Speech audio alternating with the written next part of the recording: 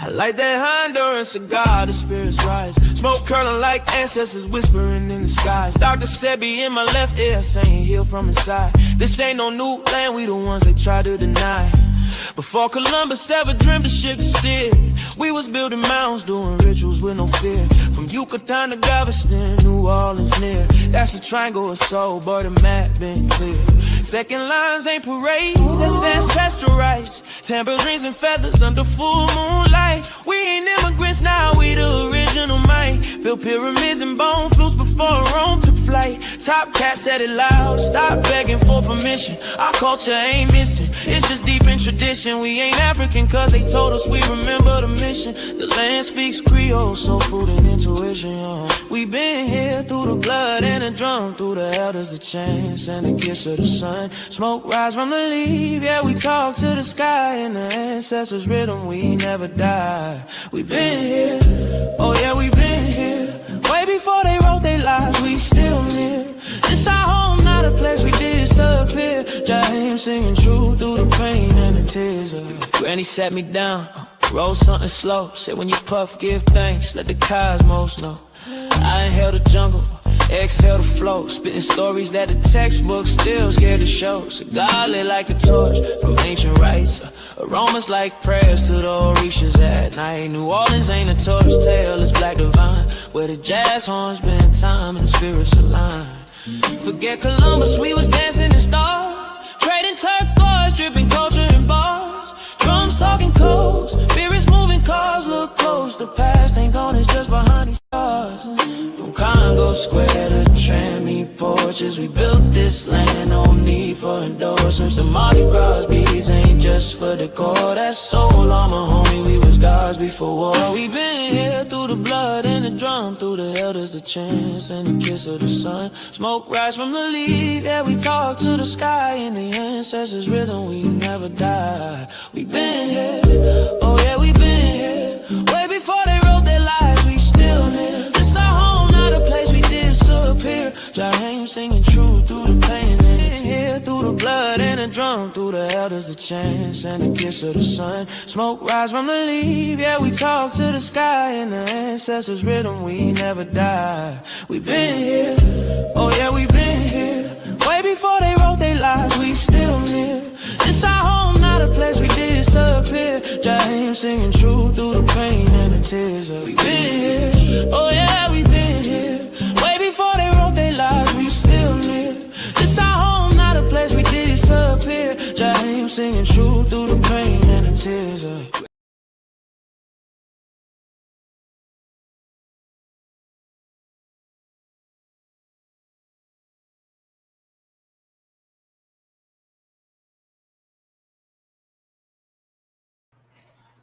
Paige, what up, though?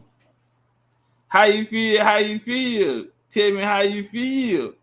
Man, I should have been on, bro, 2 hours ago. I'm hot.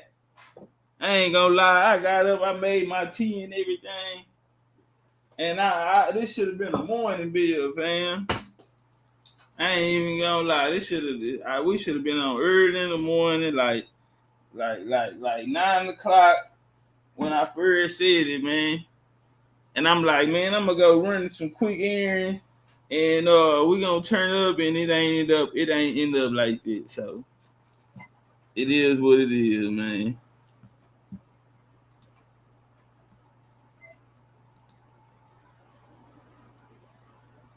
Hey, y'all do me a favor out there. Y'all tap that like button, share the video out to all your social medias.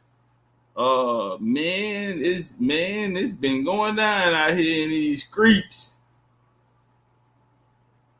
Shout out to Kinfolk Jr., Cousin Jr. hit me this morning, so that means we gonna turn up real soon, man. October, y'all gonna get ready, man. We going in. ATL shouted. Freaking diggy Friday. It's freaking diggy Hey, like, if this world was mine, I take it, things that make them multiply. If this world was mine, I take your enemies in front of God. Introduce them to that life. If it's with a vibe. Hey, what's up, Nay? Country's queen. Happy Friday, Jaguar. If this world was mine, I take it. We got action. If this world was mine, I take it. Enemies in front of God. Introduce them to that life. Hit them strictly with the vibe. It's a vibe. Be a dance. Rah. Ooh, wee. Rah, you coming to Atlanta? Rah, you bringing your Jamaican dun daughter ass to ATL or what? God damn it. I'm trying to get a bite of that Georgia peach. Turn up. Hey, y'all, drop some likes in the, drop some flames in the chat. Shut the motherfucking video out. Rah, bring that Georgia peach down there to ATL, shawty. Nigga wanna come out.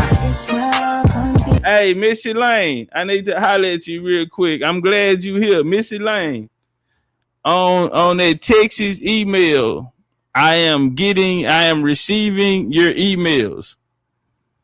Can you please check and make sure you haven't gave anyone my email? Because they sending me barbecue bills and all type of other shit, light bills and all kind of shit to my email. I'm just finna delete the whole email. It's a burner account anyway. But Missy Lane, can you please double check? And I'm tired of receiving grocery bill receipts and motherfucking UK. I don't eat UK barbecue. Can you make sure this shit there is out? I'm not trying to see it no more. Thank you. DJ, what up, though? Hey, Jay, what up, though? Yeah, AC, though. Cap, what up, Cap one? Swing it, though.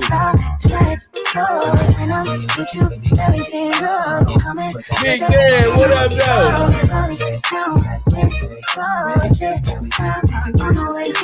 This world gon' be over.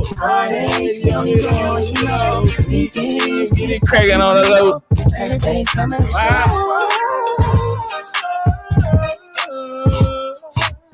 That's what I know. If it was up to me, I wouldn't give it nobody no sympathy. I take away the pain, I give you everything.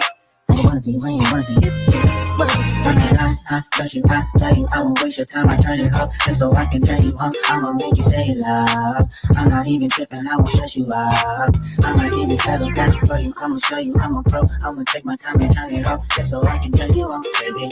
Weekends get popping on the low. Better days coming for sure.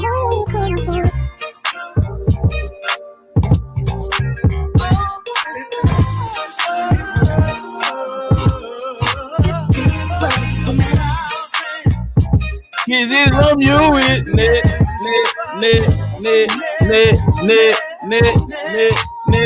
go with it. Hey. Hold up, man. What's up with it, Asteroid? Drink up in my cup. Man, hold up. It's the big tight. I got swingers on my truck. Maybe expedition. Form my tuition. Got the cooking up in the kitchen. Hey, we about to go through there today, man. Boy, I got some action. We about to start a whole series. Every time y'all see that up there, the American Conquest, the conquest of the world up there, just know we running through shit. We finna pack some shit out today. Let's turn up. Nah. Bring it back. Like that. Rah, where you at, Rah? She said happy Friday with the sun. She on some little flip shit. I don't know. All right, fuck it. I dabbed him up at Exotic Pop. So I guess it's all love. You know, we got to little flip. He probably don't know. He probably ain't know who he fucking with. Just probably popping it. We was in Club Glow one night, man, and Club Glow was probably like top 5 clubs in Houston at the time. Main Street, downtown Main Street. It was this Asian guy named Ken ran the club. How we meet Ken, we threw so much money, we was in that bitch deep. I mean, we in there deep. DJ Mr. Rogers, man, 93.7 The Beat, man. I ain't know him. Rogers used to be on the hill on Wednesdays at Preview. And you know, with the promotion, with the parties, man, we ain't know him. So we come in on the first night, and my little brother had just got out of jail, so we finna go show out. So we come down there, man, big stacks of money, man. And they had some steppers in the house that night, man, sorority guys. And so when they come through, you supposed to, you know, niggas open the hole for them. Well, we had a little thing from our hood. We used to go in the hood clubs. When you go to hood clubs, you walk right in the middle of the dance floor, man, and you pull out whatever flag, whatever set you banging, and you hitting your hoods up, and you go into the middle of the floor because you're looking for the action. So we in the middle of the floor, and Roy just crank it up. Here come the college boys, the steppers, and and niggas getting out the way. See, one thing you don't do, man, because we gonna get there, we gonna get in the middle of the dance floor, and we gonna make a circle. So we're gonna be in the circle, but it's gonna be some guys in the middle, and we got this little thing, we call it the Fed shake.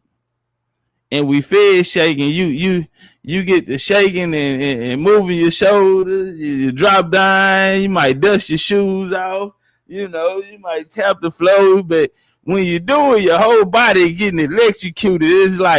It's like a adrenaline rush just going through you, and then you're hitting up and you're locking up with dudes that's on the outside of the circle in the crowd. Somebody might jump in there with you and lock up. They might go down. When they go down, you come up, and then you go down and they come up. You know what I'm saying? And you get the shocking and rocking. Nobody better not come through that. Well, here come the college niggas. And man, when I say, and them, you know, them niggas that be swole, them old football playing and athletes, man, when I say we put it on them, I'm talking about put it on them that night. And they was deep in the motherfucking there, boy. But we put it on them. So we get word, hey man, the club promoter, they trying to figure out who we was, cause we did throw a lot of money, but you fucking the business up. We don't do this down here. We ain't knowing. We used to, you know, T-Town, Max's, 8 Mile, you know, Club Connections. You know, we used to shit like this here where it's rock and roll, you know. So we come back the next week. We come in limousines the next week. So we on some big money. Said, okay, they playing with us. But we bounce out limousines and shit. Run C, Chameleon, our little brother and them. They all in there. We threw so much money. Them niggas say, hey man, we out from Atlanta. They thought we was with BMF or something. On my dead mama run, she said, hey, where y'all from, man? I say, I had just got a new grill. I had a yellow and white grill. I had yellow diamond, invisible set on each tooth. But it's yellow, white. And Chameleon, that little brother, Raji, was in there. And he was with Run C, so he was like, hey, where y'all from? We out from Atlanta? We like, nah, we from Houston. But when Raji was talking, this nigga Diamonds was just busting. So I called my jeweler the next day. Say, man, I was at the club last night, man. Chameleon, now, brother, man, what's this shit you done sold me?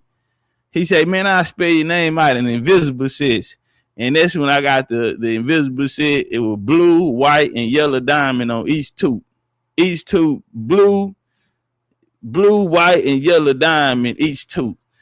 And I was satisfied after that. But you know, they was telling us to chill out. Ken, he walked up, hey man, don't get no more ones from the ladies.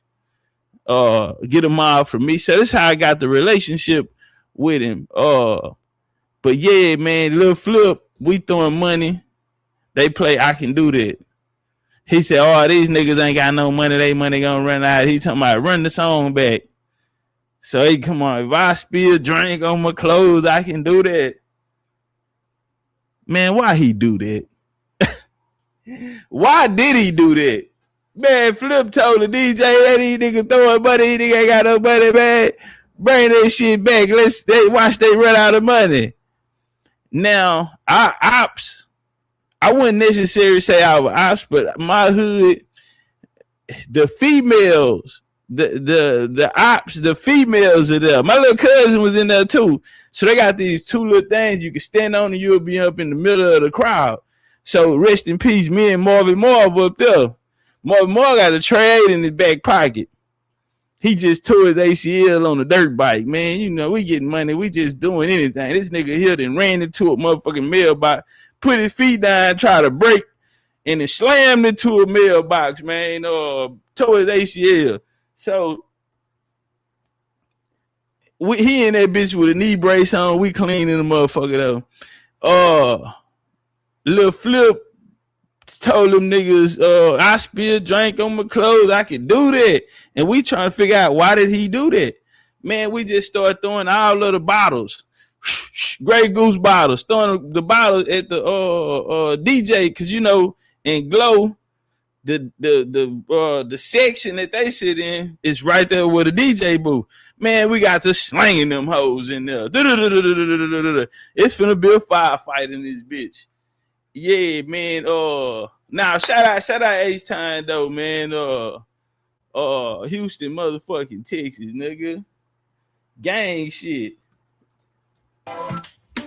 Hey. I'ma take a bougie ass to Rodeo and then let her pick up whatever she want. CC Gucci, he gon' take her whatever she want. She pissed me off. Hey man, get my likes up, get my likes up.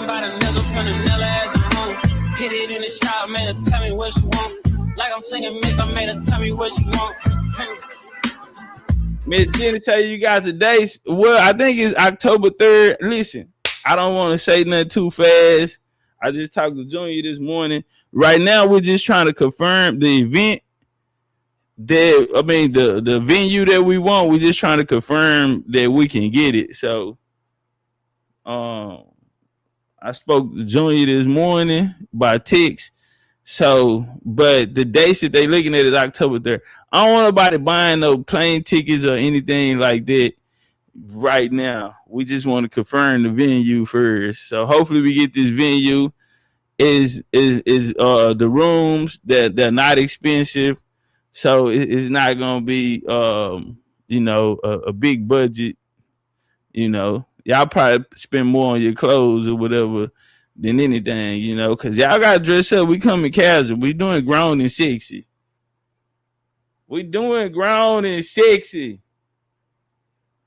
And Miss Jenny sexy than a motherfucker. Turn up! She on a power trip again. I know power got me buying again. Friends ain't jacking me, you must be lying to your friends. They know I'm a beast, I wait the Giants up again.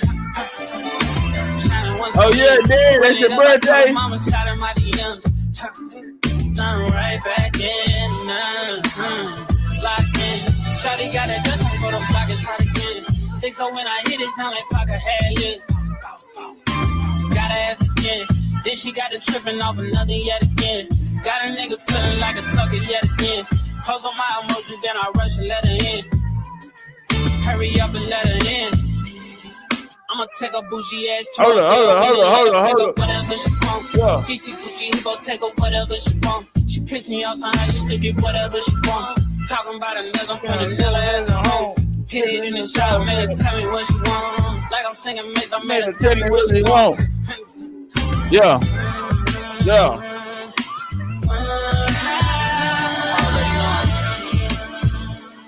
Hey, it's going down. Legendary Intel. Kevin Tyson, Ricky Dawg, what up, though? Miss Mill, Day low. Take on and girl to the world if you want.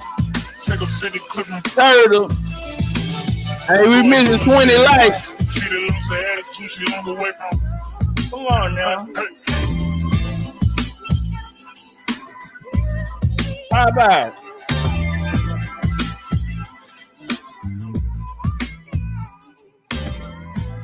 Boy, that motherfucker right there, boy. Yeah, man. Hey. Mm-hmm. Oh man, that song right there, I don't know, boy. Motherfucker, that do something to me. It's like blue skies with the pretty white clouds. See, I'm gonna tell you a little something about me. I ain't gonna lie. On a beautiful day, I love clouds. I have so many pictures of clouds in my phone. It's certain types that I like. But a beautiful day with some pretty clouds, oh man, that's my shit. That's why I love Florida so much. Florida is a cheat code. Oh, they be cheating because when you can get the palm trees to go with the pretty sky, and the man, they be cheating like a motherfucker, man. That's why I love the Yucatan so much.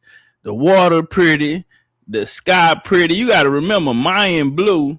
The reason why the Mayans created Mayan blue was to make the color of the sky and the color of the water match. The color of the sky and the color of the water is supposed to be the same. As above, so below, or however this shit go. Yeah, y'all ain't even catch that one, man. Trip say he heading to Denver. Okay, turn up, man. Denver, 6th Street. All right, man, we gonna get right to it, man. We're gonna go and get into the bill because we got so much on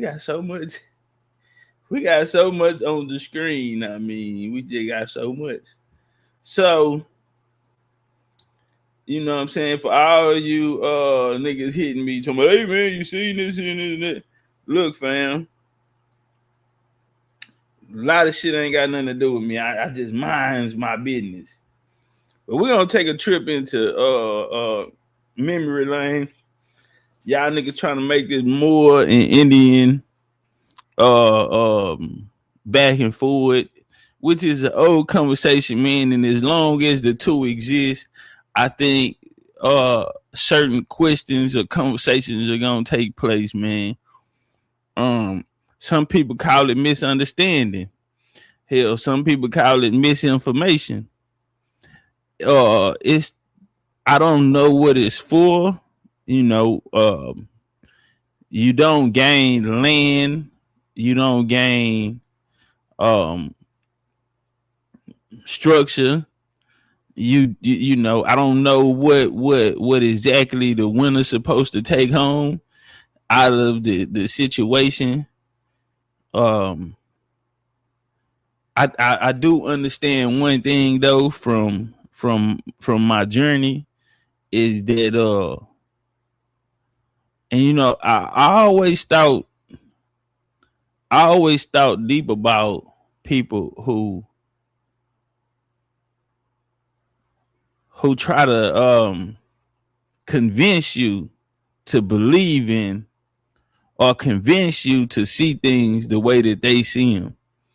I never felt like that was organic.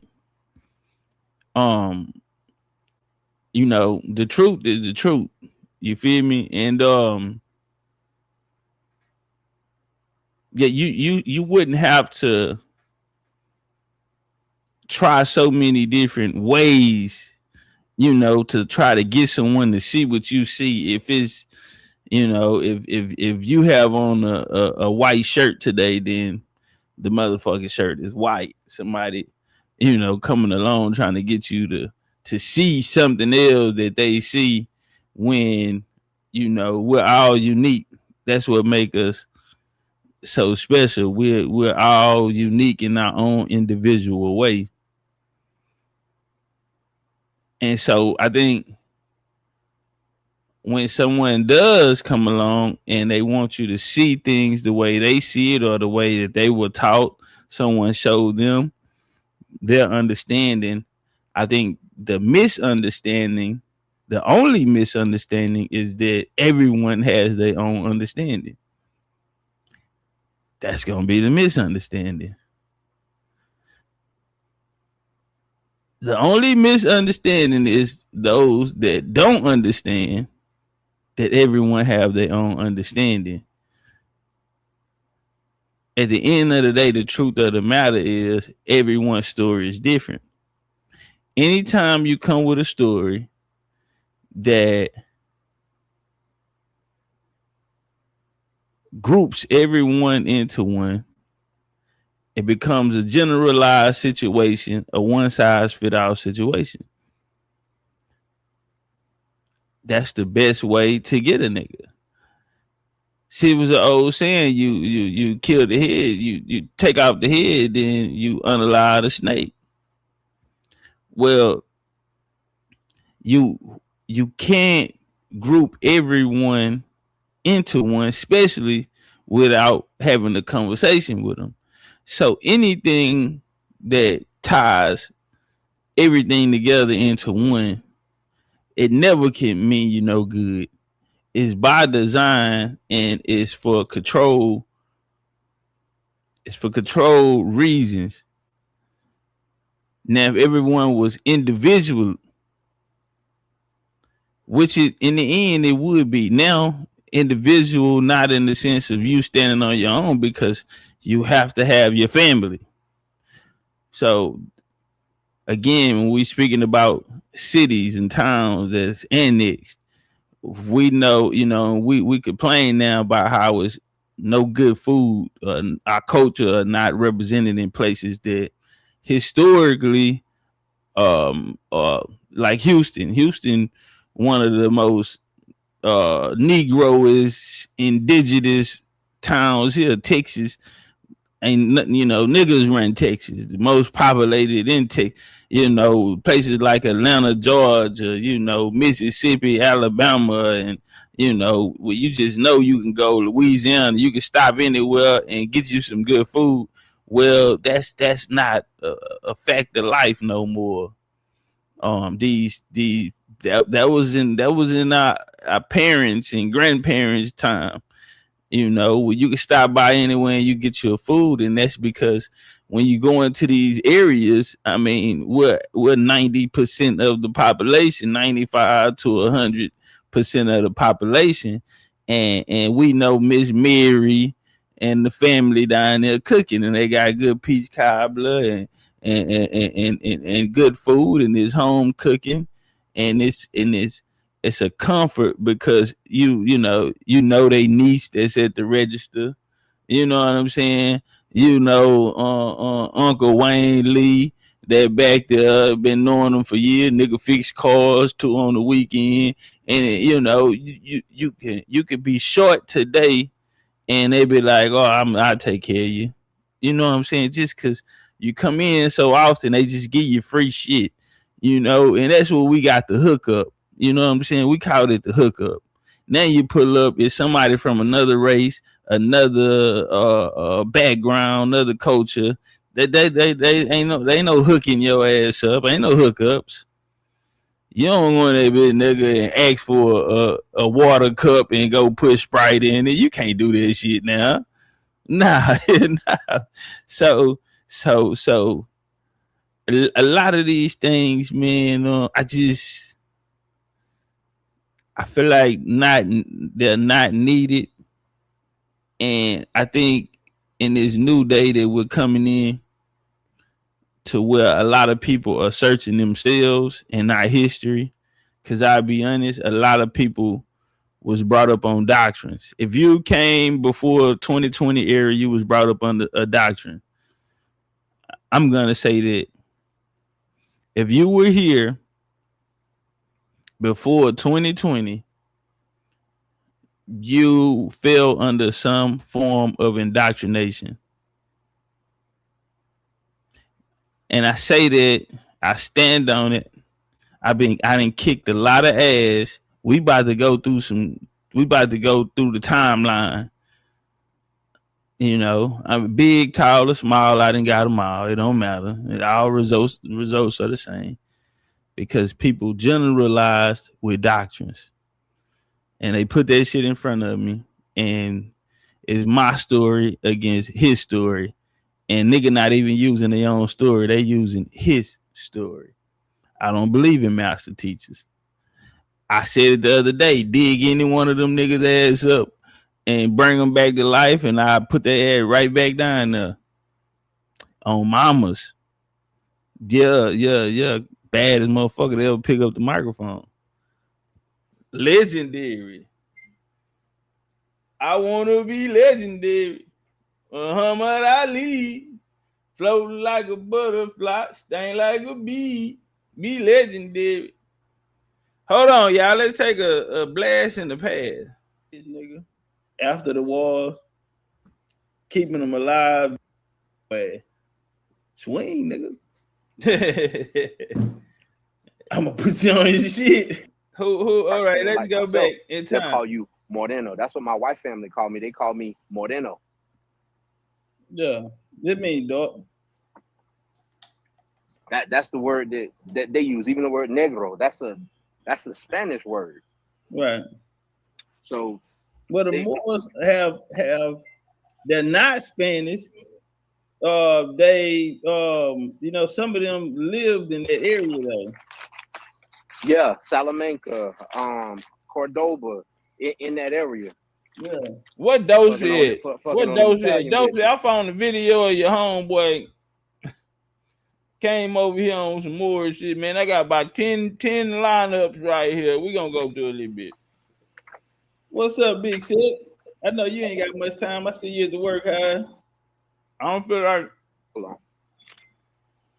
this is conversation with hell. He came from Africa.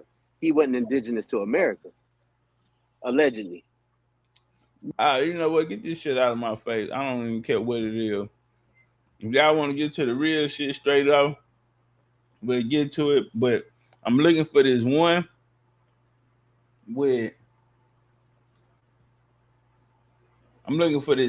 particular one with this OG Moore said that Indians got to pay taxes to the crown. You'll be able to afford me. I'm going to keep it gangster.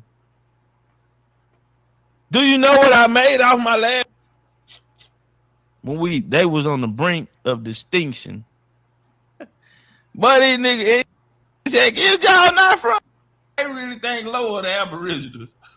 Nah, man. Every time he said General Thomas something during the American Revolution, trying to attack from the inside. All right, I'm gonna go. The Turk community traces its history back to early settler Joseph from the Ottoman Empire, who reputedly served the colonial cause in the American Revolutionary War. He made his way to. So I brought up the fact that the Moors fought in the fought with the U.S. in the American in the Revolutionary War. So I brought up that point. So this guy, he got mad at me, man. He was a bit angry, man. So you know what I'm saying? The original KKK was the Moors, nigga. Cause we was riding down on y'all clown ass, bum ass ass. Y'all the platform. Check them out. Then why would you bring in somebody to go against it in Aboriginals? Why are y'all? This is my game right here. So when the dude came out saying we got to pay taxes, this the guy. I was like, hey, homie, I sent him my email and shit, man, let's holler. He ain't want to holler, but like I said, there was some other Moors channels. You had Moors in America. I popped him. I got a tape today. I'm gonna show you. I'm gonna pop him today. I went on there with like 5 or 6 of them niggas, a whole group. I popped them all. But we're gonna talk about it. Okay with it. With the game now. So you mad when the nigga come in and say, fuck it, I'm gonna push my own line and I'm gonna go my own way. I'm gonna do it my way because the way what y'all got going on is corrupt. Because y'all ain't moving fast enough. Y'all getting 100 years to build something. funded, government funded, and all this type of shit here, philanthropy funded. Whether it be the Hebrews, the Moors, the Pan-Africans, y'all are being funded or have been through the years. Been here 100 centuries. And we don't have, and still here today talking about building a black community with small houses on it and living off the land. All this shit that could have been accomplished. No. All of this shit that single individuals have accomplished in their lifetime. Nah, for real though. So they y'all are too old and y'all are out of touch with the new generation. They're not even going in that direction. Niggas picking up reparation 2-3-year-old movements, FBA movements and shit over you niggas. That's embarrassing, and you've been here 100 years established, and somebody can create something in 2-3 years of grassroots and have more influence. That's because the people have lost faith in you niggas because you had 100 years and you did nothing with it. God damn, Topcatz. Shit, boy. Let me look at the date on here. Boy, that Topcatz A-Reed, he gonna talk to your soul. Man, nigga talking right through you, gonna talk to your soul. Man, he told them folk, man, y'all been here 100 years. You got niggas out here with 1.5, 2 year movements. New generations are picking up these movements that been here for a year and discounting the ones that been here for 100 years. Boy, I see why they don't like you. I see why don't nobody like you. Boy, that little nigga, they was talking cash money and shit.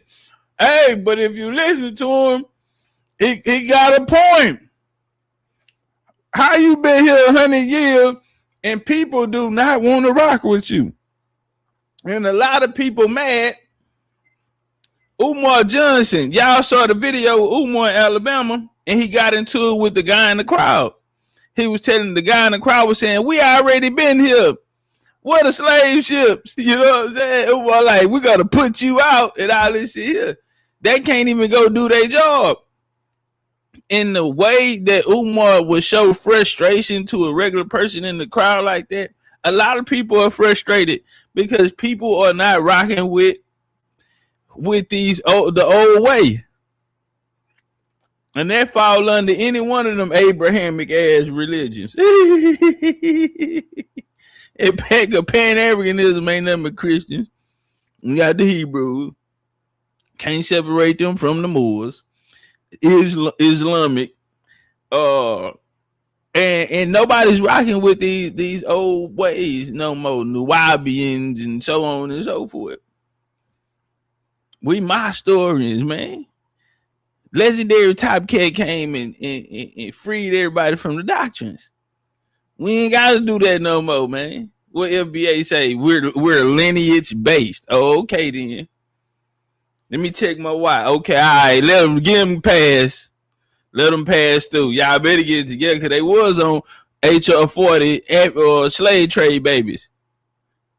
Yeah. Then they had to stand in front of that Indian, and now they say they lineage based. So go on, let them through. I ain't no nothing coming through here unless it's lineage based. Unless it's genealogical base. Everything else off the board. Who said that? It came from up top. Topcatz said it.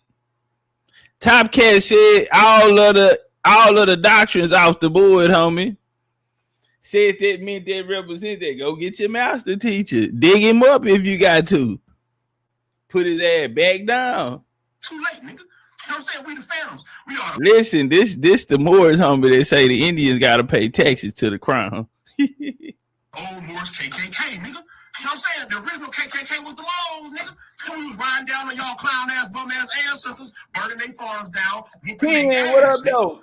That's why y'all don't like the moles, nigga. We terrorized you. We terrorized you American Indian, Aboriginal clown, bum ass niggas, ancestors in America, nigga. we would round up posses with turbans and feathers and beat y'all down, nigga. Name the incident. Name that event that happened in history so we can look it up. Mr. Granny, what was the name of that battle?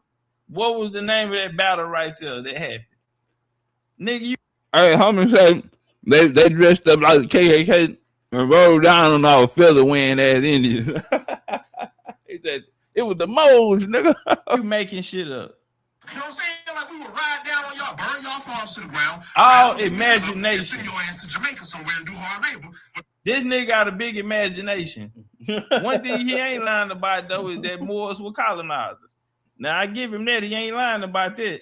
Turning against the moles, nigga. Disrespecting Islam. Let me tell y'all something, nigga. If y'all wanted to disrespect the Islamic or the Hebraic culture and old American nigga and sell out to some bum ass Catholics or something like that, y'all got y'all wigs split by the thousands for doing that bum ass shit. You know what I'm saying? Those. It's funny because y'all clowns claim there was a thing called Indian slavery in America. And one thing we're gonna start driving home to you clowns is that the Moors and the Turks of America ran. We were the ones who conducted Indian slavery, nigga. We enslaved the Indians. Nigga. Y'all was so damn bummy and goofy. Hold on, man. Say, look out, man. Say, look out, man. And then, hey, what Jay-Z say on this song? Nigga try to kill me. I want me to be cool with what you say? With Jay-Z and Drake? Nah, bro, we can never be friends. Man, y'all heard him say the more put the Indians in slavery and some of them do hard labor in the Caribbean. Popping it. Bro, this is how they were popping it, man. Man, not in my era. Listen. Big homie talking, you know, he probably USP or something, and probably came out one of the compound. Man, I wasn't trying to hear none of that. I bet he ain't running with me. He was running with some moles out of Chicago, and I wanted all of the smoke. Let's talk about y'all wanted to buck against the Muslim rulership in America and the Muslim government, so we had to put y'all bitches in chains and send y'all goofy ass to Jamaica. I'm Come on, man. It went funny. You lying to me. Come on, man. Nigga, Is this what we doing, bro? And I'm gonna be real. I'm a real nigga. See? Cause respectfully, as a real nigga, bro, these people wouldn't know us if it wasn't for the Aboriginals. I'm gonna be real, bro. These people wouldn't know us if it wasn't for the Aboriginals. They wouldn't feel this comfortable if it wasn't for the Aboriginals. So as a real nigga, bro, what a nigga would have to do, bro, you'll call a meeting and you'll sit down with the heads of the Aboriginals. And I'm gonna keep it real. The Aboriginal car would have to move. The Aboriginal court would have to make a move on them. This will be somebody out of the Aboriginal would have to raise their hand and say, I will do it. Chief trying to get the mo hit. I'm gonna tell you, bro, real now I gotta go pop him. Because we wouldn't know these weak ass Pan-Africans. We wouldn't know these niggas right here that got our names and Indian and Aboriginal name in their mouth every day if it wasn't for this relationship that the Aboriginals have created with these people. And this is how they really feel about us. So you'll sit down and call these Aboriginal leaders to the table and they would have to make a move. Or what, Chief? They would have to be moved on. Come on, amen. Can I get amen? That would be proper protocol in politics. Period, point blank. Now, and you ain't got that long. Shouldn't have to do it. Even if they say, okay, and you ain't got that long. Give me 2 of your hitters to come. Give us 2 Indian hitters. We're gonna send our guys, but send us 2 hitters to make sure we can get it done. It's done right. I respect it. I say I give you 2 niggas, maybe not my best, but somebody who's very active and very efficient. We'll send you 2, and really they call was just to make sure that it go down, or if the Aboriginals, just try to hit him a couple times just to get him off and you know what I'm saying, move the nigga off the yard or something. No, we need y'all to go in and make sure the job get done. Because y'all created the situation. And it's only right, bro, that y'all take care of that. If we was in the real world. You know what I'm saying? Like all the stories and wars that you hear about so-called aliens getting rounded up and enslaved and sent to the Caribbean, like the bums and bitches and goofies that they are, the Moors did that, nigga. That's how goofy y'all are. You know what I'm saying? For real, bro. Now, again, though, for you American Indian lanes, that's out here talking all this trash about the Moors, thinking y'all street niggas, thinking y'all tough and gangster and all that, nigga. One thing y'all don't understand, bro, is again, the Moors are millions deep in America, bro. We just ain't activated like that, and we will be soon, nigga. You know what I'm saying? So you're running your damn mouth online, showing and proving that you an infidel and a goofy. You showing and proving that you anti-American, because the only true Americans are the Moors and the Turks, nigga. You know what I'm saying? So you're showing and proving that you anti-American, running your damn mouth. So when it really go down, you really don't think you finna get surrounded and get your wig split out here I mean, y'all American Indian Aboriginal bums online talking shit about the Moors. Y'all really think y'all ain't finna get y'all wig split? Bro, just because you don't see Moors every day, everywhere you go every day, you don't see niggas out here running their damn mouth, nigga. We are millions deep, bro. We literally have you clowns surrounded. There ain't nowhere a clown like Lane Calloway or a clown like Legendary Top Trash can go. Cannot be some Moors around and watching this goofy ass. You know what I'm saying? Hey, I told y'all. Say, man. Say, man. You know, I'm come up. Man, I'm front line and everything. I'm front line That's and how goofy everything. y'all are, nigga. You know what I'm saying? And then the main clown, you know what I'm saying? Because a lot of the American Indian Aboriginal goofies, they kind of got silenced by the real modes, you know what I'm saying? But it's a couple of clowns left that perpetually out here running their damn mouth. And I don't even, bro, personally, Man, they say they just silenced. They said they silenced the Aborigines. Damn, so what? It was a meeting went down and we didn't know? So a meeting went down and they silenced the Aborigines. What do you mean? Somebody help me out. What do you mean they silenced the Aboriginals? And then it's just the Indians talking. What do you mean by that, man? Was it a meeting went down or something? Do the Aboriginals know about this? What Aboriginals was it that was it? What do you mean they've been silenced? listen to a lot of you clown ass bum ass niggas, you know what I'm saying? Because I mean, first of all, y'all sit up here doing like 10-hour drops, nigga. Who the hell has time? What type of nigga is out here handling business in the streets, really living the indigenous lifestyle of America, getting it off the land like a real one, you know what I'm saying? Like a cowboy, or running a ranch, doing real business, being a merchant, or just handling real American business. What type of bum ass clown has time to sit online doing 8-hour, 9-hour pod? Hey y'all, why he said that this video that he's speaking on is 8 hours, and it's like 8 hours and 19 minutes. That nigga, come on, bro, you're walking. Bro, who got 8 hours? What type of nigga got 8 hours? And you said on this particular live for 8 hours and 19 minutes by yourself. At least when I do a live, nigga, I got the panel open and I'm gone. Hold on, y'all. We're gonna go and get into we're gonna get this down and we're gonna go into a real conversation. We'll deal with him later. I don't even know what happened to him. Cause me and him were supposed to call some wreck. I don't know what happened with that situation. Now we're gonna go with a big more that I respected, that I still respect. Been watching this brother for some years.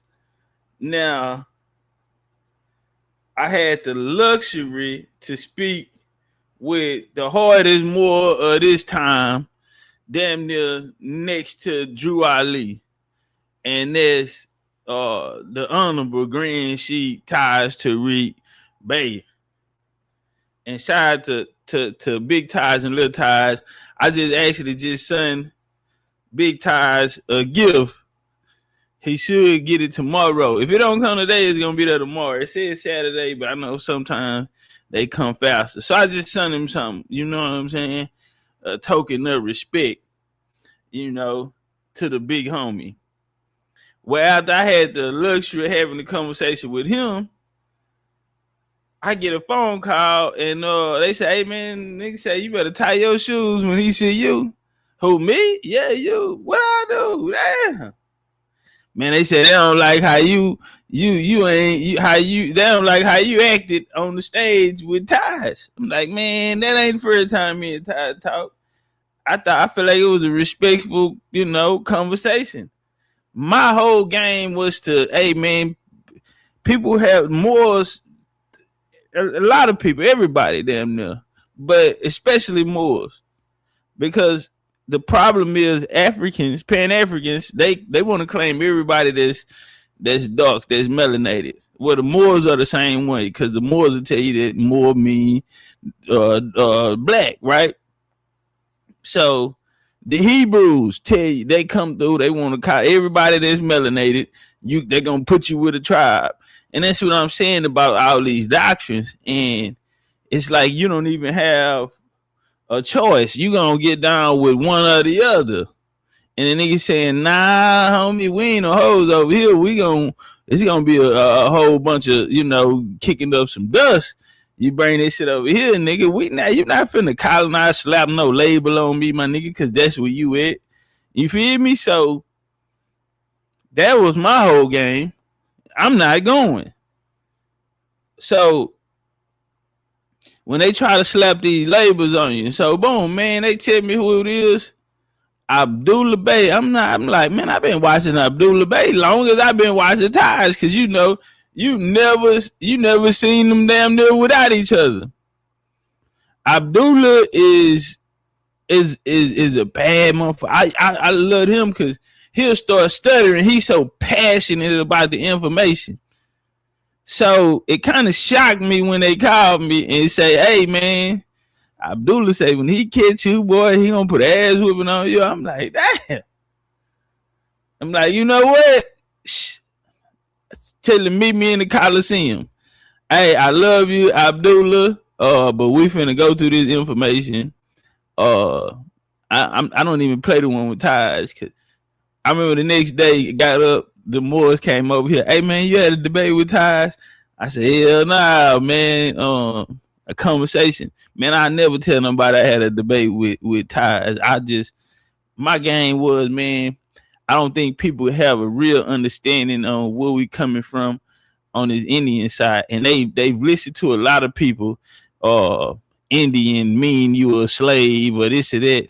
Bro, first off, can I be honest with you? I don't believe nothing come out no more mouth anyway. The more has the less sources than anybody on the goddamn board. A more can't pull a source to save their life. Swear to God on my mom, they ain't got a BB. So nigga, you think I'm finna listen to you tell me that 1621, my nigga, the word Indian is older. Look in the Oxford Dictionary. The word Indian take you back to the medieval times, bro. It's older than 1621. But see, you can't tell them Moor no shit like that. They just want to wear the hat in the suit and play like the old Moors. So nah, man, you talking to the wrong Indian, man. My whole game was niggas gonna respect the Indian shit, or I'm gonna have to get it out your mouth. Period, point blank. I ain't missed yet. I got 20 windows open right now that I can show you me beating the feds off of Moor. I got a fez. Shout out to Ebenezer. My fez not from America. My fez is from Turkey, Istanbul. Yeah, my she brought me a fez back from Istanbul. Yeah, and I'm gonna keep it for life. Can we roll that beautiful beam footage? Brother Abdullah Bey, legend, Hall of Famer, gold jacket, Hall of Famer Moore. I tilt my cowboy hat to him. But he said he wanted to look at me. Dosey in the chat, Dosey was there. Dosey probably the one who got me. Man, they say he gonna kick your ass when he see you. I said, oh man, I gotta go fight OG now. Oh man, come on, man. God damn. Blackamore. I like him. Hey, Blackamore. Hey, y'all, Blackamore. Blackamore's out there in the building. Blackamore's a compound word. you have the adjective black, Brooklyn, Ned. and you have the proper noun more. Could I ask So- one more question before you take Yeah. over? Yeah, good. With you comparing the two and Man, comparing y'all share the black and video black and out. more, doesn't that make them both misnomers that are just descriptive terms and not based on anyone's nationality? But the nationality is in blackamoor. Blackamoor is a compound word. That's the me. I'm answer that. It's not. It's Blackamoor is a people, though. compound word. But Black is not a compound word. Is it a Like birth there's line? like Is it a birthright? in blackamoor you have a proper noun, because before it's blackamoor, before it was black or more. I mean before they put the A between the more and black and put them together, it was Blackmore. It was Blackmore. It wasn't Blackamoor first. What year? It was Blackmore in the 1560 in the 1599 Geneva Bible. And Blackmore is spelled lowercase b, L-E-C-K, uppercase M, Really? or capital M, O-O-R. Oh, It's so not in America. more. It's clearly identifiable. But now you take this, you put them together and put the A between them. It's less identifiable. So Blackamoor and black would not be in the same category. Why? Because Blackamoor is a compound word. Whoa. It's they're two separate words, two distinct words put together. Black and more. One black, the adjective, and more is the proper noun. Let's go back again. Let's go to Francois Bonner. Francois Bonner, the Nouvelle Division de la Torre. So the concept of associating black, white, brown, red, and yellow to people came from Francois Bonner, Carl Linnaeus, and Johann Friedrich Baumbach. There was no association of those words with people. That's the new division de la terre, the new division of the earth. And the concept of Blackamoor was, once again, I said, white Wesley Snipes would refer to as a Blackamoor. Today, a dark-skinned black man. So there's been a great effort to bury more and to push Francois Bonner black, to push that. So, because that's a stripping of our inheritance, because the inheritance claim is in our nationality. Black's not a nationality. Negro isn't either. By Color isn't either. Wouldn't be the OG, because you just told us that black Wesley Snipes would be known as whether our people know who they are or not. Let me finish make this point. He's a black. Whether our people know who they are or not. Let's put that to the side. Black's not a nationality. That's all right. So by default, more wouldn't be. But right now they think they black. Let's address that. Millions of our people. Millions. Yeah. Check black off at jobs when they enroll their children to school. All right. Different programs. You know, they check black off. Hey, the reality of the fact is, a lot of these people out here going with this, like he said, Wesley Snipes would be a Blackamoor because he's a black man, dark-skinned man. But then you turn around and say black is not an identity. Well, by default, if more and black mean the same thing, by default, more wouldn't be an identity, family. So when y'all try to use it descriptively, it's just, y'all, that is a Pan-African mindset. Pan-Africans made everybody black. That was black African. Nick, I saw Hidden Colors. I heard Tariq Nasheed. I heard Dr. Kaba. I heard James Smalls teach y'all about the Moors and Hidden Colors 1. And they said all these black Europeans, and they taught them how to bathe. And wait, where you think all these people getting this from? Stop it. When y'all here talking about all black European, y'all got that out Hidden Colors. You're a Pan-African. So let's address that. Black's not a nationality. That is a human rights violation. That's a human rights violation. That's crime against humanity for a government entity to construct fraud and to place black on the application. That's a crime against humanity. I agree. That's a human rights violation. He right about that. Forget knowing who they are right now. Forget, just drop that right now. Classification. Black's not a nationality. Everyone has a right to a name and nationality. Negro's not a nationality. Color's not a nationality. He right about that. I want to stay on that. Okay. That's why we need our surname. Oh, sorry. Go ahead. That's what our surnames are for. I'll ask you a nationality question, right? Because this is also my confusion. So yes, all right. So we know, I think everyone. So we know that nationality is belonging to a particular nation, like how when you were talking about, okay, you're born in China, you're Chinese. If you're born here, if you're born in Brazil, you're Brazilian, right? But it has, and you are attached. The people are attached to a nation. They belong to a nation, and that nation has legal jurisdiction, right? They have a military. They have borders. ... Right? True era, Oklahoma. Not in the past, but in 2024, what is the nation BCU new for those claiming Moors as their nationality? The Moroccan Empire. She's in the hospital. The Moroccan Empire is in the hospital. Let me explain. The Moroccan, our mother is in the hospital. I'm going to explain it politically. Our mother has been in a coma for over 200 years. Coma is a prolonged state of unconsciousness. I'm going to translate the international terminology now. When a mother, a nation, is in a hospital, that means it's collapsed. It's a temporary collapse or dismemberment or disintegration or temporary extinction. Those are the international law terms. Due to European conquest and colonization.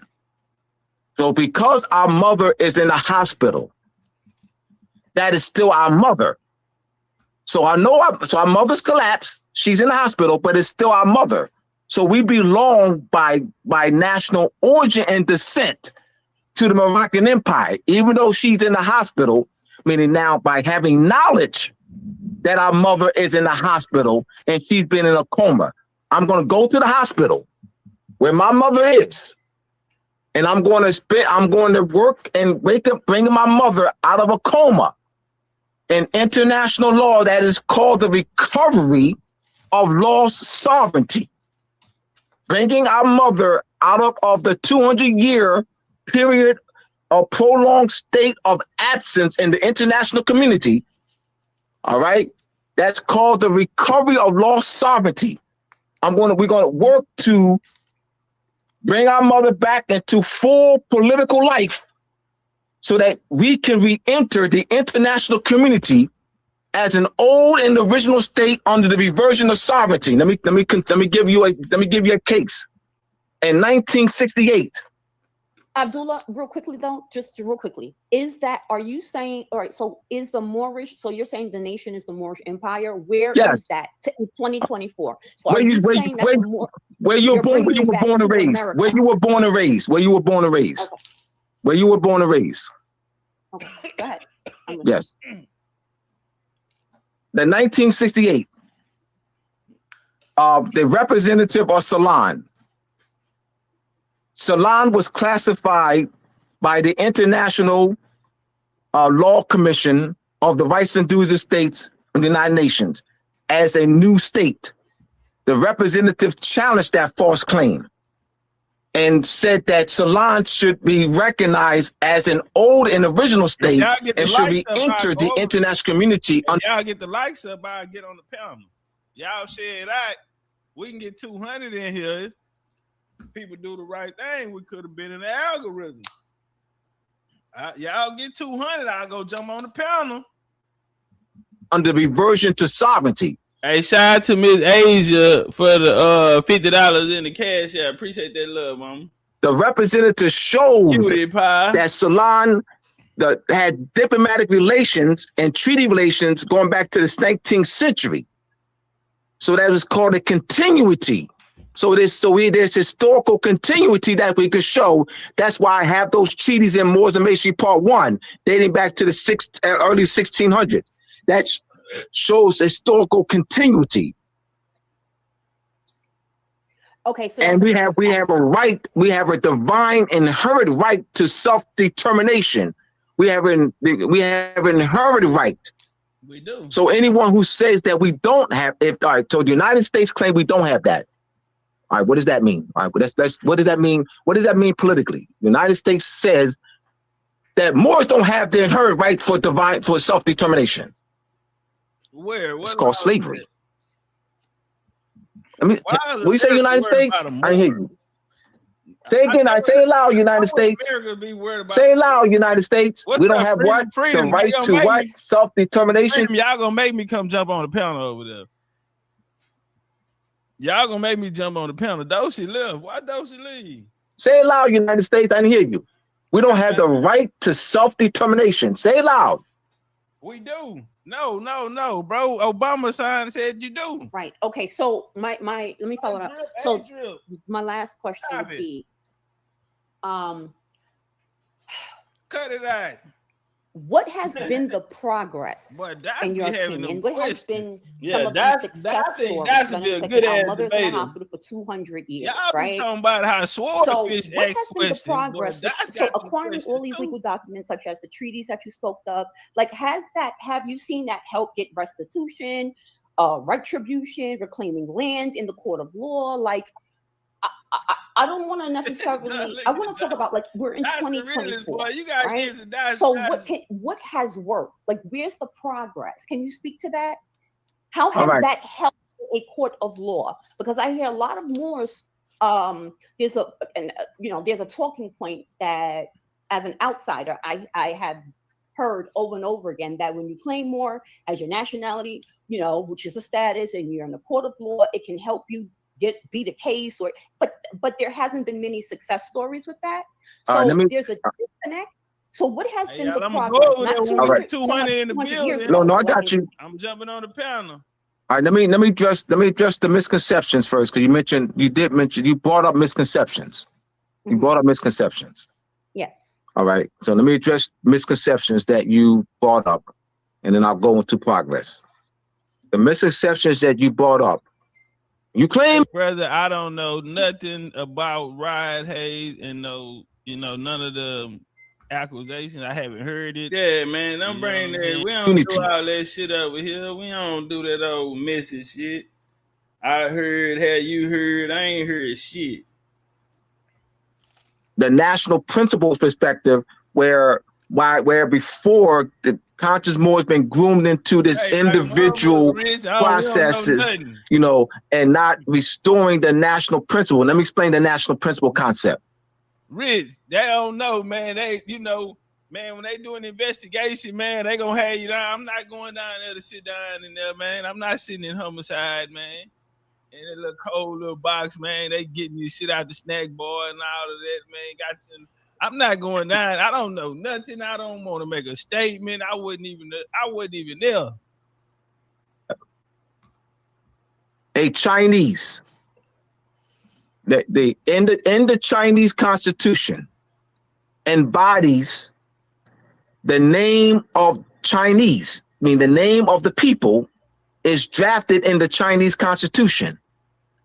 The name of the nation state is drafted in the Chinese Constitution. When a Chinese flies from China to France, that Chinese wears that is clothed. It's called clothed.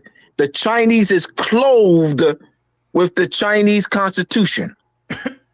While the Chinese is in France, the Chinese is beaten down by 3 French cops. When those Chinese are beaten down, when those French cops are they're beating down the French Constitution, because that Chinese is wearing the Chinese Constitution.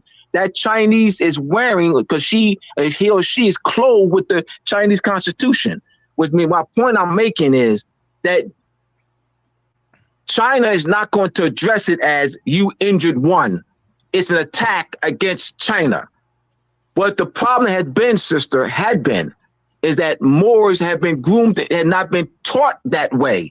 They've been taught in this individual process. You go to court, right? And then also conscious Moors have not been, have been cliquish. They've been cliquish. They've been selfish. Let me say some conscious Moors, because then I don't want to get beat up because I don't mean all. There you go, OG. Have been cliquish.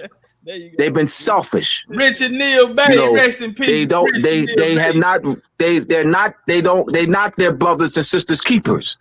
It's been individual processes, their own individual cases. So they had not been a push to recover the lost Moorish sovereignty, to restore the national principles. Shem Malachi Bey has raised our levels of consciousness to the right direction that this Moorish movement should go into in the recovery of our lost Moorish sovereignty and restoring national principle unity concepts. All right. Man, so one of the progress, particularly over the last 5 years, in my working with Shem Malachi Bey, is that we are raising people's consciousness to the proper concepts of what this Moorish movement is and restoring national political unity. We have an upcoming conference on May 18th here in Philadelphia. Got right into it. So the upcoming conference that's on May 18th from 10:30 a.m. to midnight. So that's so the flyer is pinned on my in the Eventbrite link is pinned on my Abdullah Bey's Facebook page. So look, if y'all like I said, there's a cost is $125, and that includes the lunch and dinner as well as entertainment. So I'm definitely looking forward to that. So we've made progress in that way, and putting people on the right track. $125 to come kick it. I'm going up on my prices. Registration going up. I'm hard. We can come as human rights defenders and come from that perspective as well. Hey y'all, we can't show. Okay, Nisha, you got it, baby. I guess I need Moors for Dummies. Come on. You did not say that. Stay with the fly talk. Freedom, switch the No, I don't know. I said, and that that's good. I might do that. I might do that. Moors for Dummies. Because that's a series. That was a series. Hey, y'all, book there. Moors for Dummies. Yeah.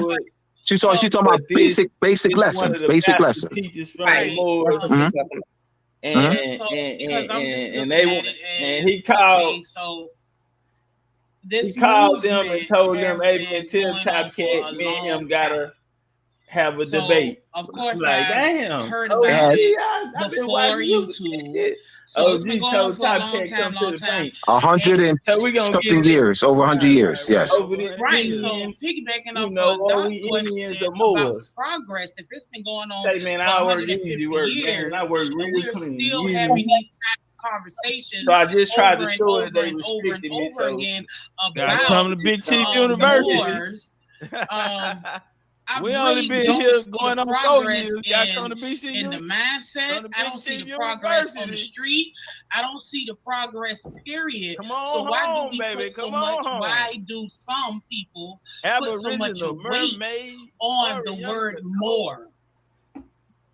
Because because some people like myself, that means you're talking about me. All right. I'm among the some people that you're talking about, which is fine. The reason I put so much weight on our nationality more, because I know from my studies, as I said before, Article 1 of Article 15 of the United Nations Human Rights Proclamation reads, everyone has the right to a nationality. Or Principle 3 of the United Nations of the Declaration of the Rights of the Child, every child at birth has the right to a name and nationality. I know that Black, Negro, colored, African American strips us of our estates and our inheritance. We won't be able to reclaim our lost estates and our land. It strips us of our Moorish treaty protections. I know that through studies. I know because of European because of the indoctrination that is forced upon our people. that people don't know that they're Moors. Because I love my people. Let me speak for myself, sister. I can only speak for myself right now. Turn up. I do it 31 years in, sister. Day and night. Because I love our people. They go to the research that I've done. They go to the work. Because I love the best answer that I can give you, sister. Because I love our people. Hey, man. And I believe this is what I'm saying. This what made me take a liking into Abdullah. He had a passion for teaching. Some people meant for this shit. Some people trying to see how they can eat out of it. Many are called, few are chosen, homie. Abdullah was chosen. You know what I'm saying? That's why he a gold jacket, Hall of Famer, Fury Badlet in the Moorish shrine. But when it comes to Indian, he said he want to have a conversation with Topcatz. He said, "Tell Topcatz I'm Nick. Put his shoes on." Say, man, ain't nothing but some Rick. You know, I'm gonna meet you out there. We're gonna meet in the Coliseum. That could be, there's no other greater answer that I can give you, because I love our people. Okay. And I know you do, because I know you. And I'm passionate, and she knows. In fact, Freedom, she knows me. She knows Tierra, you coming to Atlanta to the event? We got an event in Atlanta, Tierra. So, all right, let me make sure, because I've always been told that this is prior to me knowing any. My mom raised me up, and she raised me up more, but she also, so. My October. We going in October. First week October. Too. So because I have knowledge of it all being the same, it never was a problem for me. Mm-hmm. I said because I have knowledge growing up of it all being the same, and at different times, different times we would call different things. I had already knew. Yeah, he asked for me. He called me. Yeah, he asked for me. He said, "Tell Topcatz." Instead of being called black, we were just being called Moor at one time. I got a bang. You see what I'm saying? But what I'm trying to ask you right now is the people. Shit, I'm front line. I won't be sounding like I'm tongue tied here. We are really tribal people. You're doing fine. We're really tribal people. We really and those labels that's put on top of the tribal people. We're tribal people. The video out. And I believe that's the reason why my grandmother may have said, we are Indian because of the tribe. All right, let me know, TT. I don't see at one time, I don't remember her ever saying anything about being a Moor. You see what I mean? All I remember her is saying Indian, So when the Moorish thing came about, of course, that came through Felicity, my mom. Okay. So, and the way she taught me was that we're all the same. So if I continue on carrying what my grandmother said, that we're Indians, and I know that the tribes that we come from in King William County, Virginia, Richmond, Virginia, I know that I know the tribes that my family came from. So it's not a problem, is it? To say, well, that my family, because it's the same thing. In other words, is what you're saying. Yeah, I'll get the. No, it is a problem. It is a problem. We got a map. It is a problem. They don't like. So let me ask you a question. So go ahead. Okay, let me make sure my question is clear. We out to the Coliseum, so we finna get some work in. What you're saying? Okay, make it easy. Which one was first? Indian. All right. Indian. Great Britain classified the Moors as Indians. In the 1926 case, I'm gonna mention the case again in the International Court of Justice. I don't know why they always. This is a case that you can look up. This has been debunked between Great Britain on behalf of the Cagayagu Nation. I don't know, Vito. It feels like Vito. It was concluded. This has been debunked. In that case, in the International Court of Justice, that an Indian is a British national, which means a subject of Great Britain. Wow. That's why I'm saying it is a problem. But they was Britain before. I'm giving you a reference point, so it's not, you don't have to say Abdullah said anything. Bro, okay. Spanish.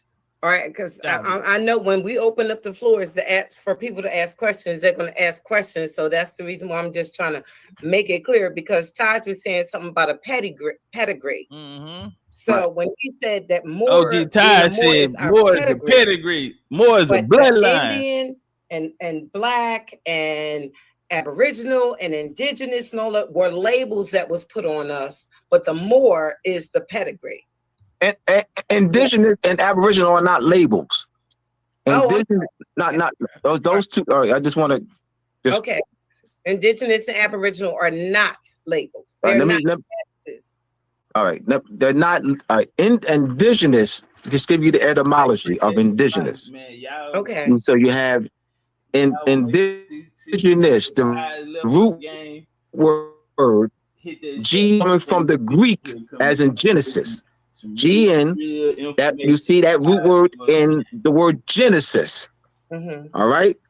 So when you're using in Genesis, it's talking about producing the origin concept. Okay. So indigenous. Then you have Aboriginal. Aboriginal, the ORI, the AB means from. The ORI, as in the word orient, means rise.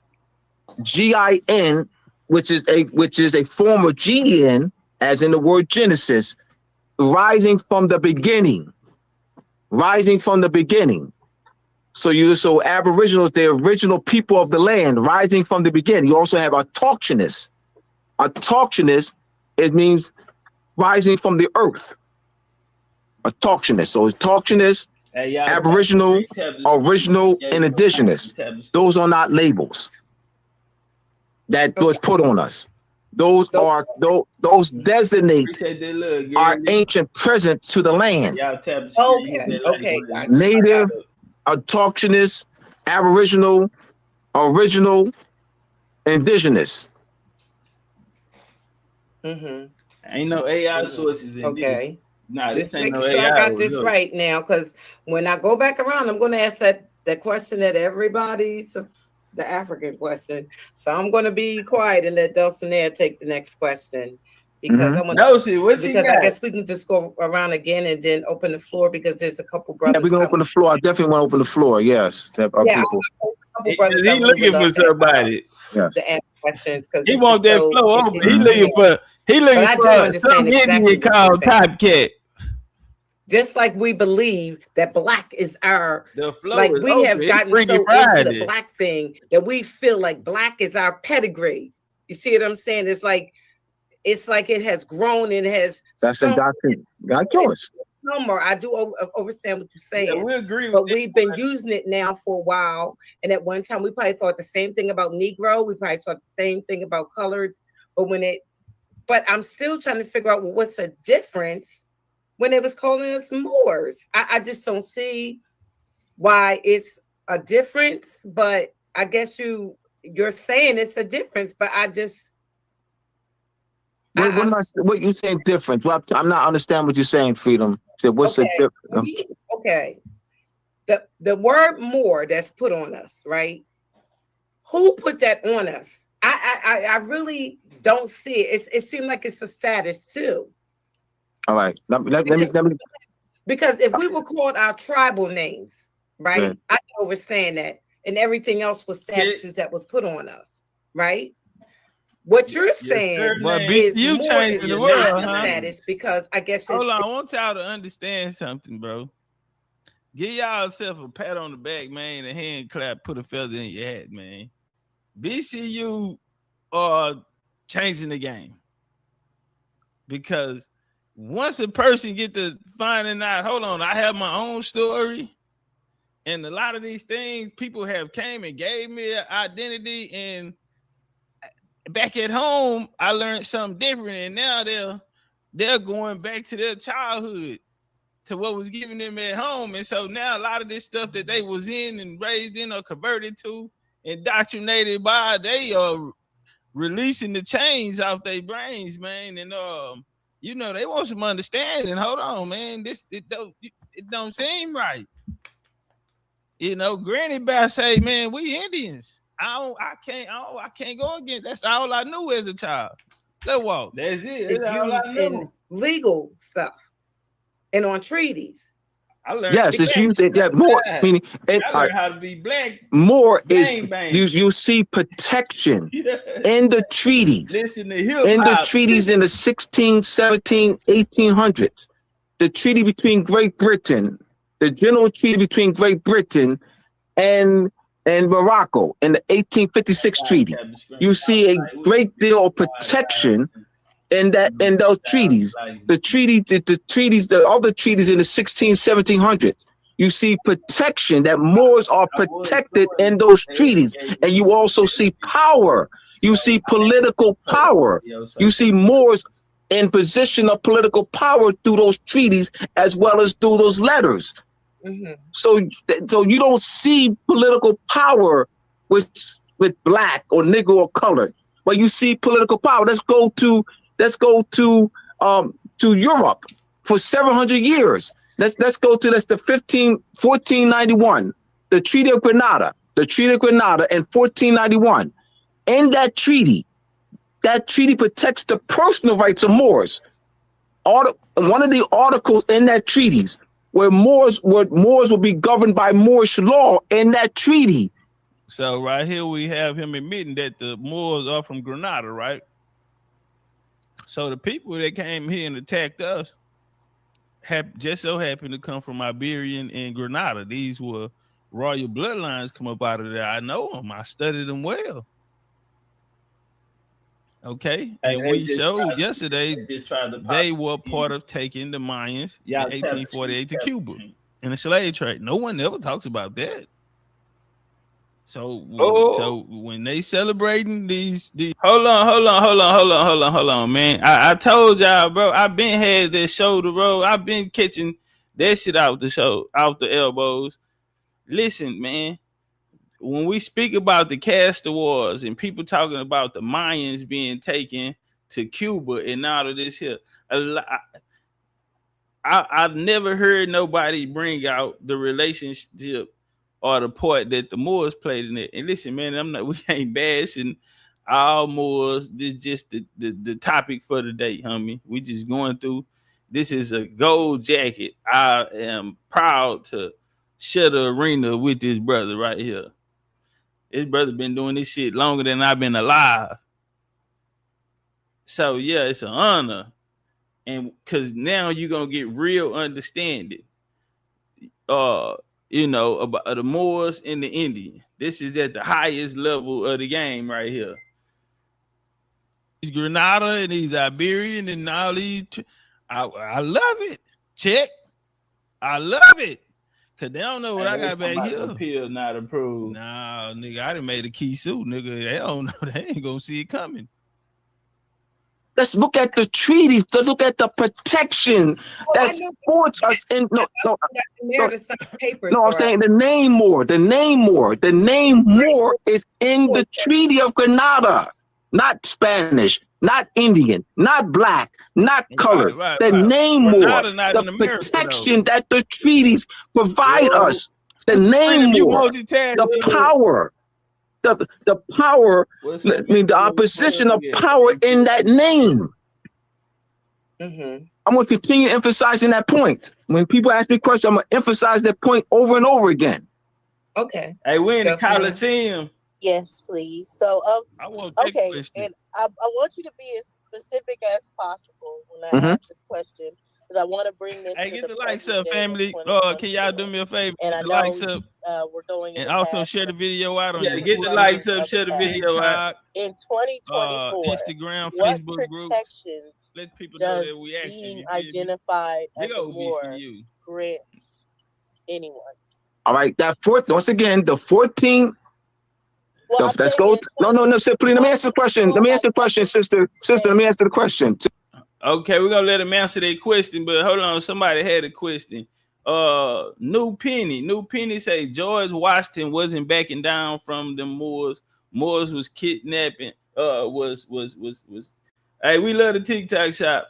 Moors were napping Americans and Samoa. See, no. George Washington had a real good relationship with the Moors. Listen, it's a new movie just came out on the 4th of July. It's called Young Washington. It's a movie. It's a big movie. A lot of people talking about it. Young Washington. It's the story of George Washington. In the movie, it's a clip out where it's George Washington. It's a famous picture. They on like a raft and they trying to get down this river. The guy that he's with is a Moor. No, George Washington was locked in with the Moors. The play that's gonna take place. When you look up in the Revolutionary War, the Moors, the Turks, the Ottoman Empire. Remember, they fell in the 1500s against King Philip and them from Spain. So that's how we know the Moors and every people from Spain are not the same, because they banged it out. Spain took care of the last little empire of the Moors, the Ottomans. But you still had the Moors were over here in the colonies. George Washington was locked in with them, even on the Brotherhood, the Masons. One of his teachers, the big homie, Mordecai, taught George Washington. That's why in that scene, I just laughed when I seen it. It's a famous picture of George Washington and another guy. They're on the raft. And guess what? George Washington, and this is during the French and Indian War. How did he get there? Through the Indian Agency. When the Indian Agency came out, the first agent was John Stewart. He's bloodline related to the Stuart Kings that chartered the 13 colonies, headquartered out of Virginia. Where is George Washington from? Virginia. Now, the Moors are going to infiltrate and get in through a tribe called who? The Cherokee. Because this guy who George Washington is on the raft with, he's an Indian agent. His family are even in the Indian Agency. They want to set their eyes on Ohio. So they're going to send this Moor out there. This Moor end up in Kentucky, coming into Tennessee, what today is called Louisville, Kentucky. He's going to leave. He's going to end up in Tennessee with the people who later in 1794 will be called the Cherokee. Listen, can't nobody tell this story like me. I know. So Miss Penny, George Washington, he wasn't banging with the Moors. He was tied in with the Moors. That's how the Moors end up in 5 civilized tribe history.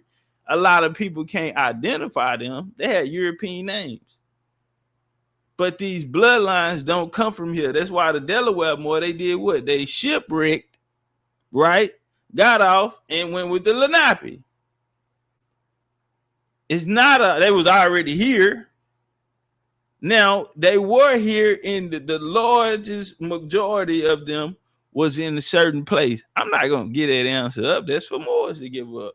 But we're in the Coliseum with a gold jacket, first ballot Hall of Famer, one of the greatest Moorish teachers of the era in the last century right now. And he said he wanted to have a conversation with Topcatz. So I'm wrapping my hands, ought to be good, everybody ought to be got their popcorn and Slurpees and fired up the good gas and the wine going around.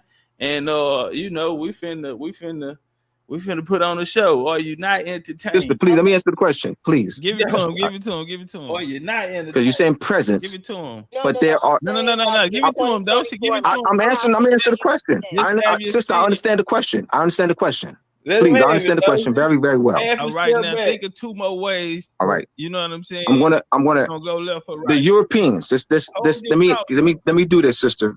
so you understand where I'm coming from. Without another way that you can. The Europeans, the French, the Portuguese, the Spanish, the Swedish, the Dutch, you know, and give them look to the past. They look to us they look to us. All right. The Europeans look to the past, sister, to learn how to run government. How did the Europeans learn how to run government from us? They look to the past. You have jurists to this very day, 2024 and 2024, international jurists will look to the past to deal with how they look at how disputes are settled. In the 1950 case, I'm not just beating around the bush. I got it. What I'm doing is emphasizing the value of looking to the past. The Sankofa. I'm coming from a Sankofa position, where the Sankofa bird. You familiar with the Sankofa bird? Right. Where the head, for those who are listening to me, created in America, watching me. The head. Oh, Indians is positioned forward. The body is positioned forward. And the head is turned back. I'm coming from that perspective, from that looking back. I'm talking 2024, but the protections are in those treaties. Protections are in pre-existing sovereignty, a pre-existing power. The protections are there. This is why the Europeans classified us as black, Negro, colored, so that we will not look to the past and pull the protections. Reclaim our power to reclaim is in the knowledge of the past. The Europeans have looked to the past. The Pope wear your stuff. The Pope wears your stuff, sister. That's your stuff. That's the mitre. The mitre. That's the white crown of Upper Egypt. The white sovereign crown of Upper Egypt. The head jack. They look to the past. The cross keys. The black with the Black Panther crossing his arms. That's the cross keys of Chaldea. That's the Coptic cross. That's the galactic cross. The Europeans have taken our culture, our rituals, our celebrations, our headdresses. They look to the past. They rule because they have knowledge of the past, of our culture, our ancestry, our philosophies, our rituals, our celebrations. I'm talking 2024. They maintain control because they do up to 2024 because they're operating on past knowledge, past philosophy. I don't think you quite understood my question. So no, I know I do. I'm not done, sister. I'm not done. I do want, sister. I do understand your question. Please, I do. I told you, you got to get on. You asking get on the inside. You got to cut the ring. What can we? The past. I'm playing that meaning the knowledge of that we're Moors. That there is protection. There's protection treaty. See, when you take a half a step back, you can be looking the corner. You take a whole step back, you can go side to side. You know what I'm saying? Keep that jab out there though. You know what I'm saying? Just hold it there for range. But how I do that, mama? Within that, you know what I'm saying, you can reset.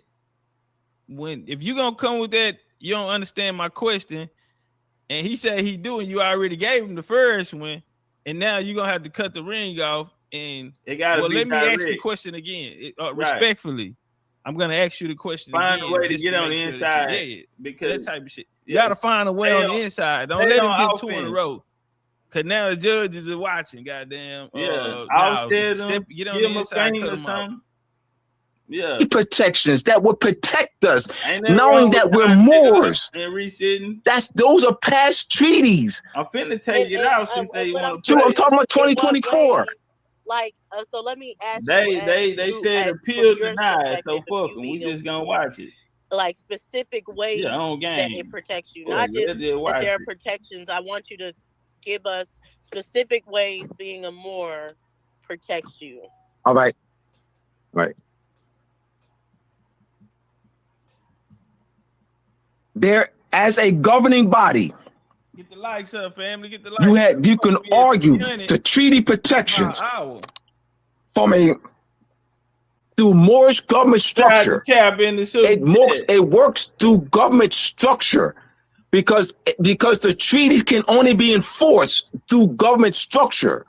So with understanding the concept and position of a Moorish consul, that a Moorish consul is clothed with the power to represent the people in the foreign United States jurisdiction. So the protection holds when we are organized in government structure, where what we're working on doing is organizing. We have quite a few political bodies, of organizing a national Moorish political body, so that we can be a voice in the international community for unconscious Moors like yourself. I mean, I'm gonna speak for you, sister. We're gonna speak for you. Come on, we're gonna speak for you. Those I need a jab for unconscious Moors, as well as conscious Moors in the international community. Give me some head movement, Dosey. Addressing the human rights violation. We're gonna speak for you. We're going to address the human rights violation of the mass denational. Hey, y'all, hold on. Time out. Y'all take a water break. Ma'am? I'm telling you, you can't play that. You need to, like I was saying, don't let that come through on the background that you had up. Put your background back up and don't let that play. Like, don't let that show. That's what got you the violation. But see, they had already, so before I did it, they had already denied my appeal. So then they denied the second one. So they shot me one again and denied it too. So I said, fuck it. You do it again. Them leads to strikes. Oh, okay. All right, so I need to do what then? Put your background back up, or just turn the camera around to where we see you sitting at your desk or something, but you can't show the computer screen. So if I put my background up, we can only hear it. If you put your background up, don't let you know how when they see. I was doing that on purpose. So just lay it back down. Because it can tell, it's AI, it can tell. So should I just go out and come back in since I already got two? If you want to, I think you should end it and start it back up. I'll come back in and share live out again. But I think you should end it. All right, so I'll pull back up because I'm about to get ready to get on the stage and we about to scratch. So y'all pull back up.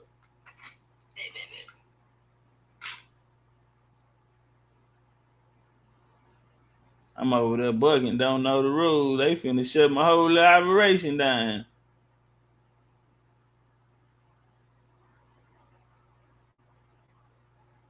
Yeah, they about to just do away with the whole situation.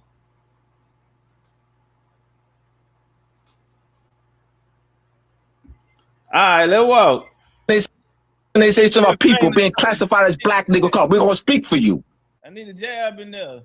You ain't gotta be conscious that you're more. We still gonna speak for you because black is not a nationality. That's a dehumanizing. That's a human rights violation. Those shit up and down. So we can address the human rights. We can come from a human rights defender perspective as well, and address the issue for millions of our people that black is not a nationality. That's the dehumanizing of people. I agree. I totally 1000% agree with him. Right to their name and nationality. And it's more the position is more effective when you organize a political structure, and that's what we're moving towards. Soul food in the building. Come on, get in, jump right on them. You got to get Dosey. What you waiting on? We will speak for y'all. We're gonna speak for y'all. Get in there, Dosey. We gonna speak for y'all. Get in there. You know, but Brother Abdullah, I do hear the passion. I do.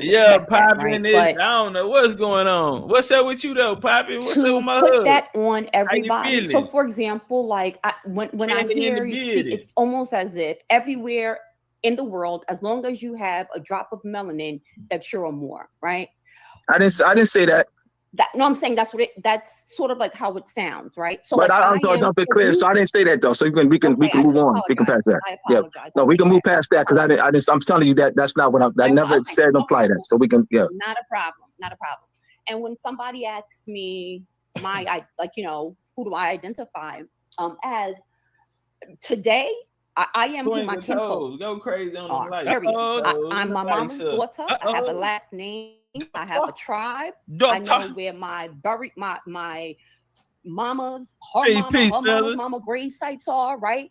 I have culture within that, you know, and I think that it's important to respect that. And I just want to just put that out there, you know, because to some degree it can be a bit of like cultural appropriation, where I feel like we can pick and choose, right, pieces of the pie and what sounds nice, but how do we apply that in a day-to-day? What is the practicality on a day-to-day? We know what our babies are going through. Wait, I'm not done. We know what our babies go through when they walk out. I mean, not doses, but doctors. You gotta handle that. You gotta be a man. You understand? But I feel like I am pretty clear about who I am. You gotta let her know who's the boss. How I identify, and I think they should be respected. That's one piece. Number two, though, is thank you guys. Just say it, Mom. It's okay. I want to say thank you, because I think that, you know, anyone that I see standing on their square, right, regardless of how they identify, is a beautiful thing. And if your intentions are good, right, and you're doing it with a pure heart, I can do nothing but respect that as your sister. And I mean that genuinely.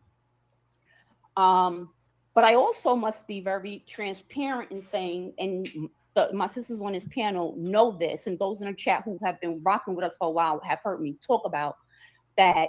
You know, just because y'all coming in, tap that like button. I think we got it together, Suge. And sometimes I feel like we might be cooking with high grease. Everybody coming together under one paradigm, one doctrine, one ideology, however we want to remix that, is not realistic. That's how I feel. And I think that there is enough space in the world where we can rock in our own lane, right? As long as the intention is good, because we're not all the same. We're not all the same. We are too diverse of a people to be under one umbrella. And I just, you know, it's like, oh, I don't know. It confuses me. And when I hear those, we all got to come together, you know, let's come together. And I just feel like that's a talking point. I don't think it's very realistic. But what I do think is amazing is you standing on your square as a Moor. Appreciate that. And you saying, I've been doing work in my community, and I've been doing X, Y, and Z. I can do nothing but respect that. Right. So I just want to put that out there and say salute to you on that, right? Because in my opinion, the difference between someone who gets to it and someone who just talks is that while, yeah, you can have theoretical knowledge and you can be you can articulate it and remix it and flex it, right? But if you're not applying it, in your real life practically, and it's not giving you results, we got to think of another way. I'm not saying that's for you. I'm speaking generally. Right? Now we got this, sis. But I'm gonna land my plane there. I wanted to just, express that. I really nation. All right, sister. I think you clearly misunderstood me, sister. I'm gonna say this again, sister. I think I'm about to. We're going to represent you. Mm-hmm. I'm putting more to the side right now, sister. What I made the point. Black, Negro, color is not a nationality. I get that. Let me just stay there. Let's stay there right now. That's not just more right now. That's not just more. Let's not address more. Let's put more to the side right now. Okay. So appreciate that look. Black, Negro, and colored African American are not nationalities. Correct.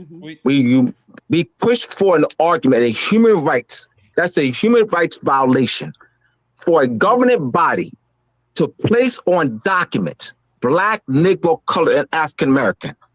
That's a human rights violation. I agree. So I'm giving our people utmost respect by standing for them. I'm addressing the human rights violation of Black, Negro, colored, and African American.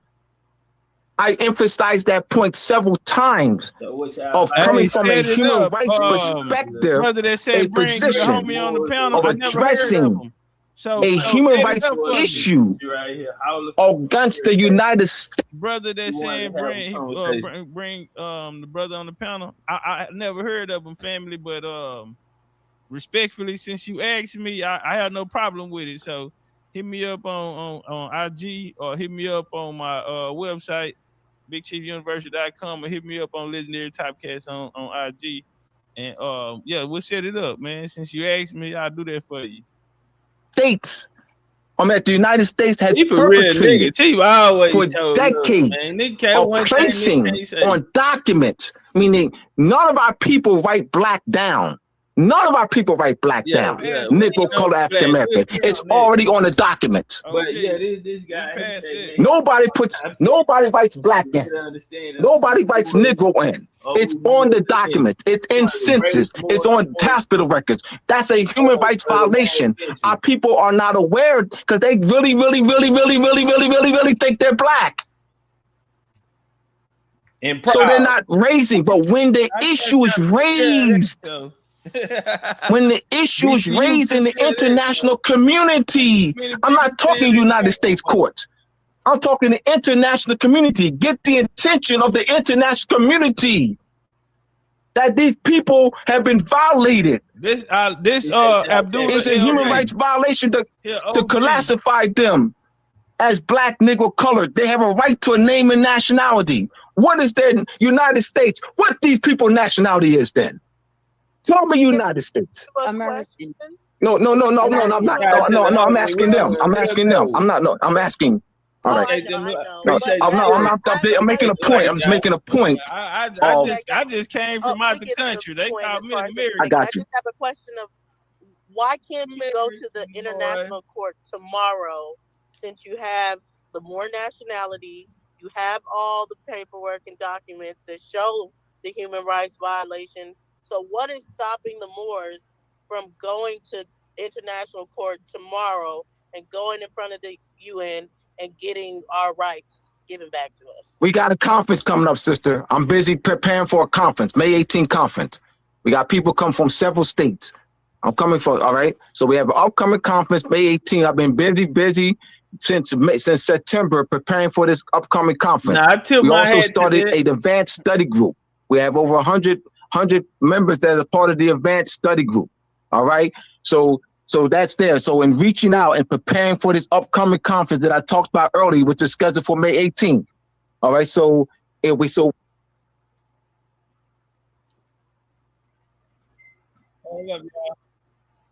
on that. I don't care if you call yourself an Aboriginal. We don't all stick together on that.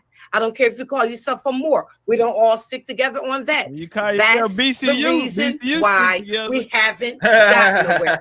With all of the knowledge that we have for all of the different things, we fight as a people on all of the things. We all grown in order to know. And that's the reason why we haven't gotten nowhere. I don't care what you call yourself. We don't stick together. Come on, it's just simple as that. I agree, Sister Freedom. We're saying all of this, but we don't. I agree with her too. I agree with her too. Hebrew Israelites. I don't care what it is. We don't stick together.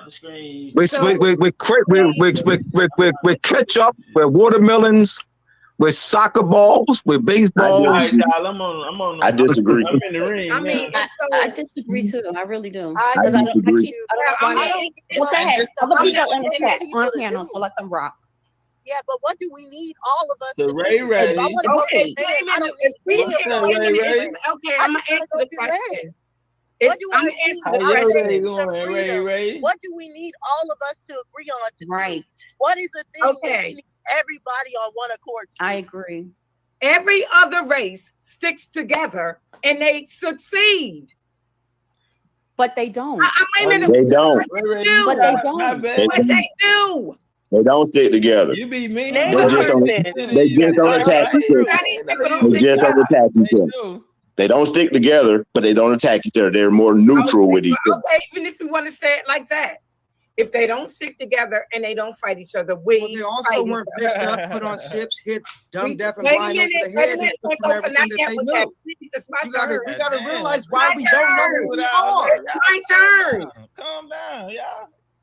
And when it comes your turn, you can okay, because I haven't even asked them. We haven't even gotten to that yet. All I'm saying is, I remember him. That's that Pan-African dude got the big. If we all said that we are from America, African, I'm just giving this as an example, and that we are tribal people, they got an African. We came under the name Americans to feel, and we fighting for a something, because we know that they owe us no matter how. I don't care where you from, they owe us. They're not going to give us anything if we don't stand together. Period. How we gonna fight when we all fighting each other? We ain't got time to fight nobody else because we all fighting each other. I agree. Big old grown men. That's what I'm saying. Sit down and have a conversation. We don't fight together for our brothers. We don't fight together for our sisters. We don't fight together Chiefs for and not enough Indians. That's why I bring up the fact that at first I didn't hear anything about being called a Moor. That came later on in my life. In Atlanta in October. But even knowing that my grandmother said we're Indians and all this here kind of stuff, everybody wasn't saying it. I guess this is the age of Aquarius and the age of information. All this is going to come out and we're going to all learn. We've been trying to find out and fighting for. Listen, we're fighting for our rights. That's what we're fighting for. The same thing we've been fighting for years. Our rights. Our birthright. And we ain't gonna never get them because we keep fighting each other. I agree. We need the bosses to come to the table. Anton, let's see what you have to say. I know Sankofa, I don't know who came up first, but we gotta Sankofa is me. You guys go ahead. No, wait a minute. Wait for last. Okay, well, I'm gonna I was here first. Actually, they gonna try to bring me in. They gonna try to bring me in. Yeah, I was actually here first. So this is my question for the Moors. Y'all good. Hey, Tom. I didn't know you was on the panel. Yeah, go ahead, legit. My bad. I'm here now. Yeah, you cool. I'll be respectful because I know y'all like to refer to each other as brother. So I'm gonna be respectful and refer to you as brother. Okay. But my question is this. There seems to be this arrogance with people who we're trying to win this tend to either up front or later on be found out to not actually be of us as this group of people, indigenous to this land, foreigners, or whatever you want to call them, right? And because there's always this arrogance they seem to have that quote unquote black people, Indians, whatever you want to label yourself, need your help. It's very insulting as a grown man. That's why y'all to hear other grown men and women that I've never met in my life on public forums. Know all them the Pan-Africans and ex-Hebrews and ex-Kemetic dudes trying to come over to the American Indian paradigm because they see y'all American Indian women. Yeah, thicker than gravy. Yeah. Blessed be thy name. Blessed and highly favored. Yeah, y'all done converted all these niggas. These niggas still read the Book of the Dead. They still read they in the Quran. Yeah, man, they still in the circumcision Quran. They still in the Bible. They Hebrew by night. And when y'all ladies come out in the day, they Indian. They got feathers in their head. So yeah, y'all know y'all them fine ass Indian women. Indigenous Americans then converted these niggas over to Indians. So we want to give a matriarch a pat on the back, not on the ass, on the back, nigga. Church hugs only. Don't get kicked out the tribe, goddamn nigga. Church hugs only. They gonna speak for it, man. Don't ever in your natural born life say that to me in person, because we're gonna have real problems, bro. I'm grown. Man, and it's insulting. To go around claiming to speak for me. You haven't asked people, what do you want me to say? You haven't asked anyone in the community, what do you need me to say? That means you have an agenda, and it don't reflect the people that you pandering or asking for their support. So my question is this: whatever this thing is that you're promoting to these people, is it top down or is it built from the bottom up? I'm going to say this again, brother. I will speak. I will. I didn't get that one. I wouldn't answer that question. See, this how I know people smarter than me. I thought nigga asked was you a top or a bottom. That's a say, man, them action words, man. What's going on? You top to bottom, man. What the hell going on, man? Listen, man, let's get to what we're here for. Let's get to the understanding. The brother said he wanted to have a conversation with Topcatz. Y'all say Topcatz a bad motherfucker. He's okay. He running. Yeah, okay. Tell Topcatz come over here then. Cause these big more, they've been doing this shit longer than I've been alive. So who is this guy running around here? Got everybody's, talking this Indian talk that they talking. So all right, man. We ain't gonna do that. Let's address the international community. I will address the human rights violation of our people being classified as Negro, color, black. They're not nationalities. I will address that for the millions of our people. I will do that. I'm standing firm on that. I am not backing for no one. I will stand in the face. We will organize and we will address the issue of the centuries of human rights violation and mass denationalization of our people being classified as black, Negro, colored, and African American. They are not nationalities. That's dehumanizing, and they stripped us of our nationality. They stripped us of our right. They stripped us of our inheritance. I will speak for all our people, and I will address the issue of the mass denationalization of our people. I will not back down for no one. So the question was top down or bottom up? Any nigga want to? We are facilitating. Political legitimacy. Political legitimacy is a term. Let me answer the question, brother. Let me answer the question, brother. One of the sisters asked a question about what I asked, bro. I'm clarifying so she understands what we're talking about. Let me answer the question, brother. Yeah, I don't do all this. Well, she don't understand what you're talking about. Brother, so let me finish. I had this open. I didn't mean to say that. Yeah, we ain't gonna do it. I just was saying up and bottom and all that work kind of clean. Stuff. People watching. Start at the top and work its way down, or is it? I understand the question. I understand the question for decades. All right, yes. All right, I understand the question. All right. It is start the top, the bottom, in facilitating political legitimacy, the consent of the people, where you do it by you do community outreach and education, and you bring the people and help them to organize in government structure. Is it top or is it bottom? So you start with the political. You start with community outreach. The problem has been with conscious Moors is that they've been cliquish. There's some conscious Moors I have criticized openly. I'll criticize tonight. And that's why I will have criticized. I have criticized some conscious Moors openly. I'm doing it right now. And this is the conversation of they call the dirty Moors, and then you got the Moors, I guess, however you go. That's their politics.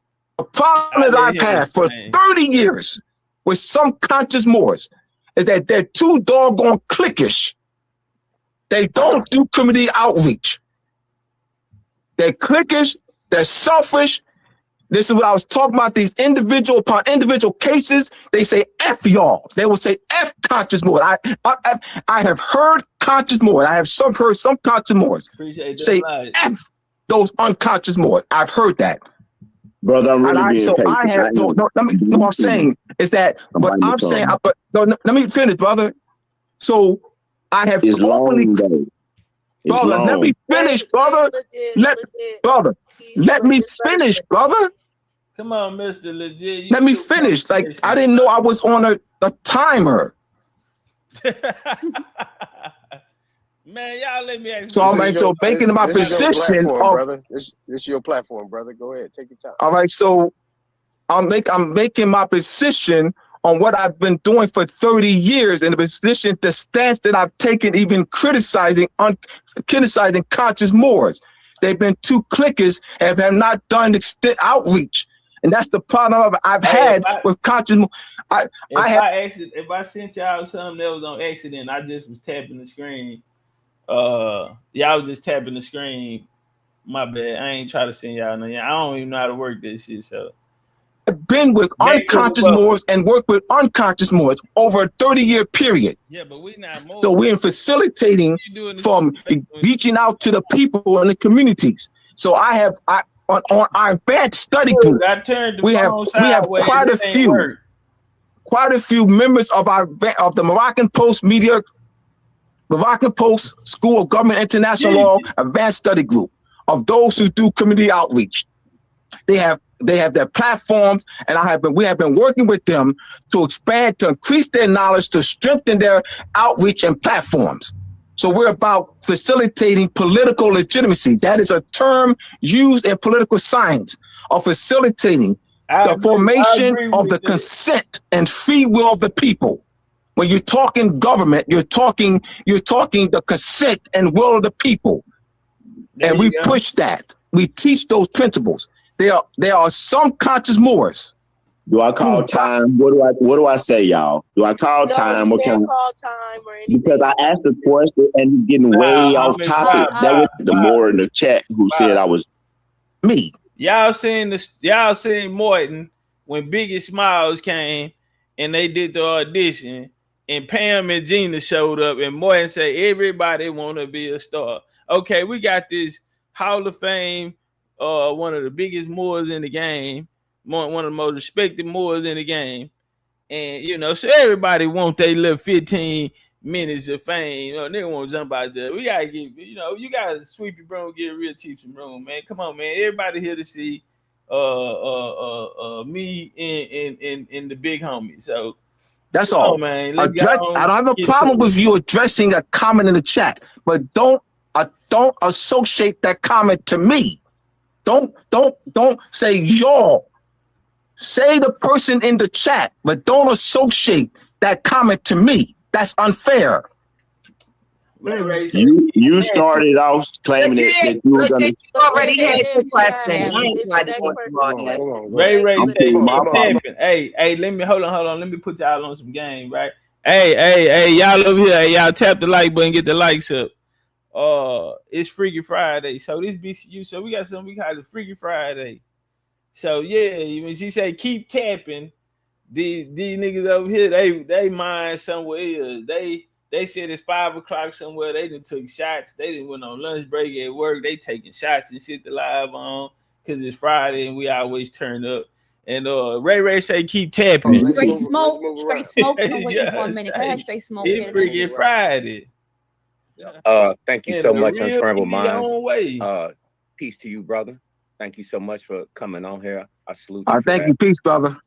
As always. But I will. Brother, what's your next question, brother? What's your next question, brother? I asked you a question.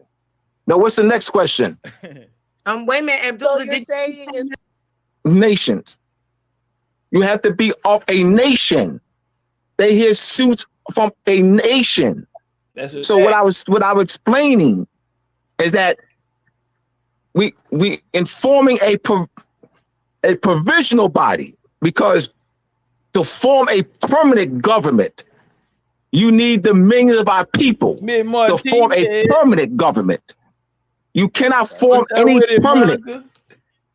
permanent if you're not have what's called a plebiscite, where you're millions of people. But I'm saying, in steps to permanent, you can facilitate a provisional governing body, whereby you don't need the millions of our people, where you can facilitate, where you have a body of people that will deal with it. You have 25 different body politics that form into a governing body structure that would be a voice for our people in a provisional. And in a provisional structure, it will be written out that this provisional governing body will be formed for a year or two.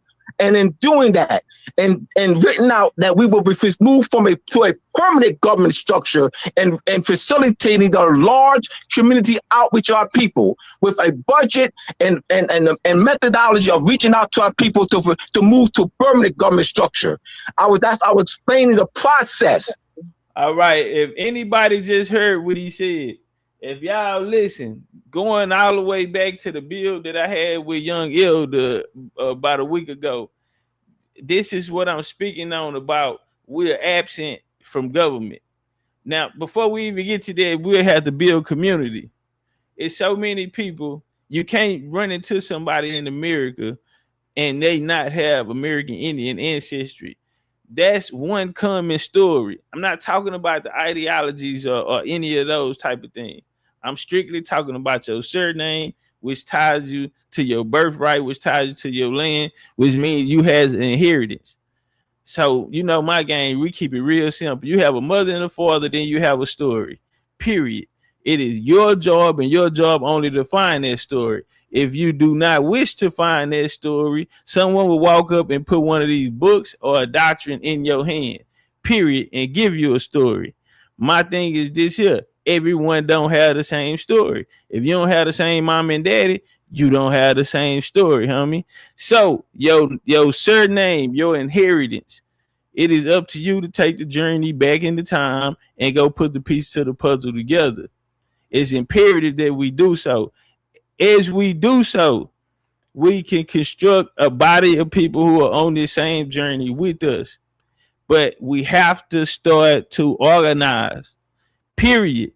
When we organize, like I said, you know, we find out we already busted it down. We already got people from the East Coast, Northeast, Northwest, Southeast, Southwest, Midwest, you feel me? The Gulf people. So we already had these chapters. We have to start organizing this shit instead of niggas on here arguing with Africans, arguing with Pan Africa, or anybody for the matter, having any type of dialogues that are unproductive to the unifying of our people. You feel me? You have to understand the game. They split you up into individuals and broke you away from the nations. That's what the dolls at. We don't honor the dolls. A lot of niggas run to the dolls road. Fuck the dolls road. It's so many. That's the play. Henry L. Dawes is from New York, Quaker bloodline. That's the Dawes Commission. They come down there to play on them. That's how the companies moved in. This is Indian territory. 1907 became U.S. territory in their jurisdiction. They're not respecting us or our jurisdiction. The only way the U.S. can run here if they run simultaneous with a government-to-government relationship with the Indian government. We're absent. We didn't become U.S. citizens around it though. Now somebody walk up and take advantage of that situation or what I said and say you need to sign a paperwork packet. Family, paperwork is for immigrants. We birthright to the land. That's why they can't take you nowhere.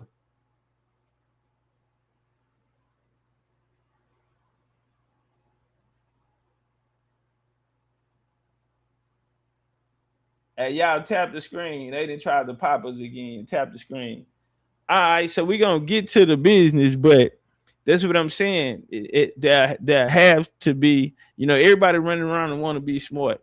Talking about world history and all this shit here. Man, that ain't getting us nowhere closer to where we need to go.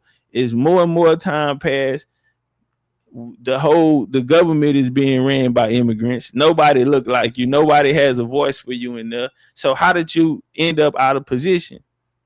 We spoke about this already. The communities we grew up with as a child were 90 to 100% populated by us and our people. Some places still had that luxury, but a lot of people moving out thinking they're going to get a better life and they're walking away from their inheritance.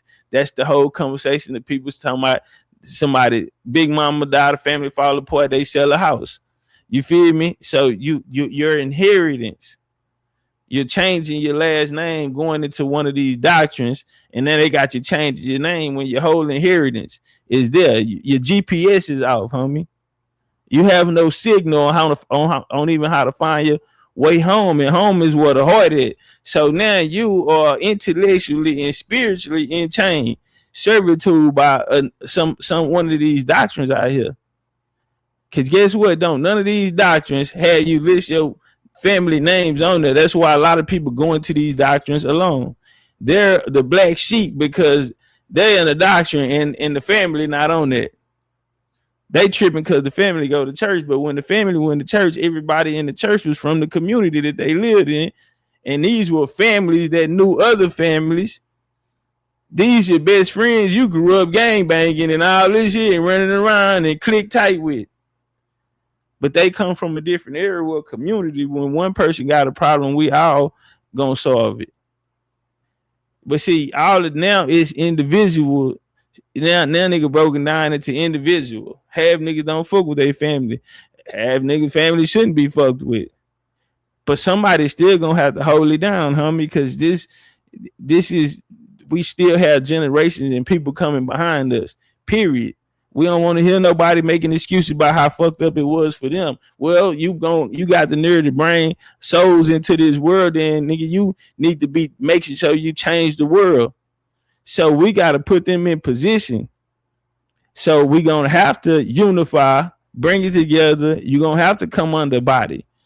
The Moors had 100 years, and it's 1926. Drew Ali. It is 2026, and this is not to knock the Moors, because a lot of rest in peace, Richard L. Bate, send me a voicemail the same day he passed. Keep going, Topcatz. Keep your foot on their neck. Yeah, man. Say, you know what I'm saying? Real talk. Hebrews, y'all been here 100 years. Pan-Africans, 200-300 years. Long as the Quakers been here, y'all been here. Same lineage. So my game is this for this Indian. It's no book. It's no book because it's the book you ain't wrote the motherfucker yet. It's the greatest story ever told. It's called The Book of You. You're not gonna find yourself in these books unless you find yourself in the story of history in America through your bloodline. It ain't no other there. That's GPS, homie. That's the GPS. Everything else is a waste of time. So now we in the Coliseum. Let's get to what everybody came to see. The homie said, I want to have a talk with Topcatz. You know, he got a lot of people running around here screaming Indian not the proper term. We are the Moors. Well, we gonna get it understood. That you're going to be charging with these crimes against humanities for the Moors, because that's what you said, you know, what's going to be your Spain, France, England / Great Britain, the Netherlands, and the Dutch Republic. Those who have a hand, these European dealing with colonization of our land and the mass denationalization of people, where Spain classifying our people as Negroes, Great Britain classifying our people as Indians, you know, France classifying our people as Noir and applying the Code Noir in 1724, and also 1724, and also in the Caribbean of 1694. All right, so dealing with Great Britain classifying our people as Indians, being details in those classifications that those are human rights violation, and strip the Moors of their pedigree, of their birthright protection, of their treaty protection, and they're speaking for our people, dealing with that those are not nationalities, that our people have a right to a name and nationality. What is their nationality? Address that. What is their nationality? That because black, nigger, colored, and Indian are not it. And I agree with you on that. Peace to you, Elder. This is Legendary Topcatz. I agree to you that those are not our nationalities. Actually, in 2017, Obama took Negro out of law, and they classified 2011 black / African American. When you look up the definition of Africa, it tells you any person that's coming from any country in the continent of Africa. My question to you, I heard you speak about the Treaty of Grenada for protection. Is there any other treaties outside the Sundry 1790 Sundry Act and the Peace and Friendship Treaty? Were there any treaties of Moors signed here in the Americas? Hey, hold on, y'all, before you answer that question. Get the likes up, turn up. All right, we in the Coliseum with it. We got one of the greatest Moors teachers of the century, first ballot Hall of Fame. He said, man, I want to holler at Topcatz on this Indian and Moor and get an understanding. So this is a clash of the Titans. We got the best of the best in the game in the Coliseum. You know what I'm saying? Fans going wild. Man, this was a night. Everybody was out. You had every set out there. I'm talking about the pan. Everybody came out that night. You know, they been wanting somebody to whoop on me. I know they whoop beat shit out of Topcatz. Everybody, you know, they been waiting for somebody to do what they can't do. You know, so yeah, man, let's get some work in. You have the 1856 treaty, general treaty between Great Britain and the United States, because dealing with that, those are not nationalities. That our people have a right to a name and nationality. What is their nationality? Just that. What is their nationality? Appreciate that love in the cash, and Indian are not it. And I Hebrew agree with Israelites. you on that. Peace to you, Elder. This is Legendary Topcatz. I agree to you that those are not our nationalities. Actually, in 2017, Obama took Negro out of law, and they classified it as Black/African American. When you look up the definition of Africa, it tells you any person that's coming from any country in the continent of Africa. My question to you, I heard you speak about the Treaty of Grenada for protection. Is there any other treaties outside the Sundry 1790 Sundry Act and the Peace and Friendship Treaty? Were there any treaties of Moors signed here in the Americas? You have the 1856 treaty, general treaty between Great Britain and the United States, because those treaties also protect. I mean the Moors. Let me answer the question, brother. Let me answer the question. Yes, sir. All right, in the treaties, brother, you read wherever the Moorish dominions are or British dominions are. So wherever the dominions are, the British subjects were protected. Whatever the dominion are, the Moors will be protected. Okay. So because the Moorish Empire was. I think you'll bring great clarification if I can ask a question. I think we would have to. Hey, earlier when I was saying you gotta get on the inside, that's what I was saying. You know what I'm saying? Hey, hold on one second. Break your wisdom. Be respectful with it. I think we'll bring great clarification if I ask the question this way. I just want to get on the inside. You know what I'm saying? I don't want to waste no shots. You know what I'm saying? Get on the inside because he's going somewhere where I won't now. It's direct. That's how you get on the inside. You dip under, put that brain, come in with that shoulder, get on the inside, man. We're gonna work on this inside. Can you please identify the Moors for us? Where are the Moors origins coming from? All right. Today, because of European mass denationalization, Moors have been classified as Indian, Black, turtle. Yes, sir. Negro. Where are they origins? Where they first existed? Where they Aboriginal, indigenous to? Keep that jab out there. Pop that jab out there. Cause we going so you gotta bring generalship. I asked the question. We're gonna stay on my question. So they divert. You know what I'm saying? I slipped, got in the inside on them, tied them up, reset it, boom, set him up, asked the direct question, didn't get a direct answer, fainted, put the jab on them. Let's get back to where we going. We finna work. You gotta stay with all pressure. Where you were born and raised. I'm in America. I'm a core-sided Indian. My family were chiefs. Where you were born and raised. North, Central, South America. Okay. North America, Central America, and South America. I agree with that answer. My next question would be, can we find more in the Constitution? Because I remember you taught that Moors started and created the Constitution. All right. That I love it. I love it. I know.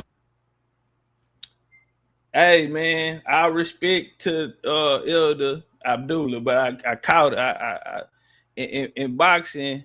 Say in boxing they call it clip. I clipped him with that one. Oh, let me answer that. Let me address that. He gotta get his shit together. You're going back 5 years ago. I did teach that. I did. That's in my book. Yes, sir. That what you just said is in Moors and Masonry Part 1. That's a misconception that I taught for 25 years. I have admitted that countless times. I'm saying tonight, I did teach for 25 years that we the people of the United States, in that preamble, are the Moors. I did teach that. I was in error. That was a misconception. I am man enough. Yes, sir. I have said it 100 times. I'll say it 1,000 times more. I did teach that. That's on tape. He got me on tape. That's on tape. It's in my book. He said he got me on tape. I got him on tape, and I read his book. I read his book and early. We gotta get some respect. First round, I just wanted to gain my respect, and we're gonna work. We ain't doing all that moving around. We're gonna work, and that's why I wanted to keep that lead hand, win the battle of the lead hand, keep that jab on him, everything direct. Because when I land, it's gonna hurt. It's gonna move something. Every time I land, I'm trying to move something. So that one right there, I clipped him on that one early. A misconception. I have evidence to prove otherwise. Moors are not part and parcel of the United States. Moors are not we the people in the preamble of the United States Constitution. Moors are not the founders of the United States Constitution. All right. I did teach that though. That was a misconception that was taught to me, that I had taught to thousands of people, and I've gone to bed crying it. I have cried because I taught that misconception to thousands of people for 25 years, and I have cried and cried about that. Yes, sir. Yes, sir. I understand. Let me ask you. I'm being upfront, man. I respect that. No, that's a real man, and that's a real man, and it's honorable. And I learned a lot of things from you. So I appreciate that.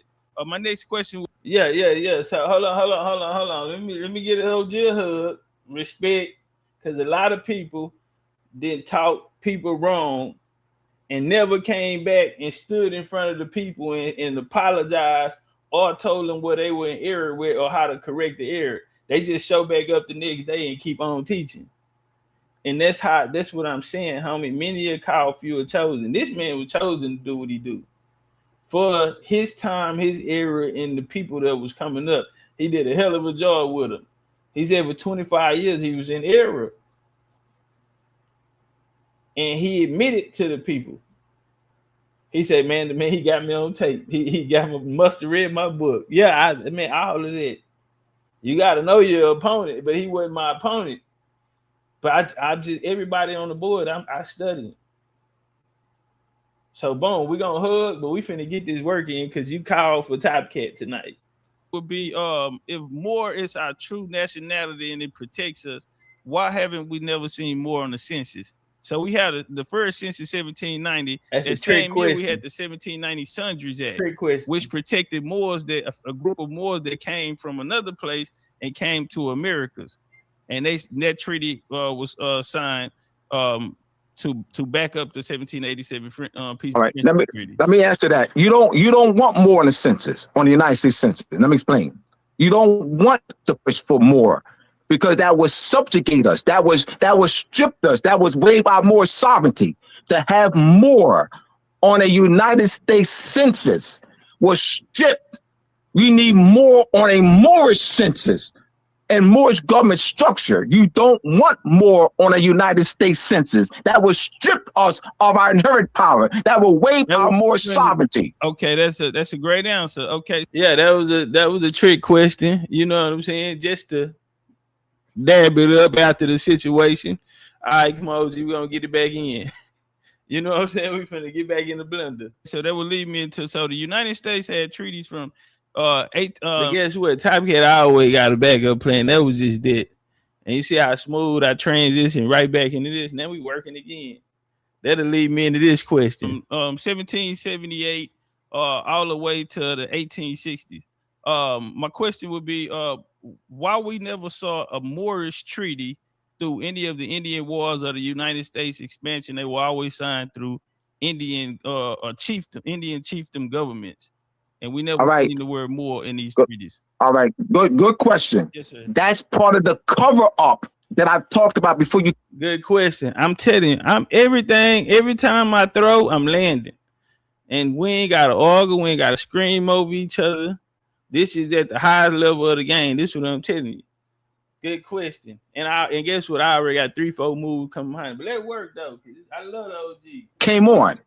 That is part of the cover up of stripping the Moors of their nationality, bearing the Moorish nationality. Once again, Great Britain classified the Moors as Indians. In the you missed this because you were in the 1926 case in the International Court of Justice between Great Britain on behalf of the Cayuga Nation versus the United States. An Indian is a British national. So I don't want to be classified as a subject of Great Britain. Come through the Spanish first. Indian would have been through the Spanish first, though. Correct? No, Great Britain, Spanish. Moors were classified as Spanish. Spain classified the Moors as Spanish and Negro. Great Britain classified the Moors as Indians. Okay. I want to ask a question. I was here, and I'm the guy that spoke with Todd last week. One of the questions, Todd stood firm on pedigree, bloodline. That's what I teach here as American Indian, not his story, but knowing your story. So we're not historians, we're our stories. We want to know our story. So our methodology is to trace our genealogy back further as we can go. And that's how we find our nation and who our family told us that we were. My question would be, the first Moor in history, the first Moor over to the Americas was Estevanico the Moor, who landed here in Texas, where I'm from, Galveston Island. And they depict him with a fez on as a melanated person and as a black conquistador.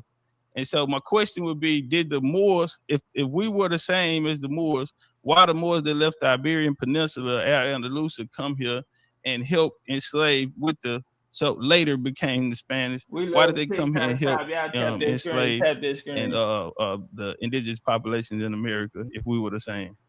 The indigenous population are Moors.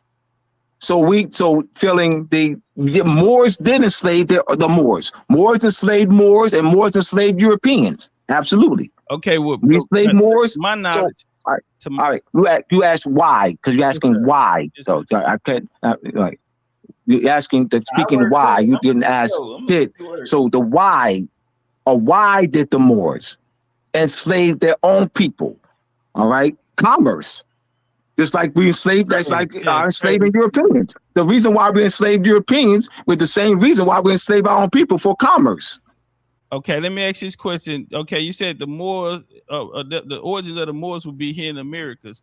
Noble Drew Ali in the Circle 7 Quran, when we opened it up on the first page, said the Moors got the right through the Egyptians, and then the Moors left out of North Africa into the Iberian Peninsula. We also go into the HR 75, Georgia, 1933, and it states that the Moors also left Egypt, North Africa, and finally found their home here in Pennsylvania.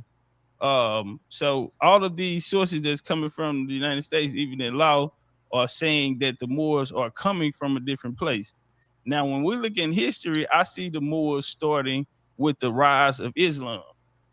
And the reason why I say that, because it's directly attached to the Prophet Muhammad. The Prophet Muhammad, his wife, the girl that they said was a young girl, with her father, Abu Bakr, he would take over after Prophet Muhammad died. But you had Prophet Muhammad cousin or nephew, who Ali, who also felt like the bloodline comes through the family, so they should have reign. So this started a Moorish war in the separation. So we do see different caliphates and different Moors and Berber tribes. And Taj agreed with me that if you were to be a Moor, then you would have to come from one of those bloodlines, because the primary source would be the people. And people use the term Moor loosely and overly generalize it and imply that everyone with dark skin, but it actually would be a pedigree or a bloodline. Like Brother Taj said, I agree with him on that. So I want to ask you, do you come from any one of these Berber, Moorish nations, whether it be the Almohad, whether it be the Ottomans, whether it be the Almoravids, or any of these nations. Topcatz, a bad motherfucker. Hey, y'all, tap the screen. They just tried to pop us.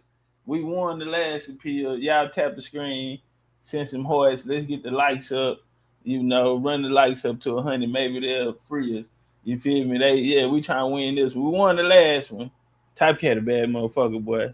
Somebody in the chat says, okay. All right, those are dynasties. Those are Moorish dynasties that ruled Europe for about 800 years. What's up, nigga? The Umayyad, the Abbasid. In Africa, right? You have them starting in Senegal. I had a Moor starting in Senegal. Yeah, in North Africa as well as West Africa. Yes, sir. Absolutely. So Abdullah say the Moors are starting. Well, I said I got them starting in Senegal. He said West Africa. Yes, sir. Now, I shout out to my American Moors out there who would disagree, but this is one of the top OGs to ever put it down. You feel me? And he called for this because me and Taj had a conversation, and Taj said pedigree. Taj been teaching pedigree for so long. I just say genealogy. I just say bloodline.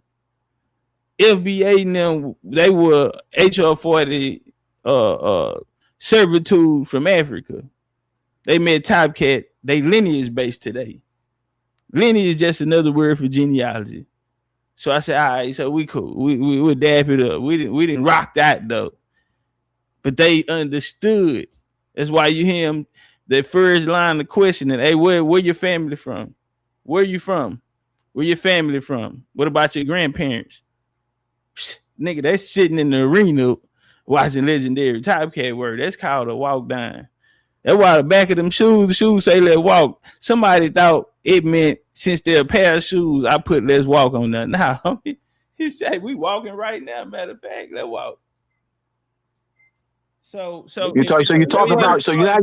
you're supporting what I'm saying earlier before you came on about the vast Moorish power and re-examining this transatlantic slave trade and making the Moorish connection. You're supporting what I was saying earlier about the Moorish power and the Moorish connection and the importance of making that Moorish connection. Okay, with this and how that Moorish connection, the power has been systematically covered up. Yes, sir. Would you be referring to the Moorish Empire that you often spoke about? Yes. Okay, with this Moorish Empire, can we name an emperor in history that ruled this Moorish Empire? Damn, Chief. I'm not gonna Chief, because some people gonna look like you fucked over the OG. We don't fuck over our OG. He called me out there to a dude. I gotta go out there. You know what I'm saying? But boy, I got some shit, and I know what I'm doing. So I got him on the ropes right now. It's a bad motherfucker. I just threw it him out. And you see how fluid, how he just transitioned right into it. He's floating like a butterfly. Everything is in rhythm. Everything in rhythm. Ahmed Murad in the late 1500s and the early 1600s, who negotiated with Queen Elizabeth, who negotiated the treaty, the 1580 commercial agreement. Spanish Armada. I'm familiar. So Queen Elizabeth, her sister, Queen Anne, Mary Queen of Scots. And then you got your Protestant in your situation going on here. Queen Elizabeth was sent away. She reached out to Morocco and to some of these Moors. Now, it was a ban in her era on Moors at the time, but she, through counsel, was advised to reach out to them because some people in the inner circle had bloodline connections. So this is what it's. I'm familiar with the situation. So let's walk. After her sister Queen Anne, you know, after their situation, what she did write the Sultan of Morocco, which is who you're speaking of. Yes. She took out for help. Now they were taken out by Charles V, and that would be the Ottoman Empire. They would be the last of the Moors to fall, and they would fall to Charles V. So within that, I don't see an empire. I don't see them having an empire or any reign here in the Americas, because at that time, the indigenous nations, even first contact tribes in the inland, especially the Indian nations like my nation, we wasn't even touched by. We didn't have any contact with any European nations or any of the things that was taking place. All right, I said this earlier. You weren't before you came on. That in 13 South American and Latin, South America and Central America countries, there's a Moorish Fez, in Haiti, Cuba, Costa Rica, Nicaragua, El Salvador, and six or seven others. You'll see the Moorish Fez in the coat of arms of 13 or 14 coat of arms. You'll see that. Also, you'll see Mas. You'll see Mas in certain Central America countries as well. So this has been, the Moorish connection has been covered up and buried. Okay, yes, sir. I agree with that. So when 1493, when the Moors were expelled from Spain, they went to one of the places that they went was Haiti. They participated. We have people like Juan Garrido. I brought up Estevanico the Moor earlier.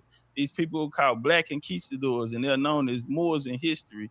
We see them coming with De Soto. We see them coming over with Cortez. We see them taking these expeditions, coming here from the Iberian. We also see the Iberians in 1848 and coming out of Grenada and Iberia and actually enslaved the Mayans and sent them in a slave trade to Cuba in 1848 to work the sugar plantation. These people were identified as Moors in history.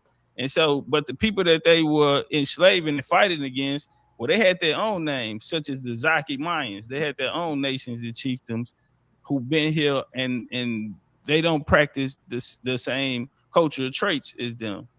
And so I don't see what the connection is, but you're elder and maybe you can explain it better. All right, I mentioned the coat of arms. I mentioned the coat of the Fez, yes, the Moorish Fez, and the coat of arms. Yes, sir. But wouldn't that be a European? Coats of arms come from Europe. We're gonna be honest. No, all right.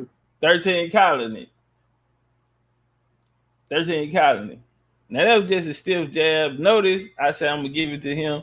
Then I put that jab back in there. 1, 2, go down to the body, because I want to keep the pressure, but I want him to answer. I'm gonna let him work.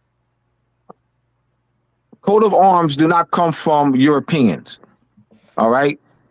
Moors. That's a trick question. Now, the Moors, listen, bro. In Europe, I have a Moor with now it's spelled M-O-R though. I'm gonna bring it out. I'm gonna bring all that footage out. I need to start editing up my own. I just got cap cut, so I'm gonna start editing up some shit. But it's a guy standing there, and he has one of the largest temples in there. And they have M-O-R on there. I made sure I recorded it for all my Moors homies. I wanted to make sure I showed all the Moors this. So, yeah, man, I'm going to get something set up, man, where I can show y'all these chambers that I walked in. And he's standing there in like a nice suit, but it's M-O-R on there. But it's so many places there.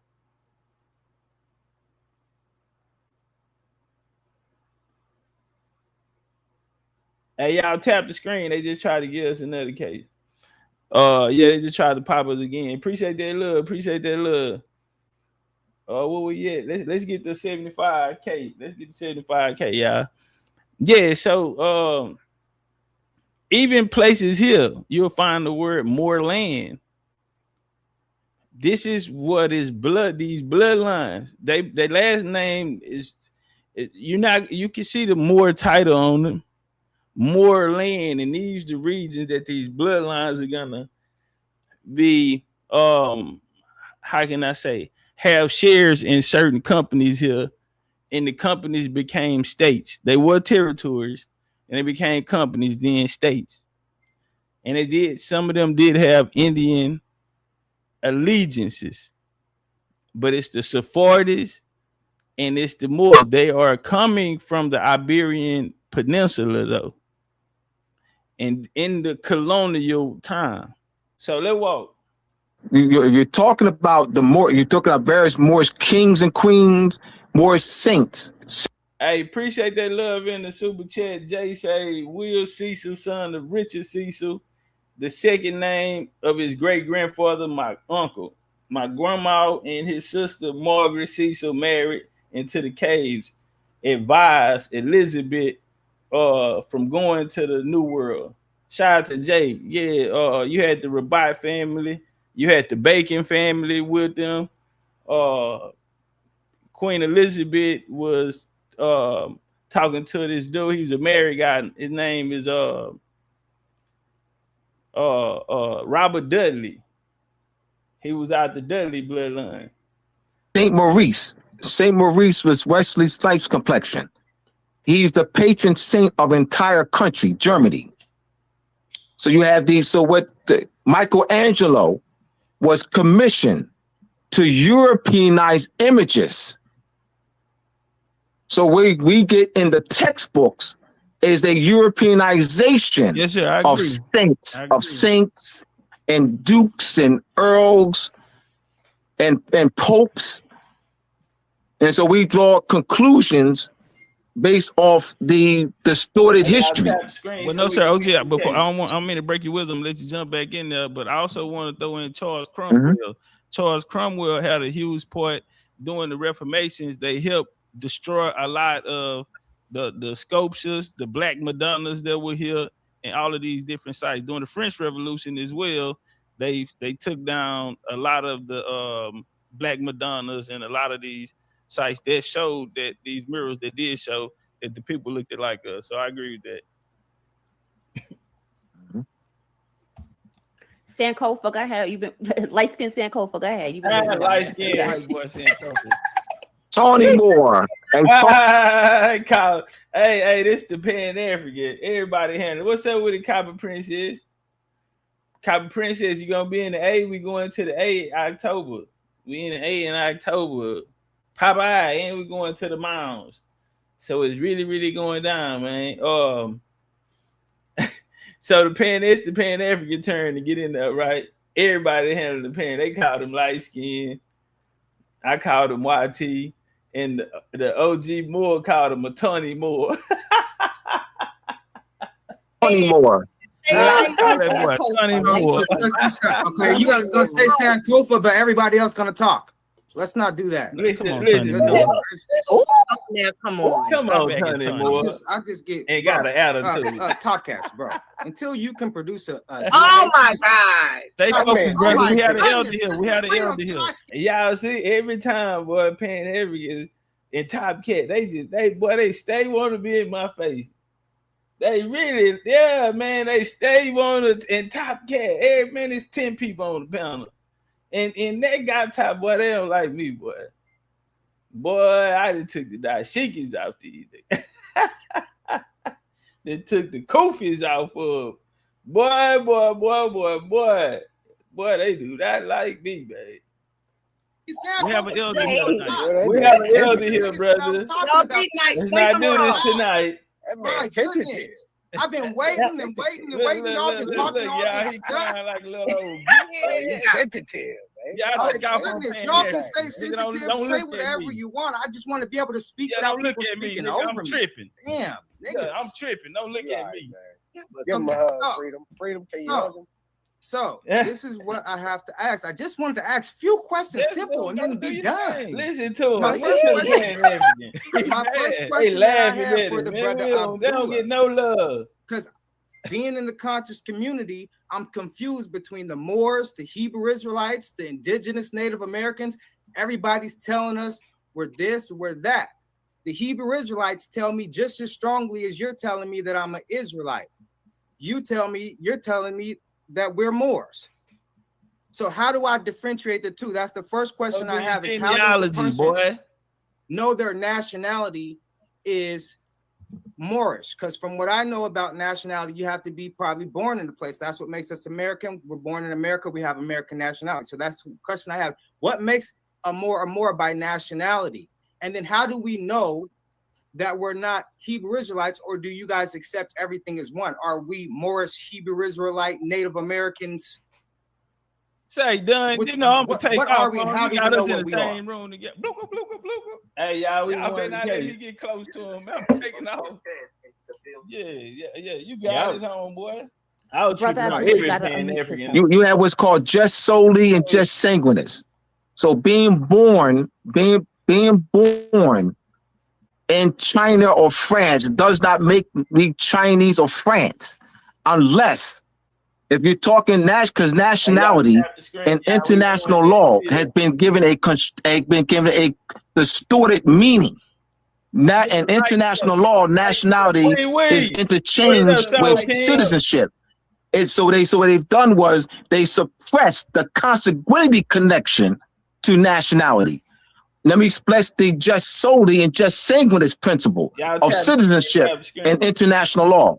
If a country has just solely in their naturalization policies, meaning that if China has just solely, meaning you can be born, a woman goes to China, an English woman goes to China and has a baby in China. If China has just solely, that child will become Chinese by virtue of being born. But if China does not have just solely principle in their naturalization, the country has to have just solely principles. So if China does not have that, that would not apply. That woman has a child in China, that does not make the child Chinese. You know, I want to qualify that first. I wanted because you got people who are listening, and I didn't want. Let's get back to America, man. Pan-Africans just always throw the energy out, man. Like we dealing with real scholarship. No Pan-African should be around when real scholarship is being discussed. Y'all go find a bone or something to play with. Yeah, man, go find the DNA test to spit on. Yeah, man, go find something to spit on, man. I'm showing a connection, the Moorish connection with terms black Moor and blackamoor. That those are right. So we need a nation, because even the Moors had nations, like you spoke about the Ottoman Empire. I'm answering your question, though. I'm answering your question. Respectfully, you have Ethiopian. So a woman goes to China and has a baby. To clarify, let me answer the Bible. You have black Moor. It's spelled lowercase b, but it don't come LACKE space capital MORE. That's in 7 to 8 verses. Jeremiah 38, 12, and so forth. It's about 4 verses in Jeremiah. And the 1599 Geneva Bible, in the same verses, you have Blackmore spelled lowercase b LACK space capital MOR. In the 1611 King James Version, same verses, you have Ethiopian. So they substituted Blackmore with Ethiopian. And for a 300-year period, then you have Blackamoor, where now you have putting them together, placing black and Moor together and placing an A between them, forming Blackamoor. And that for 300 years, Blackamoor was used synonymously with Negro and Ethiopian. But this was in Europe, and this was in Europe though. Respectfully though, because all of those Bibles came out in Europe. The first Bible here was the Eliot Bible by John Eliot, translated to the Algonquin language, who separated from Williams, who came and founded the Baptist Church here. So what I'm showing is, yes, sir, I understand, but that would be more of European history. We want to see the Moors in America. No, that's not European history. That's Moorish history. Yes, sir, but that's not. Okay, I understand that respectfully, but it took place in Europe. That's what I was saying. But I'm saying, all right, what I'm showing is a connection. Hey, you gotta. Hey, man, I'm on my Terrence Crawford. Never out of position. Is okay. It can be Moors, but it's European. It ain't European. It's Moors. Okay, it can be Moors, but it happened in Europe. We want to find the Moors in America. I'm trying to find the Moors in America. That bar right there will put them in Europe. Man, come on, man, that work. Today, our people think they're black. I'm showing a connection, the Moorish connection with terms black Moor and blackamoor. That those are right. So we need a nation because even the Moors had nations, like you spoke about the Ottoman Empire. I'm answering your question, though. I'm answering your question. Respectfully, you answered it for me, and I appreciate. All right, so do you have another question? So I answer that. So what's the next question? That's why, man, bro. That's how you work. Cause you want to work clean. It's an audience, man. We got an arena full. You got the Coliseum in here. That's why you gotta work clean. People be screaming over each other and we ain't gonna do the emotional shit. We going ball for ball. So I reset it in. Boom, you asked me a question. I'm trying to answer your question. You answered it for me. Yeah. So let me ask this question. Oh, you got another question? We off of that. He didn't really answer my question, but it's cool because I'm gonna ask the same question just in a different way. Yeah, because I already know what punch I want to throw. So let's walk. No problem. Uh-huh. So I also heard you say that Moors left white people as the custodians to Moorish information. Why? No, I never said that. Okay. I didn't say white people. I didn't say white people though. I didn't say that. Okay, it was a video on Sinetta. It's called the Wake Up Eastern Stars. You remember that? But I didn't say white people though. I didn't say white people because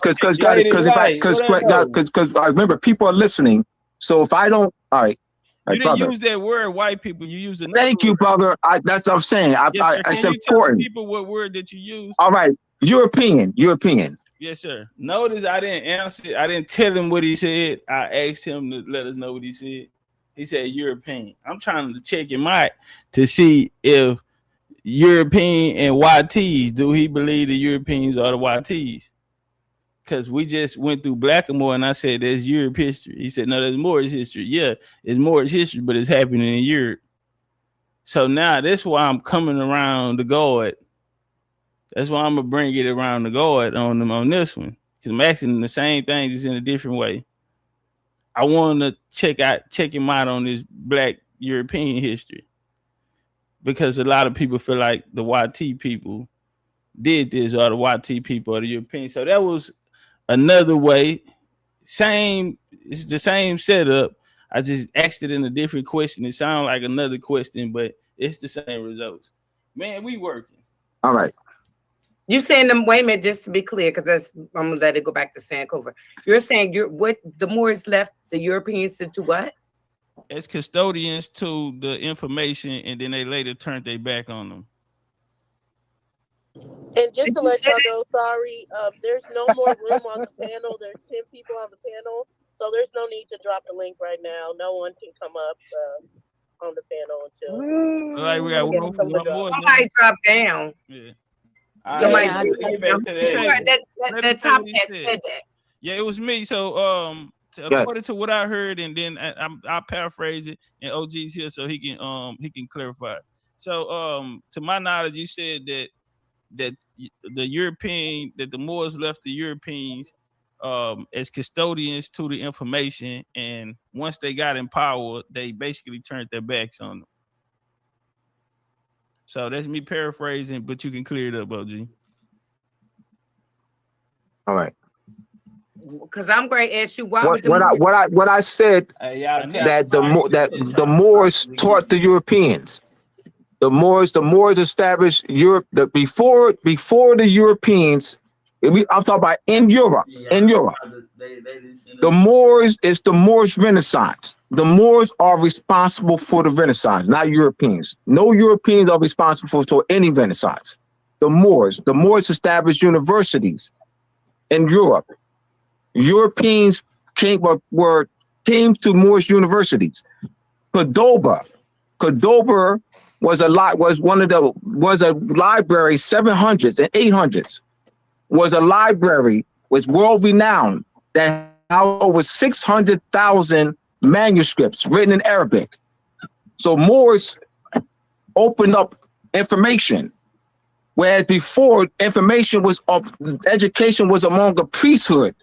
It was restricted, whereby Moors deal with the Age of Enlightenment. The Age of Enlightenment and the Renaissance was spurred by the Moors, not by Europeans. This is what I said. So what do you said? Topcatz gonna straighten that one out. Go ahead.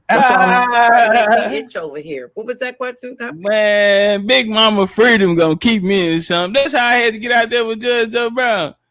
Her and Judge Joe Brown, they going back and forth. She said, "Where's Topcatz?" I'm like, "Oh man, here we go." I did not. That man, I had to tie my shoes up real fast, man. Me and Judge Joe Brown, we got in the blender. Sister Freedom gonna keep me in shit. Topcatz finna straighten you out. I said, oh. Man, here we go. That worked. No, I think he answered it, but I'll be honest, I thought he was speaking about the pale skin when he spoke about that, because he said they ended up turning their backs on us. And I thought it happened here because he also said that they Freemasonry was started by the Moors. Is Moorish science, and that science was given to the European, and we see pale skinned Moors today. But you to my knowledge, what I took from it, that you were saying that y'all gave them the science, even the Moorish science, what they created today to be known as Freemasonry.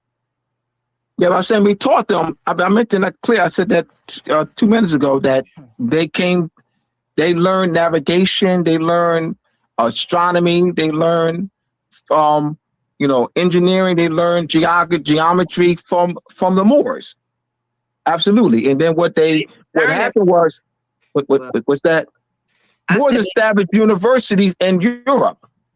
Moors made education open and made it affordable, even for Europeans. What part of Europe? I'm sorry. This clear a lot of things. You're looking at Sicily. Hold on, 1 second, OG. Portugal. I want to say this because you can clip. I apologize. Be patient with me. But I want to. I apologize. Be patient with me. I'm telling you, bro. You gotta know how to. Is it psychological? I just need to get on the inside, and we working clean.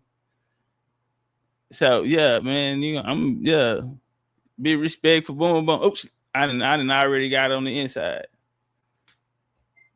Because he wanted to go on offense. I want to take that offense away and get on the inside. Ring leadership. Because in the community, a lot of misinformation going around the community, and a lot of people, when we say Europe, a lot of people take that as everyone in Europe with dark skin would be considered a Moor. So within answering that question, I want you to fill that in as well. So we're talking about these European nations. Are all European nations Moors to you?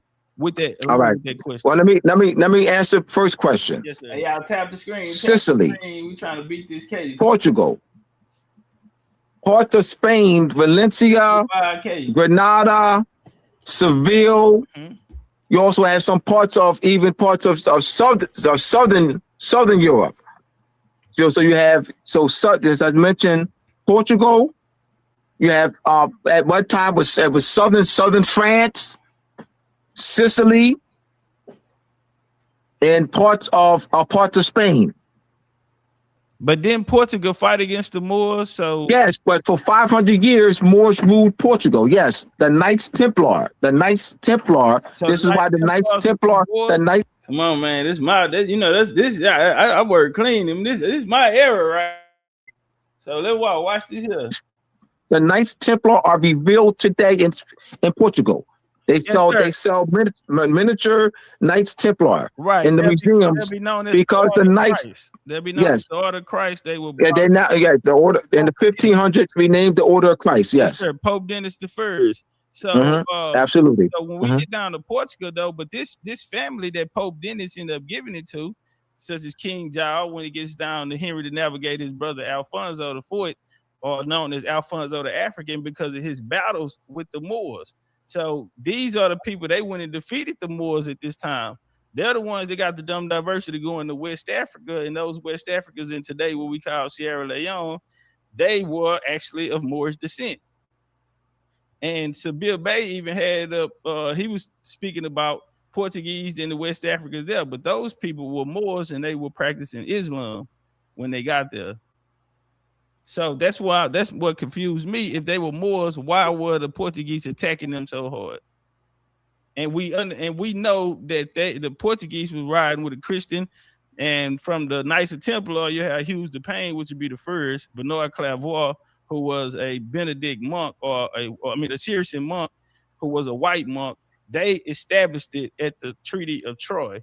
That's where they not his color. They just had, you got the black monks, you got the white monks, you got different monks that was around the world. They're like priest classes. They hold on to the ancient knowledges and scripts and shit like scribe. But Noah Clairvoy, little cousin Hughes de Payne was there. They go to the Council of Troy and create what became known as the Knights of Templars. Let's walk. Established as the Knights of Templar, the Treaty of Troy. But once they went underground, they came back up as the Order of Christ in Portugal, Timor to be exact, and they waged war against the Moors. Ma'am, I'm sorry, I couldn't hear you. Is it two different kinds of Moors? Because there's one they call blackamoors, and then there's I guess some other. My understanding, blackamoor was an art form. It was like a genre of art. So when you look it up, you have something called blackamoor art. Like you have blues music, R&B music. So to me, it was just a genre because when I look it up, you see it in museums and things, depictions representing what they call Moorish, blackamoor art. I don't know. I think it's two different kinds or three different kinds because there's a Moorish. I don't know. There's several kinds. Yeah, a lot of it is 20th century. A lot of it is coming in the 20th century. I'm sorry, DLT. Is there a connection between, or what is the connection between the Jews, like the Jews of Europe? Man, I didn't get my answer. What is the connection? Man, I ain't get my damn answer. All right. And if you look at the history, and even in the Code Noir, what they translated the Black Codes of 1724, Article 1. To remove the blacks and the Jews, and that's Article 1 of Code Noir, the Black Codes. So you analyzing that, and you start looking at where they'll separate as if they're two different people, as if Moors and Jews are two distinct people, when in fact when you look at I'm just going to present what's there. It's going to present what's there in the literature, and you see in Article 1, black expelling the Moors, the blacks, and the Jews. You will be seeing also in looking at literature and reading in Spain, expelling the Moors and the Jews. So they're as if they're two distinct people. And I've always raised that question for myself because I've seen Moor and Jews, as if they're two distinct people. And what I always say, keep them together, man. Keep them together. They came together in 1711, and they've been together ever since. That's who was running with George Washington. That's who's gonna create. That's why you have Moors and Sephardians in the first Indian agency. You had the Southern Indian Agency, which they created. John Stewart would be the first bloodline to the Stewart Kings. Scottish, half Indian, Virginia Indian. This, man, I ain't gonna present what I've seen and what's there. I don't want to. Make sure y'all come to the lecture. We're gonna be in Atlanta. We're doing a live lecture, Indigenous America, 250 years. Anniversary. Okay, so in 1711, we know that the Moors going to come down into the Iberian Peninsula. They'll defeat which was a Roman province at the time. They'll defeat the Visigoths. The Jews were already there. In the era of the golden age of the Moors, the Jews and the Moors would come together, and that age will be for them. So when you see the Alhambra decree and the Jews being put out, you also see the Moors leaving. Now, where did they go? They went to I-80, the place that the Code of New York took place.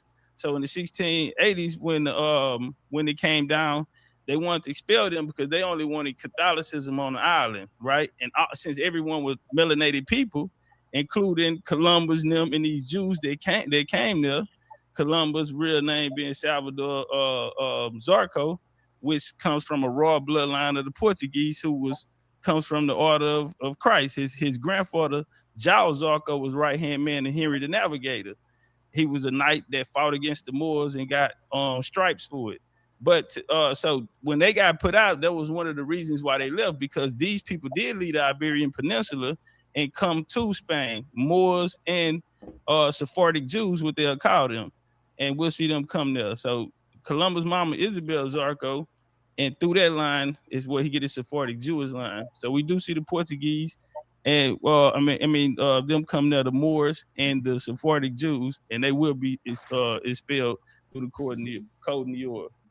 Yes, sir. But that's how we know that they were all dark-skinned people. This is what he's supporting what I'm saying about the making the Moorish connection. And this is what they've buried.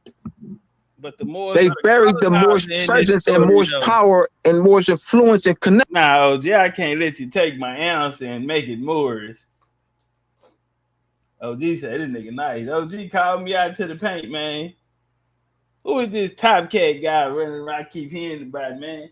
They talking about he got some hands. I don't think he that good from the shoulders. Man, Topcatz, man, say, man. Topcatz want that work. Hold on, y'all. Let me plug the charge in so we can make sure we good over here. We was on 3%. All right, that work. I disagree. You say that this week that hasn't been buried. So you're saying it hasn't been buried. That the history. I disagree. It has not been buried. I mean, you have plenty of our teachers, the elders that went back in the day. They always talk about the Moors. They always talk about the Moors as melanated. Who are you talking about? Y'all let me know over here. All right, all right. Then let me define buried. Then all right. All right. The definition is everything. Buried. No, brother. All right, Dwight, brother. Can I have the floor, brother? Can I have the floor? Okay. Can I have the floor? Can I have the floor? Because you said I don't need to. So that means, can I have the floor? Mary Jane. Because definition is everything. So when you in clearing up point, you need to define that it's not taught in the mainstream. It's not taught in the schools. It's not taught in the public schools. It's not part of the history class, mainstream history classes, even in universities. When those who teach Moorish history in universities, they are electives. So when I say when I say buried, that black has buried, Indian has colored, African American, that's a burial. And another example, in the 1611 King James Version, they have Ethiopian. So it's the same verses. In the Geneva Bible, it's Blackmore, 1566. In the 1599 Geneva Bible, it's Blackmore. But in the same verses in the King James, it's Ethiopian. That's a burial. That's our European. Okay, so let me. Wait a minute, Anton. Let me make sure I got mentally what he's saying. Are you saying that the new terms buried the old terms? We was called one thing at one time, and then the new terms like black buried everything that was behind it. I'm saying Ethiopian. The example I gave. Let's follow the example I gave. No, but you said were buried. It's a burial. I'm saying I did. But freedom. I'm going back to the example so you can clearly see it. I do see it. That's why I'm just. So Ethiopian, it was a burial too, because they substituted Blackamoor with Ethiopian. That's a burial with the same verses. They're the same verses. That's the same verses that had Blackamoor in the Geneva Bible. It's the same that the same verses in the King James, but they have Ethiopian instead of Blackamoor. That is a burial. Okay, I want to say this here, and I'm gonna get out the way. But I'm saying, why? Why not? Why? Well, I would say that it's interchangeable because there was something here called an Ethiopian movement.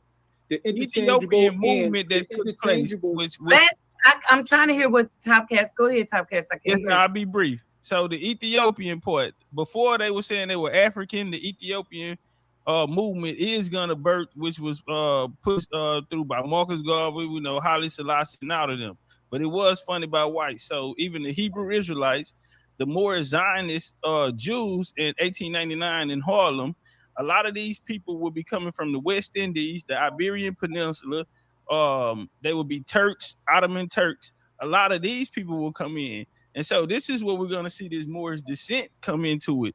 And so into these movements, that's why we're going to the commandment keepers. A lot of those members that were there were West Indies. They were Iberian. They were from the Iberian Peninsula. They were from like Turkish, like I was saying. They wasn't from America, but they were here in New York. They had migrated here. And so a lot of those movies, they were using the term Ethiopia because back then the Hebrews said that they came from Ethiopia from Queen Sheba and Solomon, right? And that changed in 1969 after the doctrine changed. Now they came off slave ships in Deuteronomy 28. That's another story. But I land there. Yeah. But wait a minute, Topcatz, are you saying, just to be clear, African American, one of them got buried by black buried African American, or are they interchangeable? Negro, mulatto will be taken over by Negro in the 20th century. Right. In 1969, they'll kill Negro and they'll bring Afro-American. Right. From there, they'll move to Black Power, starting in 69. That's when they killed Negro. And they came with this Black Pride along with Afro-American. Then they brought it to African-American. And then in 2017, Obama took Oriental. 2011, Obama. And 2011 took it out. And the A-Drip and gave you the right to self-identify. So it's legally here, Obama signed a law that you have the right to self-identify. So yes, they do kill terms and they have been changing this. That's why our grandparents, our great-grandparents, they'll be considered maybe mulatto, Indian, or something on the census. Then you'll have colored in the 20th century, because you got the 1924 Integration Act. The 1924 Racial Integrity Act. Those were colored. That's why you see the signs, colored bathrooms and all of these. And then they moved to Negro.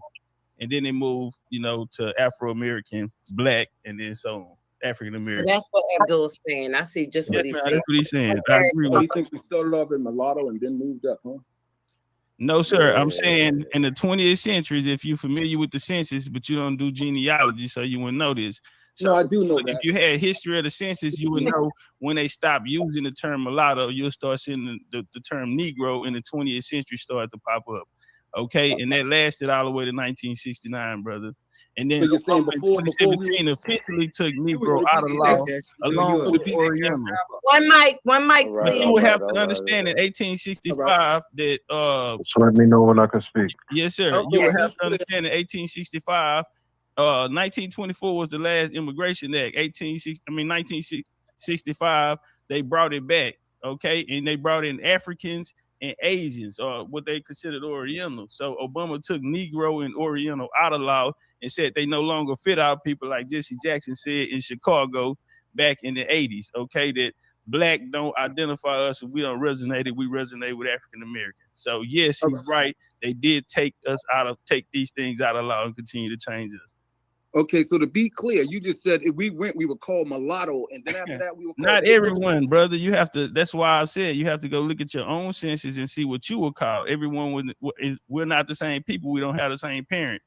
Okay, so we have a different experience and a different story.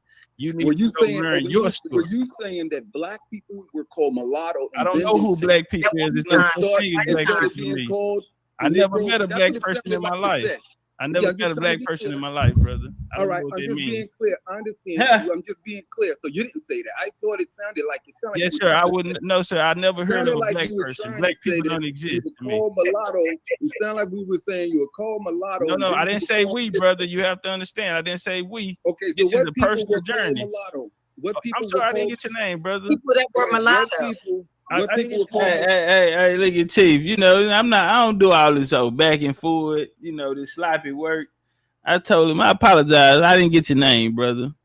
Yeah, we started off on the wrong foot. I'm finna put homie down. Check it out, homie. Let's slow the pace down. Let's do it like this here, since you know. Yeah, can you fucking the flow up? Negro, okay, no problem. Okay, brother Gunner. Okay, brother Gunner, let me help you out with this here. So what happened was you gave a path. So I'm just trying to be clear on that path. Yes, sir. Yes, sir. I understand, and I have no problem with that. With edifying you. Yes, sir. No problem. And Saya, when you're done with your question to Top, we could get brother Latin. Yes, please. Asking Topcatz the question, you gotta let him answer. Question. Okay, exactly. It's not getting out. All right, so I just want to be clear so everyone can hear it. So the question I'm asking, because he gave a path of people that are identified as Black people today, and on that path, he began and said mulatto. He said the group that we call Black. We were called mulatto at one time. We're called mulatto at one point. Okay, so at what point in history were we called mulatto? Brother. Okay. Man, you getting off topic, listen to me, brother. Listen to me. It's not a we thing, okay? I want some people to understand this is not a we thing. Because it's about bloodline. We all don't, unless you have the same parents, then you cannot copy out no one else's paper. I'm almost done, brother. It's not gonna take long. Hold on, brother. It's not gonna take long. Fire, please let him answer. I got him. So brother Gunner. You see, I told him I got him. That you have the name Gunner, and I can ask you what tribe in Gunner are you from. You cannot prove, or you do not know what tribe in Ghana you from, or when your family left Ghana and came to America. So what tribe are you from in Ghana, brother? You can't tell me. Why did he fall for that? So I noticed he had Gunna in his name. So to illustrate the point that I'm telling him, he won't let me get it out that way. So I'm finna make him, you know my word, I'm gonna make you the primary source to this then. Because he steady saying, I don't understand, and he's so goddamn confused. So we're gonna make you the primary source. Just like you have Gunna in your name, brother, I guarantee you if I asked you what tribe you came from Gunna, you wouldn't know. Or what year you left Gunna. And boom, he fell right into the trap. What'd he say? Oh, you don't know what I know. We got action. He leaned right over to the right hand. We got action. Put that Deontay Wilder right hand on his ass.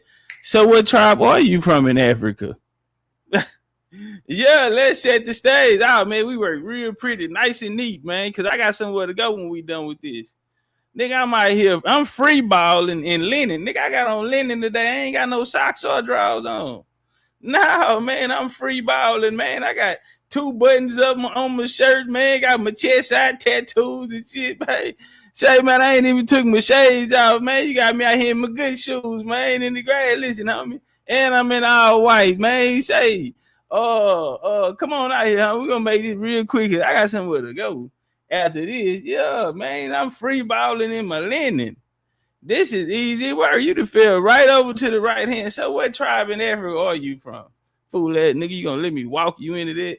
What tribe, what nation are you from? I just want to prove see how he's going with that. Listen, that is a dumbass question. I want to prove a point.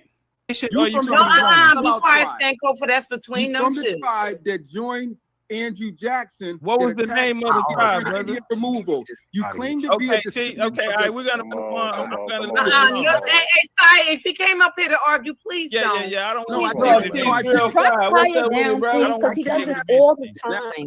He's insecure because he don't know what nation he's from, and this is the problem. That's why they want to pick up these terms, black, Negro. Y'all don't notice him changing the subject.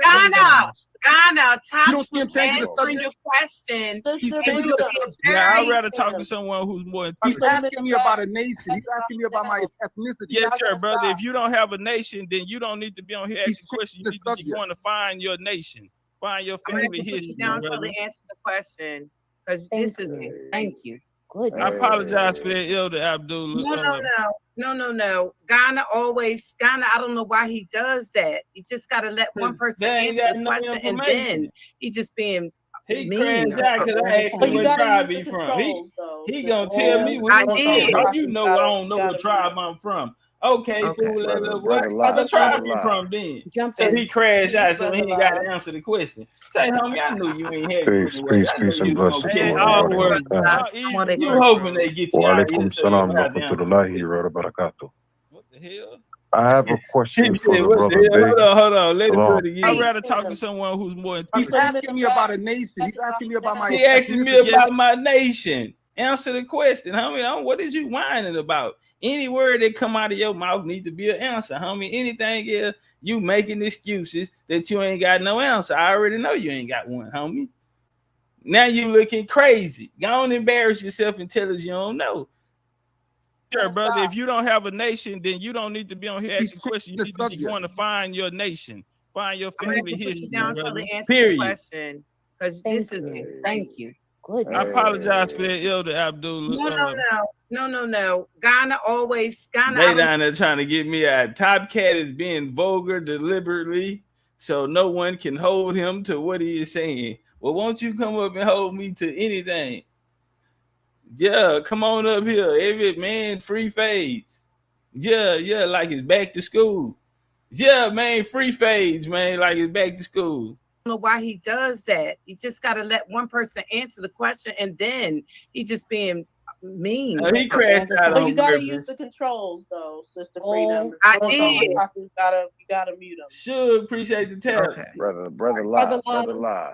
Jump in. Dead. Brother lie. Peace, and blessings to Wa everybody.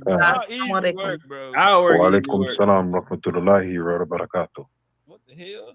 I have a question for the brother Bay. Salam, brother. Islam. I heard you speaking previously with Topcatz. Yeah, free fade. Speaking about the Prophet Muhammad, peace be upon him. Bringing my name up and my question I had asked in the chat was, and the next 18, 19 days, we really can't definitively give the amount and time for it. Do Moors fast during the holy month of Ramadan? And if so, believing in the prophets, peace be upon him, the Prophet Muhammad, as well as his brother, if that being the case, do you follow the 5 pillars of Islam? Oh my goodness. I can't speak for the millions of Moors because millions of Moors are unconscious. So I can't speak for the millions of 10, 25, 30 millions of Moors. Man, I have a lot of respect for the brother saying that. But see, it's not everyone's fault. Because if you say more, then people feel like you're talking to everybody. I ain't gonna lie, I'm like that with Indian. That's why I scratch so much. You say something about Indian or Indian, I'm taking up for every Indian. Period. Niggas already knew that. I used to be in the Pan-Africans chat, laying in the bushes, and I hear him say, somebody bring my name up, and they'd always do type. They be like, man, chill out, man. You know the nigga that gonna come through. Yeah, and I hop out the bushes on them. What's up? So what's up? Who first? That man, they know I got down. So a lot of more is very generalized. So it is hard. Everyone don't feel the same. More is just like the Indians divided, every other section divided that way too.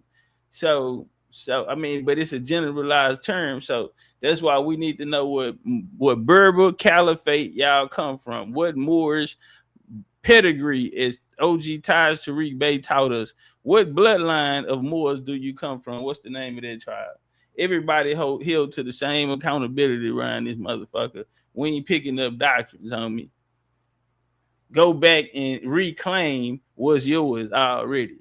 You can't come here and make yourself somebody that your mama and daddy ain't make. I'm sorry. We ain't gonna be able to do that. You feel me? Let work. You say more is fast. I mean, what I'm asking is for yourself as being a Moor. All right. In the next 18 days. That's what my little girl be saying. Cutesy. For people that don't speak Arabic, inshallah means God willing.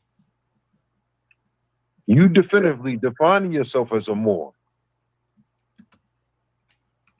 And understanding who the Prophet Muhammad was and who he served in Moors as well as other Muslims in this world. Damn, brother, lie. Are you going to be fasting? No.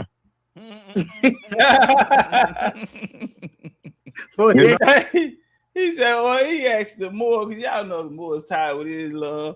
And so he said, are you gonna be fasting? No, he said that like he finna go get him a Philly cheesesteak Soon as he get off this motherfucker, yeah, say, man, I'm finna go get a Philly cheese steak, right? A pork chop sandwich. Soon as I get out, this son be a pork chop and hot sauce. Yeah, I'm finna go get me 2 slices of bread and eat me a pork chop sandwich as soon as I get out this son bitch, nigga. Or you fasting, nigga? No, my wife is cooking. Yeah, my wife in the kitchen right now finna fix my plate. Yeah, you talking about? Come on, Fredo. Why you laughing? It's just like, yeah. I answer the question. I don't know what. Not today, not tomorrow, not next week, not do you consider yourself Muslim? All right, hold on. Hey, brother, I answered the question already. Nigga, I'm finna eat when I get off of here. What I'm trying to find out is this, because I have this conversation with a couple of other brothers, and definitively they define themselves as being Muslim. Hey, get the likes up, family, support the show. Get the likes. I answered the question already, brother. Next question. Okay, well, let me ask, but in the type of Moor that you are, I'm just piggybacking off of my brother. Little man. Yeah, he did. Do you consider yourself Muslim under the Salafi or under the teachings of the Prophet Muhammad sallallahu alaihi wasallam? All right, I'm not going to answer that question because it's constructive. You said type of Moor. So there's no type of no. Let me hear me out. Please, don't hear me out. Please, let me finish because let me please,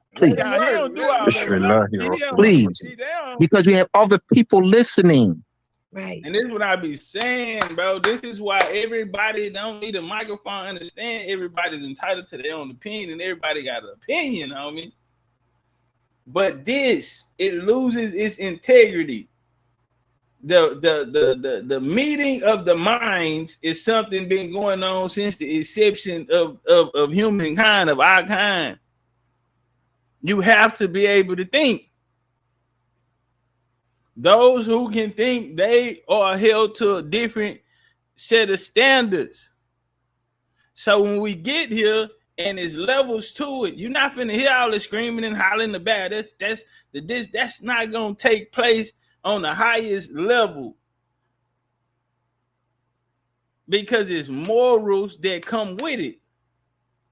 But everybody got an email account, so everybody can hop online and grab a microphone, and that's why it's so many confused people out here.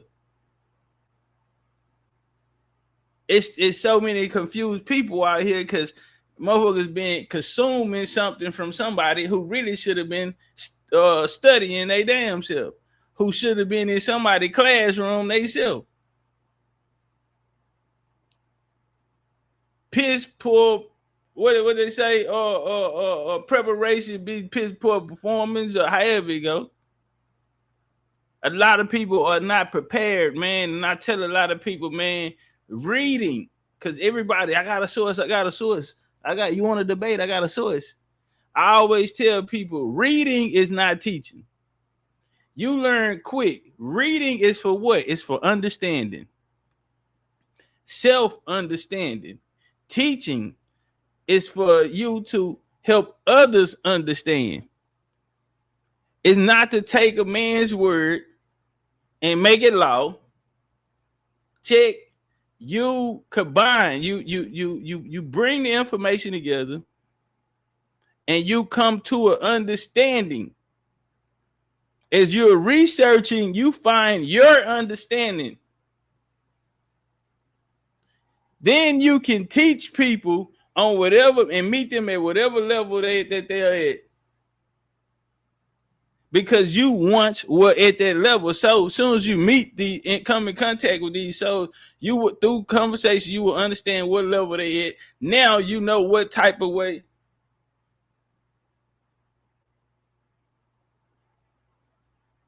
My bad, y'all. They just tried to pop it. They just, another citation. Y'all tap the screen so we beat the case. Yeah, hit the type screen. Yeah, so yeah, you have to research to get an understanding for self. And then you have to understand it so well, because you're going to meet people in different places in their journey. But you're going to have to be able to express that understanding to all. Once you can touch every level, then you know you have made it to another level. But with that comes great responsibility, homie. This is not a way to act. Because you getting in the room full of bosses, you're not going to conduct yourself that way, homie. You will be removed. Period. Because the car should not stop. The machine should be in motion, homie. And what's happening is we do not have the proper leadership out here. That is why so much division. There's never division when you have proper leadership. Period, point blank. And with all the division in the world and all the people who want to stand there, I'm number one, I'm this, I'm top this, I'm top that. We can't tell. We can't tell because your name and your face can't even open certain doors for you. So now it's different. So we're not finna do the back and forth screaming and hollering shit. And let's just scratch it all together. The question that I have for you and for other Moors is, are you Muslim or you a Moor? Right. I'm a Moor. I'm a Christian because of my melon, my carbon, the karas. Uh-oh. I'm a Jew. Uh-oh. Or Daiuti. We can't be everybody. The word Jew comes from Daiut, the word Daiuti. Leave him alone. All right. Everything up so you're looking at Muslim, or you're dealing with the anatomy of the body, the geometry of the body, the geometry of the body of the human form is likened to that of the geometry of the universe. So what you're speaking in regards to is arm, leg, arm, head. No, I'm not. No, I'm not speaking that. I'm not speaking that. Let me explain what I'm speaking that. Leave that nigga at home, though. All right. They come here, so I'm advanced beyond that. Whatever that. And there's a book called Temple and Man. I'm giving a reference. There's a book called Temple and Man by Swallow D. Lubitz. He measured using 1.618, the divine proportion, the golden mean. He used 1.618 to measure the temple, the statue of Abu Simba. And he in his measurement, he discovered measuring the fingers, the length of the fingernails, the nose, the ears, the toes, and so forth. That the measurement of the statue was in relationship to the measurements of the sun, the planets, the distance between planets. Our human body form, dealing with what they call the Fibonacci. It's not the Fibonacci, but they known as the Fibonacci sequence. Right. That the human form hears. Wait a minute. It's a biochemical. It's a bio. Let's see if we get back in America. I answered the question, brother, earlier about an hour ago. I answered that question an hour ago, brother. Can I ask a question to follow that up? Right. The next question. All right. Damn, the word Morocco, that's actually Spanish word, right? Why would non-Spanish people give their country a Spanish name? Hey, y'all tap the screen. I answered the question an hour ago, brother. It was Spanish people over here too, but at the same time, I did look about the Morocco's name. That's what I mean. You can look that up though. I answered the question an hour ago, brother. That's why I question. I know the answer. That's why I asked you. I know. So I answered the question an hour ago, though, brother. Those who defeated the Moors gave it the name Morocco. Say it again. Those who defeated the Moors, the Christians that defeated the Moors gave the country the name Morocco. Area was called America. You mean over here in America? No, I'm talking about Morocco, the country of Morocco in West Africa. I wanted to know Hebrews down there because they're making a connection. I mean, not the Hebrews, paying everything down there talking shit. But the name Morocco is not a Moorish name, and it's not a land formed by Moors. That's a land that was conquered by Spain and Portugal, and that's a name given by brother Gunner. That's speaking. I'm sorry, DLT. You know I gotta get back for you. No. Go ahead. Okay, but the brother that's named Gunner, the Moors actually conquered Ghana and enslaved Ghana when they left Those Spain. weren't Moors. They Those were weren't Moors, Moors, brother. And we those know the weren't name. Moors.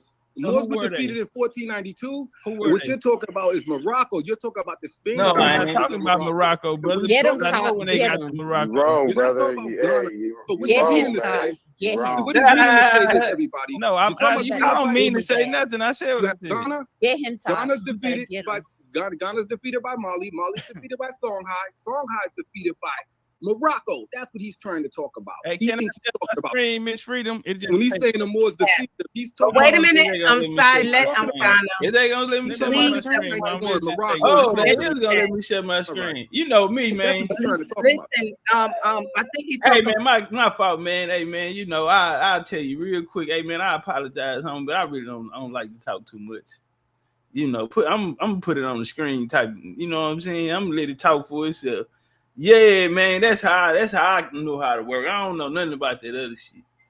No AI run that, get it quick. I don't know nothing about that, man. So let's work About two different places because it's clear as day right here on my phone that America is derived from the term El Morocco, El Morocco. Clearly on your phone today. And America, I can. Can I share my screen, Sister Freedom? Sure you can. You send it down. People. Okay, I'm ready. I'm waiting. What language would that be? Wait a minute, be quiet for 1 second, Ghana, please. All right, so right here, y'all. Moors in Ghana, Dictionary of African Historical Biography by Mark Lipshut. That's Abu an image Bakari Ibn from a War. Hold on, 1375 brother. You relax, brother. Leader of the Almohad, which conquered the Ghana Empire. The Almoravids movement, which propagated Islam, originated in southern Morocco. Okay, they are going to go in, homie, which conquered Ghana in 1076. He eventually became the overall leader of the Almoravids. Okay, so they came to Ghana way back in the game and enslaved those people. Then it wasn't called Ghana because Ghana ain't get his name to the 1960s, brother. Ghana, no, you confused Ghana. The Ghana, the country. Brother Bars. Brother Bars. Bars. Okay, no. So what he did as a total mistake when he said Ghana didn't get his name until 1960. What he meant was 1960. Nigeria and all the places. They was colonized, and that's how they got their names over there. Kwame Nkrumah named the Ghana in 1960. And then Nkrumah was an agent. And Nkrumah learned under a guy named James Agri, who came here through a. You didn't say we were Hebrews. Saying you got to pull that word out there. Yeah, so Kwame Nkrumah was an agent. He came over through a government program. He went through a school. The guy that taught him name was James Agri. He taught at a private school in North Carolina called Livingston College, okay, which was started by a guy by the name of Joseph Price. Right. Okay, he died, and his predecessor would be Booker T.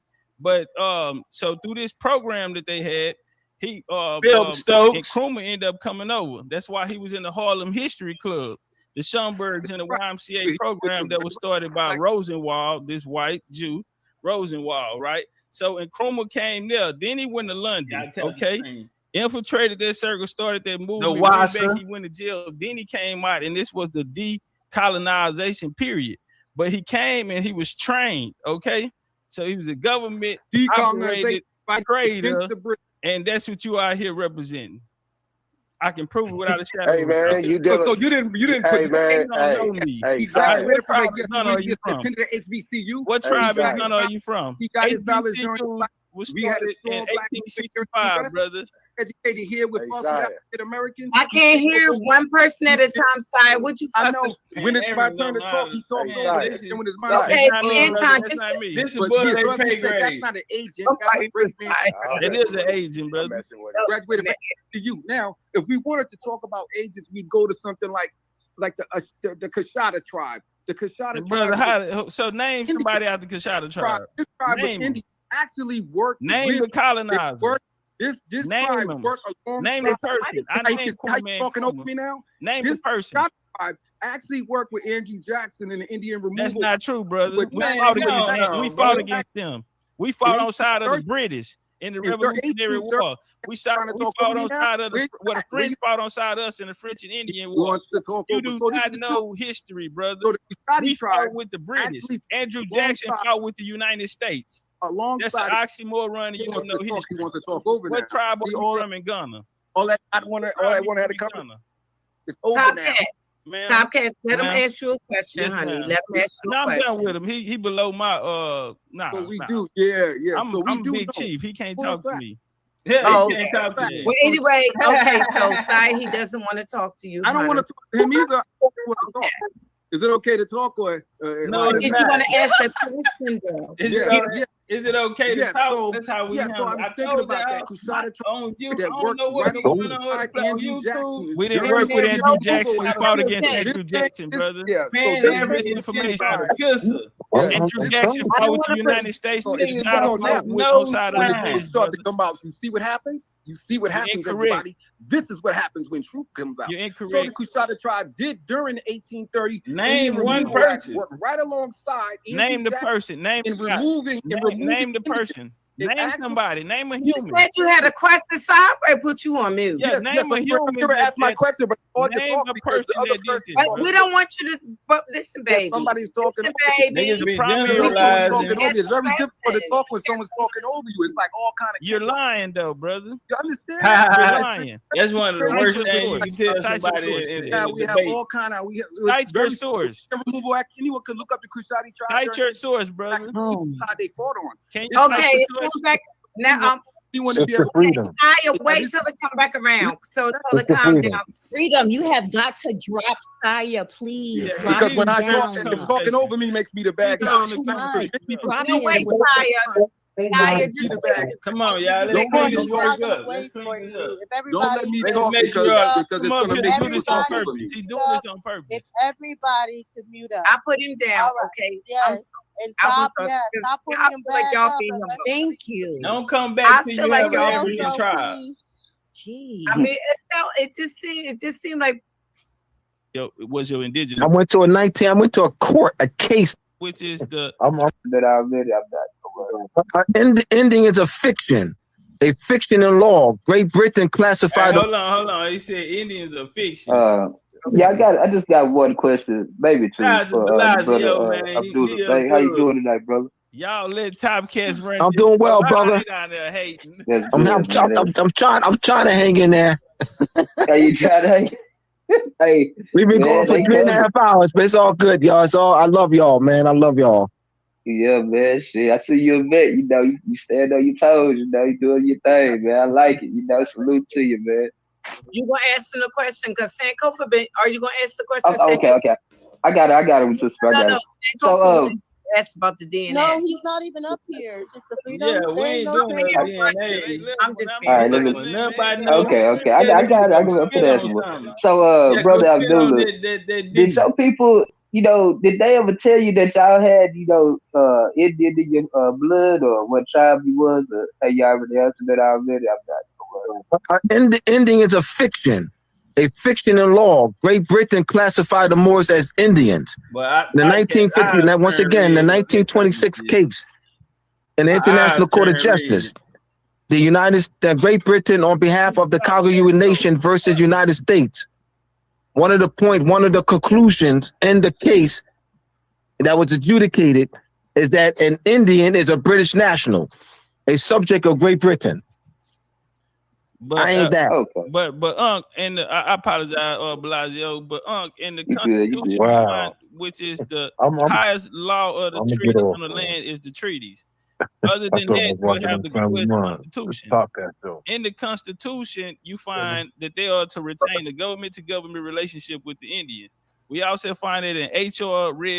House of Commons Res 331, which they acknowledge the Iroquois nation and the establishment of the Constitution, which again we find the word Indian in the Constitution, and that the U.S. is to retain the government-to-government relationship with them.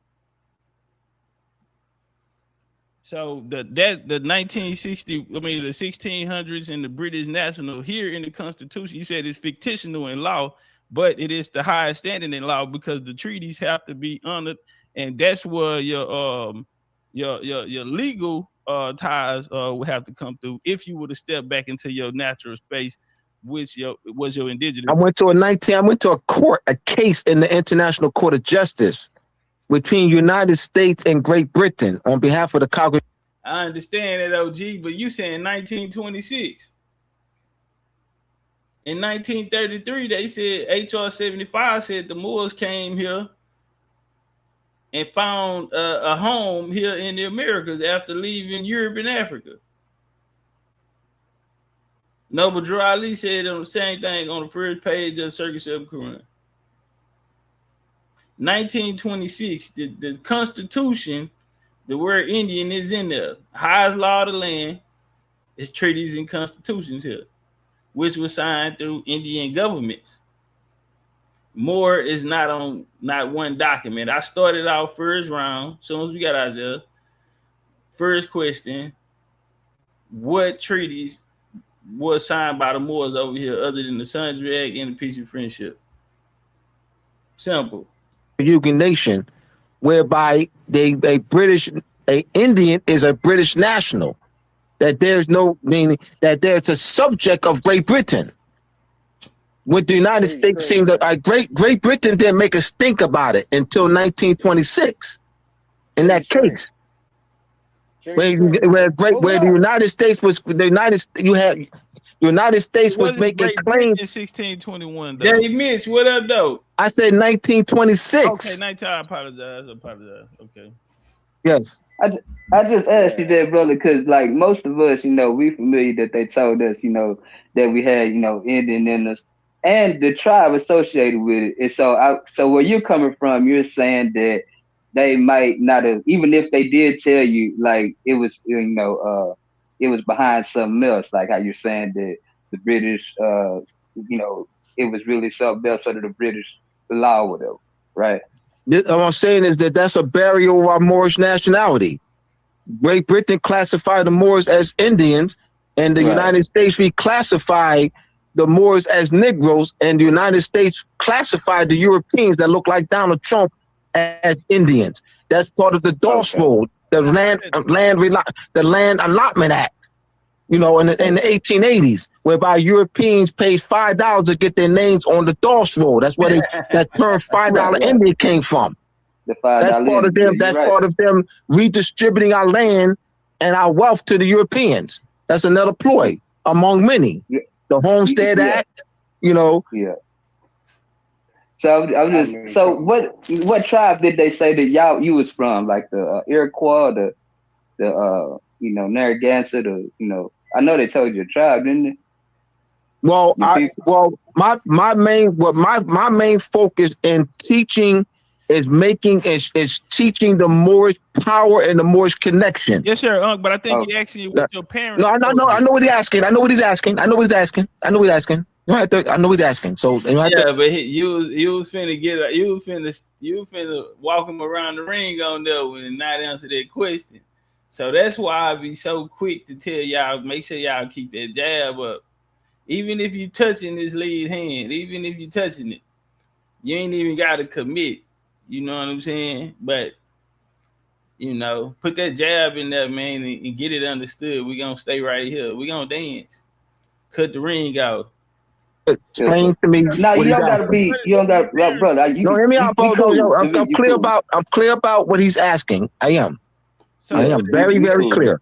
And I'm saying to you what my position is to make, because our people have been classified as black, Negro, color, and they put big time effort into burying out the Moorish history and the Moorish connection, is to make that the main issue of showing the tremendous Moorish power, because those Moorish treaties with those European powers allowed those European powers to expand their trade and commerce. We were seizing their ships. They came to the Moroccan Empire to negotiate treaties for protection of those British, French, and English subjects. So I push more that of pushing the Moorish history, the Moorish connection, the Moorish treaty protection, and the tremendous Moorish power. Okay, and we restore that knowledge, and that pre-existing sovereign power to our people. 1 second, 1 second, just two seconds. Okay, but Abdullah, wouldn't that take us away from our roots? Because at home, our family teach us young. They'll tell us that you're Cherokee. They'll tell us you're Kasadi, or whatever nation that we come from. We'll know this, but then we go out into the world, we'll meet people, and then they'll bring us into this paradigm, such as what you're saying. You're negating what our bloodline ties us to, because that's where our inheritance lies, in our bloodline. So if you, I'm not negating anything, brother. The point I'm making is the power, tremendous brother. All right, brother. Once we step outside of our family, we lose the power, because if your family have land, right, which my family had in Louisiana. Hold on, y'all, circle this, because this is very important. This is a very important part of the conversation. Let me try to get this closer. We're gonna come off the charge. I want y'all to hear this. This is what it's all about. I be hearing a lot of people talking about a lot of other shit, and it's hard for you to be teaching when you don't even have the fundamental understandings. It starts with you, you know. So I'm gonna come back just a little so we can, because this is gonna be a powerful, you know, dialogue. And we just had Moors in America come up. Another guy who been around for a long time. I'm gonna punish him. Do you hear me? Oh yeah, I'm getting all my back phase, everything. Let's work. It's the tremendous brother. All right, brother. Once we step outside of our family, we lose the power, because if your family have land, right, which my family had in Louisiana, we did a land cession, which hadn't been done in 100 years, to switch the land to the new generation. Where we had to go back, we had to prove 6 generations of our family. We had to know exactly who we were and have our records, or the state of Louisiana would have took the land. So if we're gonna claim our Moorish identity, we're not gonna find any of this information about our land and tied to that, and then the state would have ended up taking it if I would have been more focused on the Moorish history or worldwide history more than my family and our estate and our heritage. All right. Like the good brother Taj Tariq Bey told us that he was Ana Yawiyah. You know, so I was just wondering if you were willing to, tell us, where you, your people. Did he drop out? Dog, is you coming to Atlanta? Yeah, he gone. Dog, we're gonna be in Atlanta in October. All right, he back. Yeah, he back. It's good. Let's work. He back. Okay, I was gonna say Moors in America here. So all right, so the point, I'm going to what's up? Reiterate the point. Most of the people, including Europeans, are not aware of the tremendous Moorish power. So they have not studied, they have not been privy to study the Moorish treaties and the protection of the Moorish treaties and the position of the Moors. What's up, dog? The Moors during the 15, 16, 1700s. Fired up, let me hit that and the tremendous power that the Moors had and actually lost. So I hear what you're saying, brother, but those people who have not studied what I've studied. In fact, Robert Davis said the enslavement of Europeans doesn't fit the general theme of European world conquest and colonization. How did the Europeans come into world domination? One of my former co-workers asked me. Well, you told back me in 2013. How did the Europeans come into world power domination? By defeating the Moors. All right. So man, Chief, I really would appreciate if you would have stepped in there on that one. I know you got to show respect to the other gladiators. Indians was defined as British subjects. Chief, you should have stepped on that one. Precedent before that case that they pulled up and they referenced for that? Some of that shit, Chief, you got to go and get out. The reference point is that the Indians was classified as Indian was under British subject control. The United States made the claim. The United States made the claim on them. Great Britain did not make us think about it until the 1926 case. Right. Okay. All right. Okay, go ahead, brother. Go ahead. Finish. But those people that were caught, that's the point I'm making there is that also let me address the treaties. Let me address the treaty. The treaty, the J Treaty. The J Treaty are known as the Treaty of Commerce, Navigation, Amity and Commerce between Great Britain and the United States. Right. That Great Britain got the United States to agree to protect the navigational rights. And then you also have the Gantt Treaty. The Gantt Treaty between Great Britain and the United States in 1814. Yeah, and in that treaty, G-H-A-N-T, the Gantt Treaty, G-H-E-N-T, G-H-E-N-T. Let me finish my point. All right, but these are these. All right, so you're asking for precedent here. I'm going to guess the treaties. The treaty between the 1795 treaty between Great Britain and the United States and the Gantt Treaty, 1814. So, and that is those are the precedents that was used for that 1926 case. Can I ask a question? So I wanted to answer the brother. I'm answering the brother question. That's just, yeah. So within saying that, though, hold on one second. I apologize, but within saying that, at that time, when we look at United States developing out of the 13 colonies and coming into U.S. expansion, don't come into 1815 after the Battle of Fort Jackson when they're able to migrate there. So at that time, if they're calling Indians this, they have not even made it to the interior ports of America. They haven't made it to Georgia. Alabama don't become a state to 1817. Texas, 1836. And so that wouldn't apply. So that title wouldn't apply to all these other people going out west. I would say that would only apply outside to the 13 colonies, jurisdiction of the United States or the colonies, because at that time it would have just been the colonies. Now, the jurisdiction of Great Britain and Great Britain. We got to keep chronology. Gotta keep that chronology there. Let me follow up with that. That's a good after point, 1812.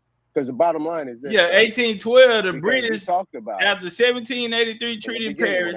Then 1812, the British lost so many of their colonies at that time. Where was this 1926 case held? Was it held in international court? In the International Court of Justice. It was the 1926 thing was held in the International Court of Justice, and they actually used the treaties that showed that there was some transfer. Yeah, the Indian Removal Act ain't even happened yet. If we wouldn't call to the United States and the United States, if we wouldn't call Indian, if we got how did you get the Indian Removal Act 1830? Being traditional, and the U.S. started to take over. The United States has made a claim to the Indians. Can I ask but that was wars in 1816. So 1816 is the beginning of the Seminole Wars, all the way to. Hold on, let me go back because the Indians, what was classified as Indian, was under British subject control. The United States made the claim. The United States made the claim on them. Great Britain did not make a stink about it until the 1926 case. Right, okay. All right, so let me get in there with him.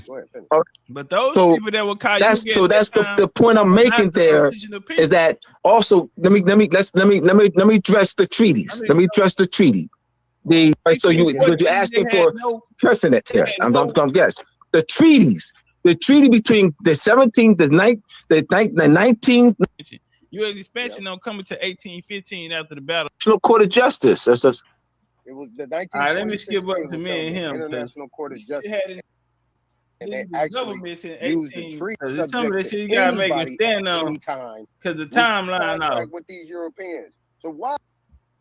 First study it, and that's what I want you to do. That were slaves. Now let me say this, because you said that when you file this international claim, you're going to go to all these foreign European countries, Spain, Portugal, France, or whoever else you say you're gonna do. Now, the bottom line, when you appreciate the lights, we might well hit 100K. Topcatz had pointed on was the Moors that had came into West Africa, and once it was kicked out, they came into there. Most of the people that came into America was indentured slaves. It was under an indenture and all that stuff. I don't know why I you left that appreciate out. I'm gonna let this phone charge. Because your I'm claim get it back is over here to actually talking YouTube. to We these don't listen to everybody Europeans. here at YouTube. You're talking to Y'all be cool. Europeans. We Appreciate never y'all. As had long as no you got to tell contract me with these nobody hold the Europeans. line. So why You would you bring a claim for Moors, or you calling us Moors? Why would you bring a claim to them for us when we never had a contract with them? Show us the contract. All right, brother. Let me you dismiss. Let me do one point at a time. Without studying the 1926 case, you dismiss what I said about it without studying it. Let's put that on the table.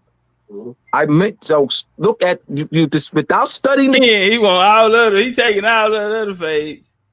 No case without reading it at all. I'm going to study it. No. I'm saying, but no. I'm saying so. Therefore, there's nothing for you to dismiss anything about it before you first study it. And that's what I want you to do. That, brother, I respect that. I respect that. Killer of law here. You're talking about killer of law. No, brother. No, I'm saying the fact that you said you're going to study it. Just let me keep it at that. So I'm going to move on. You say you're going to study it. All right. But you talking Who about else has a question? Anton, you going to study that, honey? Yeah, because bottom line, it don't make sense. We have Moors in America here, but I did want to say this here. You did bring up the Dawes Rolls in the 1800s, which lasted to 1907. Okay. Well, within that, we know that they started to take over the tribe's body with these implants. You also had the Curtis Act, which came up and washed up the rest of that land from the Dawes Rolls. And following that, you had what's called the Reorganization Act, where they went in and it started being traditional. The U.S. started to take over the nations. So, and instead of the bloodline coming through a chieftain bloodline of your people in the chieftain, that comes down to you. You inherit that. Well, they took it and turned it into more like the United States, where it became a voting system. That way they were able to put the people that they wanted in place. So if 1926 comes after 23 and with all this take place, the people that are signing these are not actually the actual people. And so I did want to point that out. Moors in America, you hear what you got? Curious to hear what you have to say.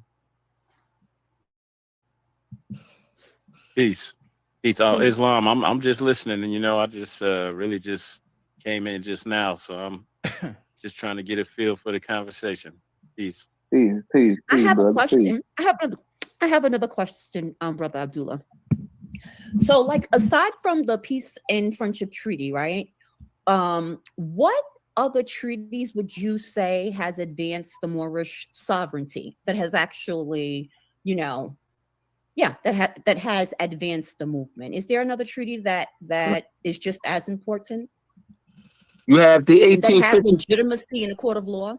All right, in world court, yes, the 1856 treaty between Great Britain. It's a general treaty between Great Britain and Morocco. 1856. In the 1952 case. Then in the International Court of Justice between France and the United States. I'm going to give you a point here. This is a most favorable nation who had France sued the United States in International Court of Justice for France made the claim that she had the most favorable nation status. France used 3 types of treaties. Brought forth the first type of treaty that France stood on was the Moorish bilateral treaties, between Morocco and 10 European powers between 1631 and 1892. France stood on Moorish treaties to win her case. That's a stare decisis case. France stood on Moorish treaties to win her most favored nation case against the United States. OG, I'm confused because France is the ones that, when we go to Charles Martel defeated the Moors. These were friends. This is his grandfather. You had Pepe come, then Pepe II had Charlemagne. Charlemagne them came. These guys fought. You're missing my point though, brother. I was talking about the power of justice to the sister, brother. I'm answering the sister question about Moorish treaties, the power of Moorish treaties. Brother, I'm not brother. I apologize. Brother, you're not gonna brother. You're not. I'm not brother. Brother, I don't. You're not gonna explaining it. I just said I apologize. Yeah, he explained the Topcatz. He actually telling you where they come from. All right, I can ask a question. No, let the elder finish. All right. I was. He didn't finish answering. I gave the sister a case in the 1952 case. France used Moorish treaties, Moorish bilateral treaties with France, with Portugal and Great Britain and Sardinia and Denmark and France between 1631 to 1892. I'm showing the power of Moorish treaties. To this day, they use those treaties to win their most favored nation case. We can use that case as a stare decisis case because you have Moors, you have conscious Moors who make the claim without evidence, without presenting any proof or anything. They just do make the statement that those treaties are old and therefore they're no good. So I use the case to prove they're wrong by saying that. And in that case, they used another. They use. One second, brother. One second. I just want to clarify this. Hey, y'all jump on the live button and support the show. Stare decisis. He's using words a lot of people don't know. Yeah, standing decision. Standing decision. Stare means standing. From the STA means standing. Decisis. Decision, standing decision. Thank you, brother. Thank you. So for the court cases, did they use another treaty than the peace and friendship? And if so, which treaty did they use? They used three types of treaties. The second type of treaty is the conventions. The Act Protect Morocco in 1880 and the Act of Algeciras in 1906. The third type of treaty is the Fez Treaty in 1912, and also in the Act of Algeciras, it states that when it comes to European questions concerning Morocco, the United States has no jurisdiction. Because France had long-standing relationships with Morocco, going back to the 1500s. That's true. Yeah, but can I ask a what question? These people though? Hey, brother. All right, because he's been talking a lot about that Moorish dynasty. People are the primary source. The one he's talking about, know when you're talking about, you got to understand the different involved, dynasties. The one he's talking about is the Alawi dynasty. Is that dynasty what we consider black people today, or would that dynasty be considered what we call white people today? There's no such people. There's no such people. There's no such people. I mean, what we're referred to today, someone like me would refer to, when I refer to this person, this King Abdullah, this treaty, is he someone I would consider a black person, or is he someone I would consider a white person? There's no, all right, you're talking, all right. Don't hear me out, but please, let me, brother. Brother. No, finish my question. All right, let me finish It's one mic. Okay. Brother, I understand the question, brother. I understand the question. I understand.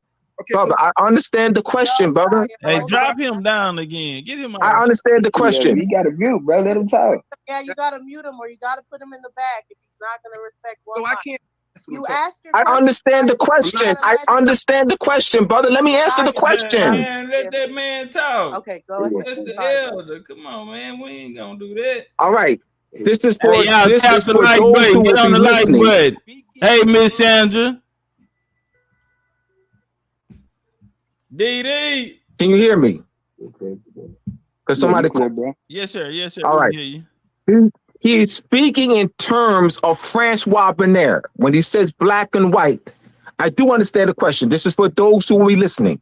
So when he says black and white, considered black or white person, he's speaking in the terms of the Nouvelle Division de la Terre, new division of Earth, that was established by Francois Benaire in the 1680s. Black, brown, red, and yellow. All right, that's what he's speaking in. That's the source. The source of that thought. The source that the thought that he's speaking goes back to the 1680s with Francois Bernier. All right, so he's saying that somebody looked like Donald Trump or somebody looked like Wesley Snipes. All right, so depending on the time period, because you once again. You can clearly you can clearly see in the literature, in the coat of arms, and also statues that these are dark skinned all throughout Europe. King Abdullah, there's a picture of him. We can see it. All right. So I'm saying, depending on the time period, and also looking at those. Hey, listen, I see y'all in the chat. Say he working with nerd. He won't answer the question. He dancing around the question. It's not that. It's the fact. Is levels. So that's why I debate the way I debate. You know what I'm saying? I'm not gonna let you do all of that, and I'm gonna keep it. It's gonna be very clear, and that's what I'm saying. It's a skill. So when you hear it and it sound like this. Or that other shit, and is you know what level you dealing with. You know what I'm saying? Everybody don't supposed to have the microphone in their hand, and that's why it sounds like that. And if somebody is talking, that's why me and his conversation sounded like a entirely different conversation than what's going on right now. Images, looking at those images that they show on internet. That look like they're pale, but if you look at the statues and coat of arms, it doesn't match. The statues and coat of arms or the Moors don't match the pictures that they're showing on the internet. The Alawi dynasty. I'm asking, is that what we call a white dynasty or a black dynasty? Simple. That they right now today they look like Donald Trump. Sir, I said the Alawi dynasty. This is the dynasty that you're talking about. The dynasty. They look like Donald Trump brother. They look like Donald Trump today because. What they look like today. I'm asking you what they looked like then when the treaty was signed. What did the Sultan Abdullah? What like? Treaty? What treaty? What treaty? The treaty's doing the first one that America signed with Morocco, the very first one. Last question, sire.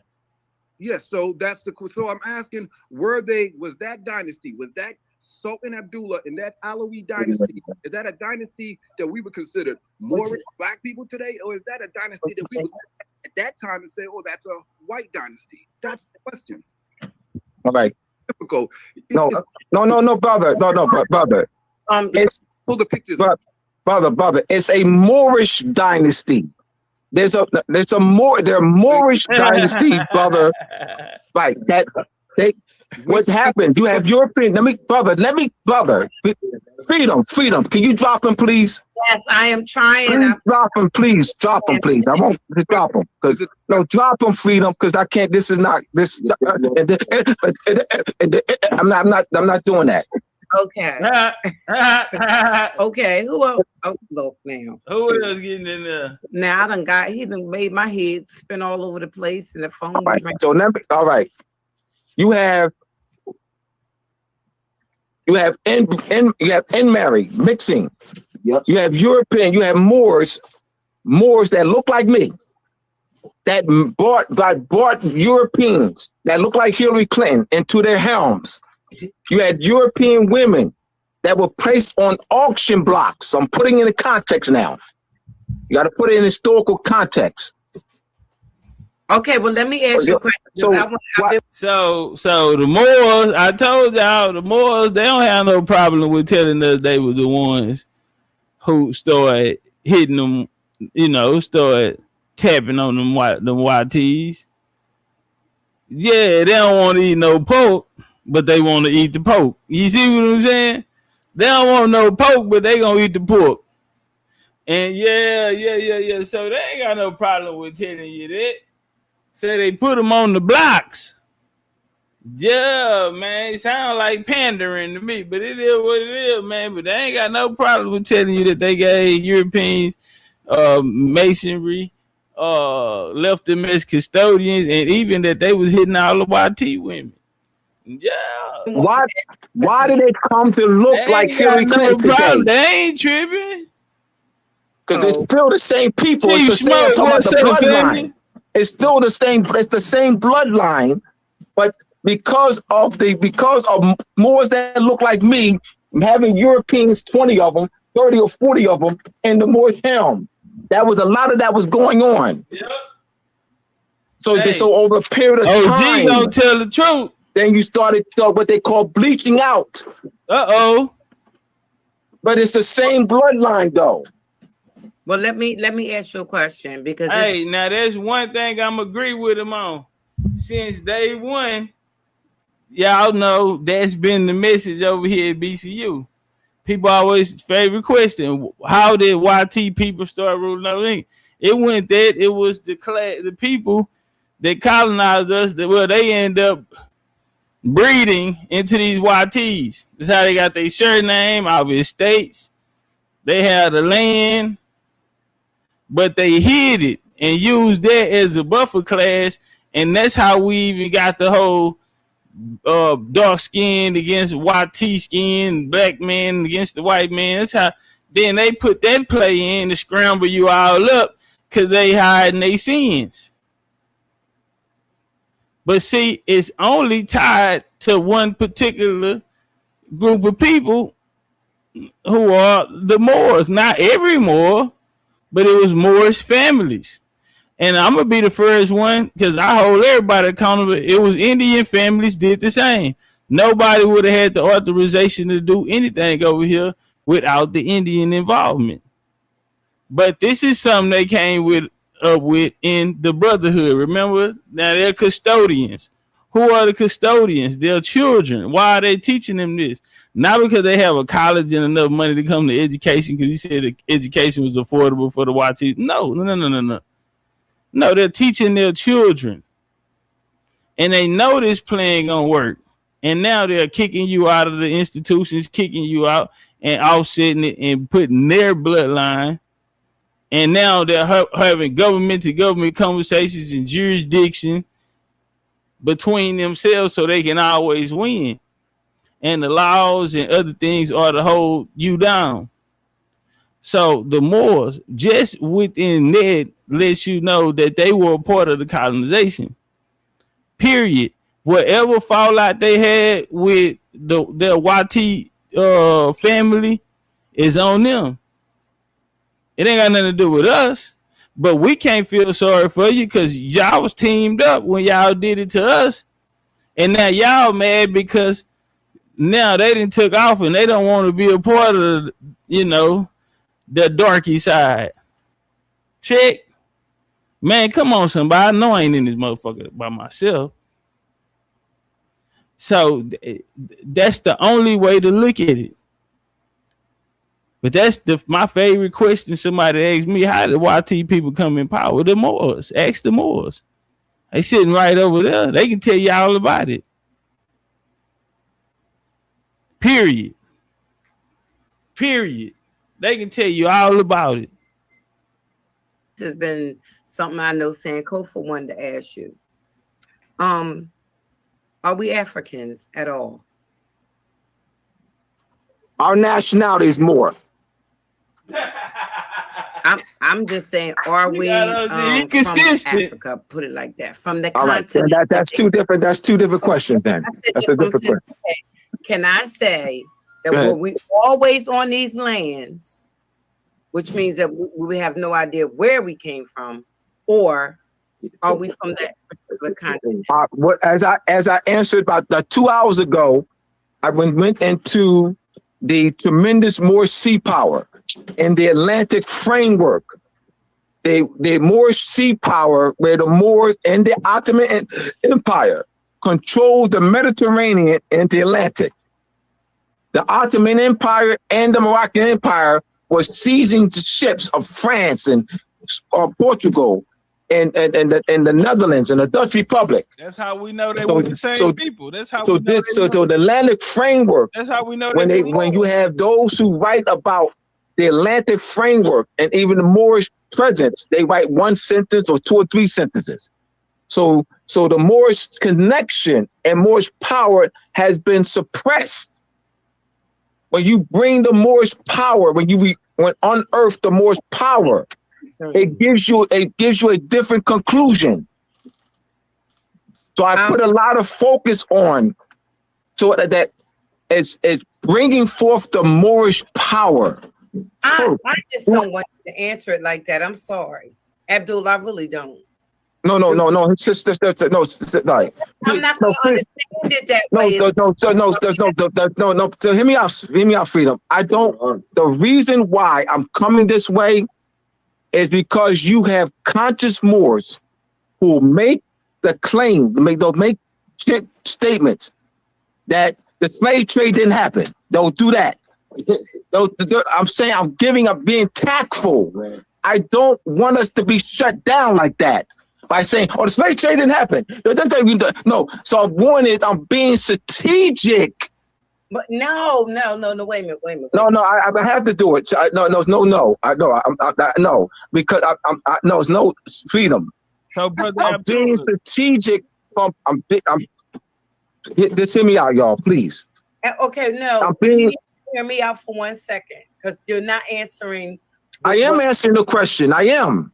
I'm being strategic about lands for thousands of years before the Atlantic slave trade. And I'm showing you that we have been by presenting evidence of examining, because you have to break down that transatlantic slave trade, because that's a weapon. That's a war weapon that they've used against us. The Atlantic slave trade, because they got our people thinking that we came from somewhere else. So if I can break that down, kill it through logic and reasoning, through evidence. That's where I'm coming from, Freedom. Were the Moors involved in the transatlantic slave trade? The Moors that left the Iberian Peninsula, that they got put out after 1492 and 93? With the Moors enslaved Europeans. Moors was in wars. When I'm saying what I'm saying is that I am challenging the transatlantic slave trade, but I'm coming from a strategic way, and I'm saying that the Moors were also put in slavery. Right, for over 10,000 Moors. 10,000 Moors were put in slavery in Palermo, and Livorno during the 1500s. Moors were 600 years of records by as I said this before you came on, the Trinitarian, because a lot of this I said already before y'all came on. The Trinitarian and the Mercetarians. There's 600 years of records of that whereby the Moors had hundreds of thousands of Europeans in slavery. So the Moors had Europeans in slavery as well. We understand that, and also West Africans. But I'm saying that in context. But why am I saying that? But I'm saying that to what? Get our people to re-examine the transatlantic slave trade claim. Oh yes, that's why I'm saying it. We killed this. We don't believe in the transatlantic slave trade. Yeah, but but I don't want to say it like that though. I don't see. I'm saying this. No, I don't want. Hear me out, brother. I don't want to say it like that, because what's going to happen? I don't want people listening to me. I don't want people to say Abdullah said they will do it, brother. If anybody got a problem, go put your shoes on. No, brother, no. Brother, we want to empower the people, brother. Why do we have to romance it? We don't need to romance it. Hey, Sister Freedom, can I say something? And can I share my screen? Oh, thank you. Okay, so I'm trying to pull something up. I want to share some sources and answer some of these questions. Who is that? Anton? Okay. Can you hear me? Yes. It's Moors in America. Okay, P. So yeah, I'm trying to share this document. So I want to share some sources and answer some of the questions. This is gonna be People bad. were asking, did the Moors this is gonna be participate in the slave trade? Usually when people talk but about first of all, let's make sure we get past the fact that some people believe that it didn't happen. Some people believe partly that it happened. Exactly. All right, just let me tell you. I think we can agree that it didn't happen the way they told us, so we're all at that point, and now he's just showing a source, so we don't have to go further into that. Yeah, so definitely, so good. So this will answer the question about the participation as far as like who the Moors enslaved, and also this will answer the question because somebody kept asking the brother Abdullah. They basically wanted to know the skin color of the Moors, and this will give you some insight into that too. So we're looking at Sea Power. This is an old naval magazine, and in here they're talking about a visit that some Can you tell us the date of this article? Yeah, so this was written. This was published in 1918, but this article is from the early 1800s. What's early 1800s? By Edgar. Can you edify what exactly? Yeah, Edgar Stanton. What exactly? Clay, what part of 1800s? Author of A History of the United States Navy. And the date on here is 1803.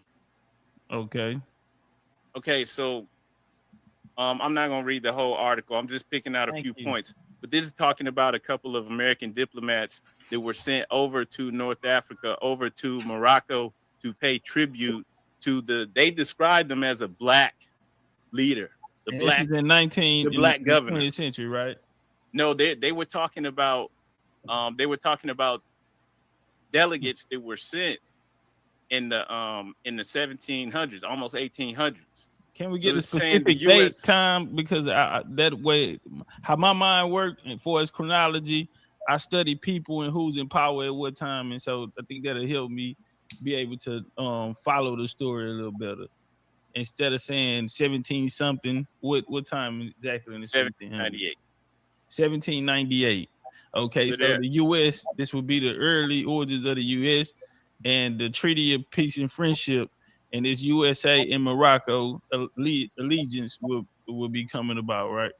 Yeah. Okay. And so they're sending the USS George Washington into the port in Algiers. And then they have 3 diplomats that are representing President John Adams as a sovereign power of the United States. They're going across the Atlantic with a cargo of tribute money and military stores to present to the Dey of Algiers. They're going to describe what he looks like. Like right here, it says they're paying an annual tribute to the black potentate. Now, the article is going to explain how they feel bad about doing this because those Moors who they describe as being dark-skinned have thousands, tens of thousands of European slaves. Okay. All right. European, but black European or white European? No, they're talking about having pale-skinned European slaves there. Now, there's another book called The Golden Compass, and in this book, it tells you that the modern-day Arabs that you see, that you would, that look like pale-skinned Europeans, that they come from the amalgamation of the dark-skinned Moors with these European slaves. A lot of them, some of them were able to gain their freedom by converting to Islam. Yep. If people don't know this, they don't know this history. It's like Moors, they want to say that the Moors were enslaving dark-skinned people. The Moors were enslaving Europeans. That's right. And this is a known fact. This is on the record. Weren't some Europeans are dark-skinned? Majority yes, Europeans some Europeans were dark-skinned, but listen to this. Okay. A lot of the Europeans that were dark-skinned, they had to flee where? Europe. Where did they go? They went into North Africa. They went into different parts of North and West Africa. They also went into the Americas. They weren't in a position of power. They weren't coming to enslave anybody. They had to get out. They were fleeing persecution. So why would people want to turn these people who's fleeing persecution, who's actually fighting against the Catholic Church, fighting against the Pope? Okay, well, actually, this. But that's your enemy. Because they're Moors. No, sir. Well, my question to that would be this, because you're saying that those are white people, right? Well, in 1751, Benjamin Franklin wrote The Observation of Mankind, where they were speaking about immigration coming over. In that, he said the amount of white, fair-skinned people in the world are very little to none. So for you to say that these people 20, 30 years later, a mass production of white people is now all of us, population of white people are now all of a sudden on the planet, don't go with the records of that day. Okay, bro, the amount of people with that skin color is still slim to none. Everywhere you go in the world. Okay, so how do we know that they're talking about white people? Change. I hit him with a bad. How you know I hit him with a bad motherfucker? Because when they try to use your answer, now he didn't agree with me, brother. Even to this day, a very few man. So how you gonna lean over here and come try to stand on the side of me, homie? Nah, man, go on, get up, man. Give 8 count. Ref, let him walk till he touch his gloves. Nah, I put you down on that one, homie. Nah, I put you down on that one, gang. A ball, a strike. Let's work. We're gonna pack fair. Everybody eat, B. We have a roll. Do we have a roll of the people that, because we know that the Europeans kept rolls of their subjects that they had. So is there like a roll or anything, a ship manifest with the people on them? Because there are plenty of European manifests that are identifying the people, age, their occupation, the where they come from, their height, the color of their eyes, the color of their skin. So do you have any of those records saying that, or this is just your interpretation of what this 20th century source is saying? So you're saying records of people being sent to the Americas? How do you know that they're pale skin? Is this article saying? You're saying records of the Europeans that came? No, I'm asking. Do this Americas? record is this source that? You know, they tell me I asked you a question 3-4 times. You know, they tell me you're running. Don't do that. Don't get all that fidgety, all that old fidgety. Nah, don't do that. Cause now I'm finna really hog you. You know exactly what I'm saying. See, the thing is, you already know I got you. The audience probably don't know, but me and you know what's going on. All this fidgety shit, it's gonna happen. So that shit, that don't mean you can chill without it. It's gonna happen, homie. But you pulled up the 20th century source. Is it stating specifically that the slaves were a white population? Yes. And it says I didn't get to that part, but it says that in here. Can you show that to us? So okay, so moving forward, this is just describing them. As I've said, they're sending this to the Day of Algiers. They describe him as the Black Potentate. I thought black is dead in law. This is, coming from Europeans, and they stick that jab in there. Keep them accountable. Hold them accountable. Flush shot. A Moor sitting here talking black talk. Nah, flush him. Describe him as a shaggy beast. They describe him as a black potentate. They kissed his black hand. He made them walk up all of these stairs on their knees and crawl to him, and they're coming to pay him tribute. Right? So he's embarrassed. Sounds like he's trying to get some head. Yeah, I would have told all them niggas stand up where I can see him. Hell, I want niggas crawling. You sitting up at the top. And you know they wore robes and shit back then. You know what they call man dresses. You know, nigga naked under a whole man dress with his legs. You know, the king shit with his legs open and shit. And he nigga come crawling up the stairs. I don't know what type of freak nigga y'all got going on over there, gang. Hell, you would have been arrested. Yes, hey, arrest him. Yeah, I think you trying to sneak and look up under see what I got going on out here. Why everybody with they back doing on the head? I'm trying to see why everybody crawling up there on their knees. Now stand up, or you will be taken to the dungeons. Yeah, and locked away. That sound like BDSM. You got him crawling. You got a collar on. My bad. I told that nigga it sound like BDSM. So moving forward, this is just describing them. As I've said, sure, they're sending this to the Day of Algiers. They describe him as the Black Potentate. Come on, wait. I thought black is dead in law. Jab. This is coming from Europeans, and they describe him as a shaggy beast. They describe him as a black potentate. They kissed his black hand. He made them walk kissing up all of these stairs on their knees and crawl to him, and they're coming to pay him tribute. Right? So he's embarrassing that them. Sound like BDSM. You got him crawling. You got a collar on. My bad job. Can I ask the question? Yeah, I got it. Yeah. Do he have a collar on? Cause why is he crawling to him? Yeah, y'all freaking in there. Y'all on some Epstein. Yeah, man, y'all on some elite. Y'all too elite for me, man. Y'all on some Hollywood, A-list Hollywood. Man, look at it, man. I'm gone, man. I'm gone for lay down. I gotta get up early in the morning, man. What you know about BDSM? Woman, you don't know me. Yeah. And also to somebody, what you know, Chief? What you know about BDSM? I said, woman, you don't know me. You don't want to know that guy. I don't even know who said it. That was just first shit. You know, I'm a damn fool. Don't put me in situations. I'm gonna show naked ass like a scrapper. Yeah, whoever said that, you don't want to know.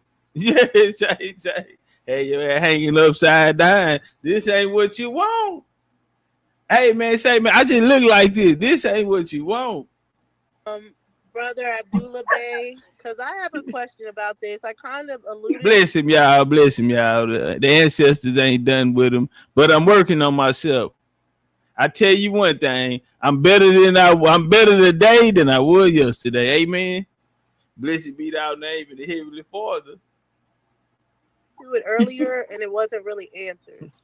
So where I'm getting a lot of confusion. Hey, your motherfucking ass upside down. This stuff. So just preference that. That at 1 minute we're saying that these people Vito now for real though, you know, misguide man, hey. Are, and change the name, from Moor to Indian, use black, colored, Negro, all these things that they did to hide our nationality.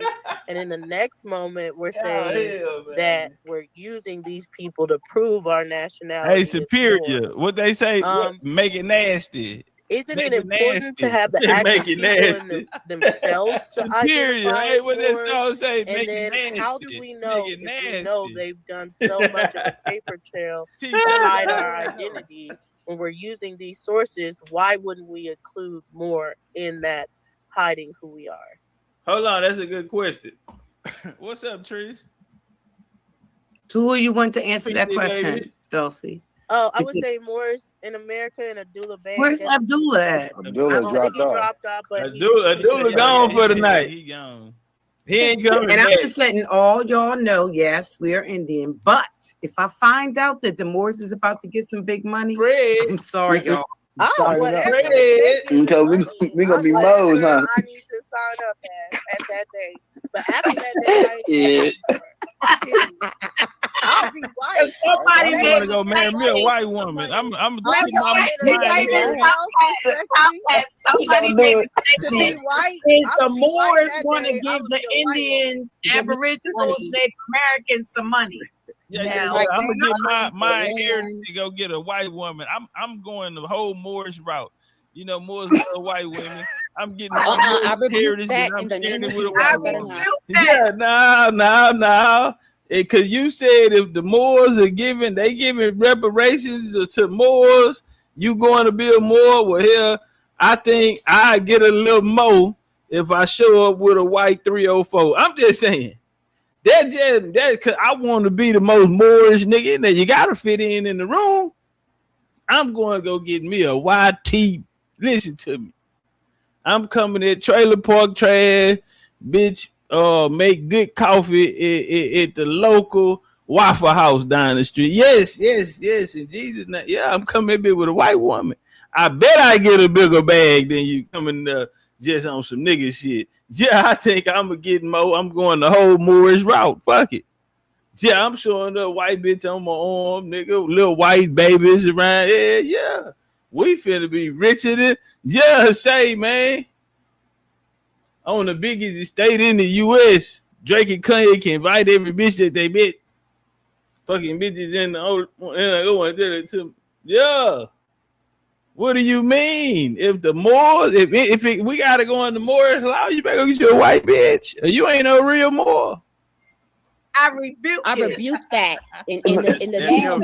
Y'all gotta work. I mean, if I'm playing Moors, the government might look at me and they expecting me to have a white woman like the Moors. Yeah, I'm going all the way Moors. Okay? I'm just saying they might discriminate on us like they did in the Dawes Roads.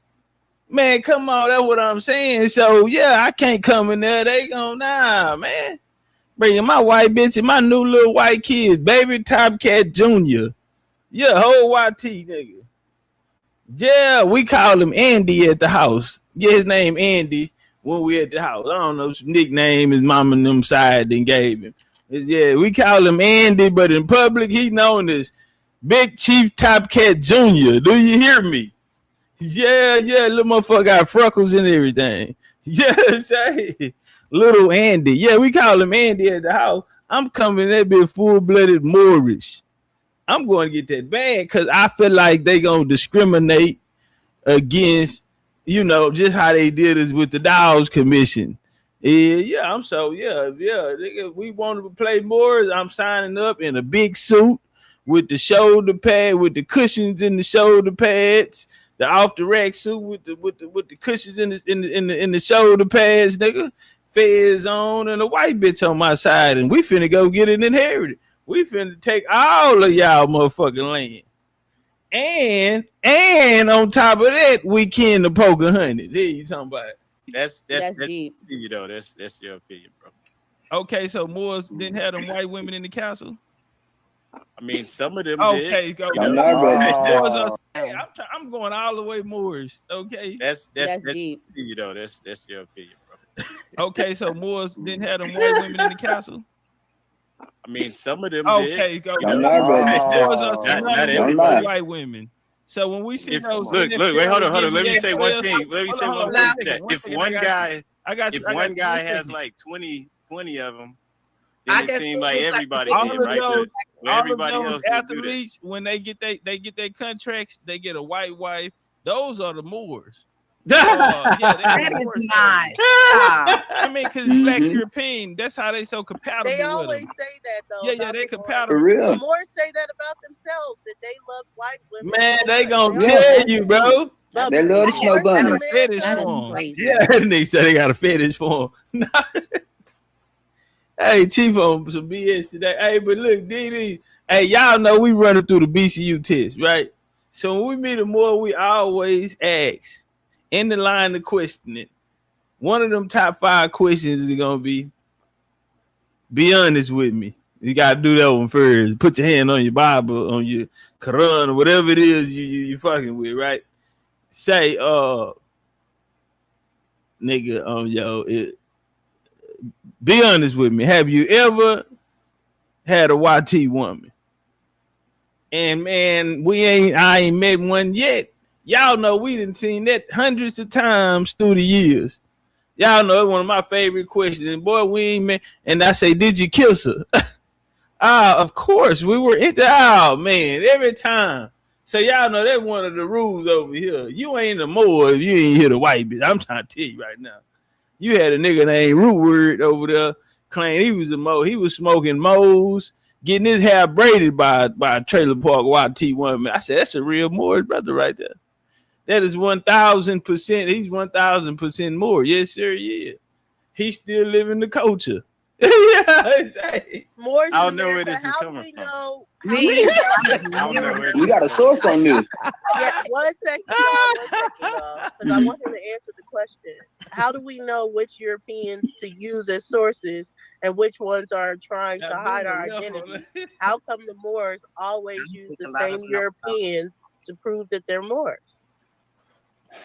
He didn't come back on yet, babe, but no, that's Moors in America. That's He's right there. Moors in America is right there. Okay. Yeah, that's a good question. That makes sense, you know. Hey, shout out to the homie Darren for the love in the cash app, and shout out to OG Al for the $100 in the cash app. Appreciate that love.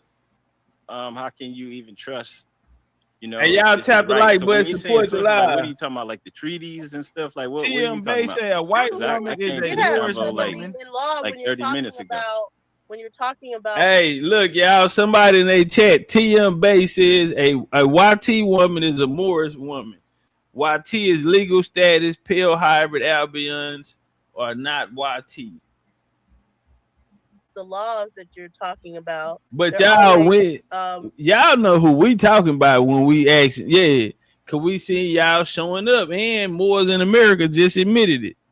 He said, yeah, I mean, hey man, get some of that Becky. By these European governments. That Becky? Presenting Becky, there you. It's international law. It's never presented to you even by a Moor. It's by not Moor. an Islamic law. It's a European law. They're saying that Mexico, ancient Mexico is Mauritania, or saying, oh, the Moors did this or that. It's always European laws. Mm-hmm. And when they were doing that, they were speaking to each other. They weren't trying to put us on notice. It's not like they were trying to tell us. Say us, who is us specifically? It wasn't like they were trying to leave they weren't trying to leave breadcrumbs for us to put us on notice. They were speaking to each other when they were saying that stuff. Okay, it's just like when you had that one Alabama senator who called us Aborigines. He wasn't telling us that. He thought he was speaking in private. He didn't know he was on a wiretap, you know? Okay, so well, let me ask you this here question. Like that, they're not doing it for us. They're not trying to help us. No problem. Let me ask you this question. Are you a Taj Tariq Bey, his message is that you have to be more by pedigree, meaning your bloodline.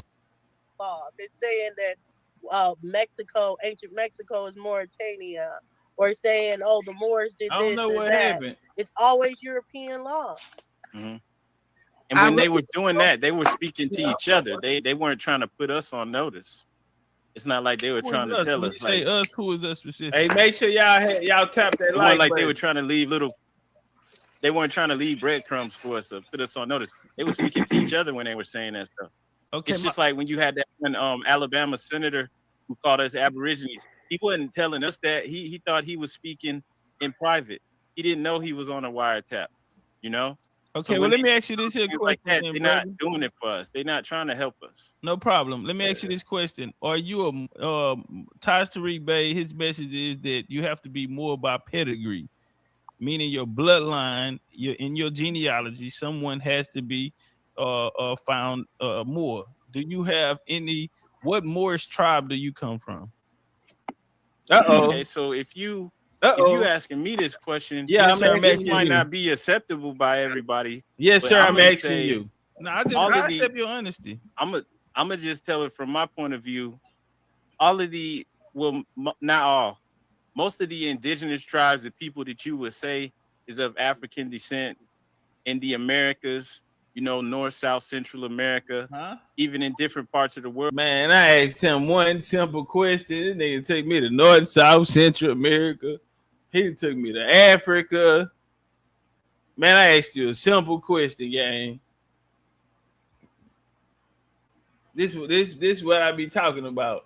And he was telling everybody what he was gonna do to me when he caught me. He was another one talking about he gonna do this and that. So now we gonna scratch, and he ain't got nothing for himself. Bro, in Africa, from my perspective, would be Moors. Yes, sir. But my question was, what Moorish tribe are you from? I just said it's all encompassing. You should call Abdullah while they're talking. I've been calling. Let him go, y'all. He had it. Come on, y'all. I've been calling his phone. Yeah, he got Abdullah answering that phone. You know, it's all encompassing for me, because when you go to most of these. So this should just be your personal. Can I just finish this one? Can you answer my question? So you don't have to agree, but from my perspective, it's all encompassing, because when you go to most of these tribes, whether it's the Eastern Woodland, so-called Indians, or even going down throughout Central South America, most of them trace themselves back to somewhere else, to an older, more ancient civilization. And what do we? All right. And in some of those ancient civilizations, they still tie themselves back into what probably gonna sound like mythology to most of y'all, but they tie themselves into only one person at a time. If y'all keep going, I'm about one mic. So they all tie themselves back into an ancient civilization, you know, going back to whatever you want to call it. I know Atlantis, you know, some people call that, just say that's mythology, but you have people that tie themselves back into that, and you know, you could be talking about the Mayans. So where was Atlantis, brother? Where was Atlantis located? Go on, David. You asking me? I'm gonna tell you. No, because he running away from my question. Let me go and get back in here with you so we can work on what we need to be working on. All that other shit, nigga, you done took me to Africa, South Central, North America, Morocco. Now I'm in Atlantis. Man, put that jab in his face, Chief, and walk to him and make him come on with it. It's in North Africa, Mauritania, where the eye of Sahara is today, and all of that was connected. So you so that part of the world, hold up, that part of the world would have been connected to Florida or to the southeast. North Africa is connected to Florida, really. We have maps that show that. I mean, look, this is but we have airplanes that prove that map is wrong. That is a cookie map of life right now. And just a question: obviously, there's an ocean right there. Book? Are you getting that from a? He said, obviously, there's they say, and North Africa ties into Florida. I say, brother, we have airplanes that prove that is wrong. Well, of course, the ocean sits right there. So what the hell is you talking about then, nigga? James W. Lee book called One World. Yeah, the whole cookie map, dog. That nigga out here with a cookie map. No, is there actually, another source that has that? No, we finna be on lockdown. We G5 for about the next 7 years. The Aztecs tell their creation story, their origin story, which they got actually from the Olmecs, and they talk about how their people came across the Great River, and they described the area that they came from as being circles of land, 7 circles of land with the island in the center. That's the same story that Plato got from the Egyptians talking about Atlantis, and you can see that area is still over there in Mauritania, the Eye of the Sahara, and that whole thing. What year did y'all get to America? If y'all are coming from that area you speaking about, the 7 islands, what year did y'all get to America? So that's another thing.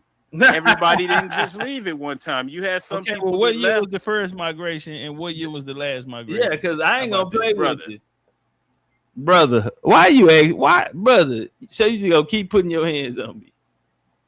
He told me, brother, can you please let somebody ask some other questions? You got me sitting here, brother. I am a very respected person in my community. You really gonna do me like that, brother? So he said, so when did y'all leave? Well, that's the thing. There were many migrations. Okay, well, give me the first migration and the last one. You feel me? I'm giving you action on the play. Brother, really? Brother, you gonna sit here and try to embarrass me in front of my whole congregation? Are you serious right now? You know they recording this shit. Man, come on, man. Chief, get in there and work with him. We're talking about something that happened. I mean, if you know that much, then you should know this answer. Because it goes with it. It's the edification for the answer. I don't think anybody could ever know Topcatz. Nobody can. I mean, take that wouldn't be accepted in the court. The only thing you can do is just make a educated guess. Wait a minute, Morris from America, Topcatz. Do you think anybody would have the knowledge of how long dark people been on these lands? Well, it wouldn't be dark people, it'd specifically be the Moors. And we do have an origin for the Moors, which would be in the 6th century. So wait a minute. But he's saying this is the part that everybody keep missing. They're saying that Moors are just dark people. No, ma'am, but Sister Freedom, understand this here though, mama. He also said that they are coming from North Africa. He's saying that they're migrating from North Africa coming to America. Who said that? Hold up. Moors in America just said this. I said that it was connected. This is North Africa. This is Northwest Africa from my perspective. But I have to take. So I was trying to tell you that North Africa was connected to. I was trying to tell you that, you know, possibly North Africa was connected to Florida, and you don't believe that. You was like, nah, I'm okay. That ain't true. Your personal opinion. And so that's that's my opinion. You don't personal opinion. Yes, sir. That's my opinion. You don't have to agree. Right. That's what I was saying. You know what I'm saying? So that means everybody ain't necessarily. My whole game is let these people know you don't know what you're talking about. You know, it's my perspective. So it's a theory. Okay, well, let these people know that, you know, I respect that's your personal opinion, homie. You're not stating it as a fact. But you're going to let these people know. Don't put your weapon down. It's okay. Let them know you don't know. Time, y'all, because Dulcie, what was you saying, Dulcie? I wanted to ask him about this, Peter. Does Peter happen to be white, and is he from a Masonic lodge? That's I know the dude that wrote the Mexican mysteries pyramid, whatever, Mexican pyramid mystery book. He's of European descent, but I don't know if he's like in a lodge or anything, but I do know that he actually went to the Yucatan. He went to the Yucatan. He actually went in these areas. He wasn't just writing from stuff off the internet like the other book that you was mentioning. You know, this dude was actually going into areas and doing the excavations. Well, I got a quick question. And right after, just so I can explain why I asked in the Masonic Lodge, is because we're here where we're saying we can't believe these undone people, and then we're turning around and saying this undone person gave us a book and gave us information. So I'm confused. Like, when is it when we're believing them? When are we not believing them? Like, when are they coming against us to try to hide our identity? Because they were trying to hide our identity when they called us Indians, but now they're being truthful when they're saying that we're Moors and that the world was connected and this is Northwest Africa and the ancient mound builders. So I don't understand how we're tying it and saying 1 minute they're liars, you can't believe them, all this other stuff, and then the next minute we're presenting an undone person source to say this is why we're the Moors. Yeah, you always have to use your head to discern and to see what is good, what you can use and what you can't. Now, as far as answering some of that, like for some of these people, especially those who are in esoteric societies like the Rosicrucian order, they're making these books for themselves. They're not putting this out here for us. They definitely ain't bringing it to the hood. They're not making cartoons out of it. They don't have rappers promoting it. They make these little obscure books for each other, and we don't even know about it. Most of us have never even heard of this stuff. So they could put it out here for themselves, and it might only sell like a couple thousand copies, and they good. It'll be in the Rosicrucian libraries, and it won't even be in any school curriculums or anything because they're making it for themselves. Well, Moors in America, didn't y'all have the Moor science first, and y'all left the European, these white people, as the custodians to the information, though? Now, you said the Moor science fairs? No, the science, more science. Didn't y'all the science? Didn't y'all? It wasn't just give y'all the science Europeans, to the brother. European. It wasn't just the Europeans. Civilization was brought to everyone in the world. I'm talking about because they said the Moors were falling, right? And Brother Abdullah teaches this. The Moor when the Moors fell, before they fell, they left the Europeans as the custodians to the information, brother. So you're saying they're writing this for themselves. Why don't we see Moors writing it? Because they're the authors of the information and they're the people that talking about it. I thought he's starting to happen now. I mean, he could. Well, that's why I'm about that, though, Sister Freedom. Because I thought he said they just taught them stuff. No, but man, that would contradict what Moors in America is saying now. And because, like Doshi said, we only see these people who they're telling us not to trust, and the people that took over, that basically took over the Moors. If we're not to trust them, And he's saying that they're writing the literature now, but didn't they get the literature from the Moors? So why don't we see Moors writing this type of literature, this correct literature? A lot of the information we see with an L or a Bay on the end of it is misinformation or some pseudo stuff that cannot be proved today. Respectfully, no disrespect, but a lot of it is made That's up. true. Yeah, like Montezuma. All of this stuff is made up. A lot of it, all over the place. But can I ask you a question, Topcatz, please? When we were talking about the Atlantic slave trade, you don't believe it at all, or do you believe that not that many people came over, or do you believe it was something like that? No, ma'am. I understand it very well. The Atlantic transatlantic slave trade happened in the sense of did people migrate from one continent to another? Yes, that happened. Was it Africans, millions of Africans leaving? No, that did not happen. The exploration to Africa didn't start to June the 9th, 1788. And so that right there will kill the whole notion of the transatlantic slave trade, because 1807, 1808, the Trade Embargo Act, which ended the transatlantic slave trade, that it doesn't make sense, right? It doesn't answer. Another thing I would say that it was created through literature. It was created through literature because when we go back to find the first people who wrote about the transatlantic slave trade, I want to point this out. Most literature that we get on the transatlantic slave trade doesn't happen in the time that it's happening. It happens in the 20th century. Most of the literature comes from the 20th century. And everyone's regurgitating off this one specific particular author that wrote a narrative back in the 1600s. Now, a lot of these people don't know that, but they better not get in the ring with Big Chief, because I spank them. I put them on my feet and spank them. And y'all, I have a question. I have a question. I'm just Moors in America. Let me ask you a quick question.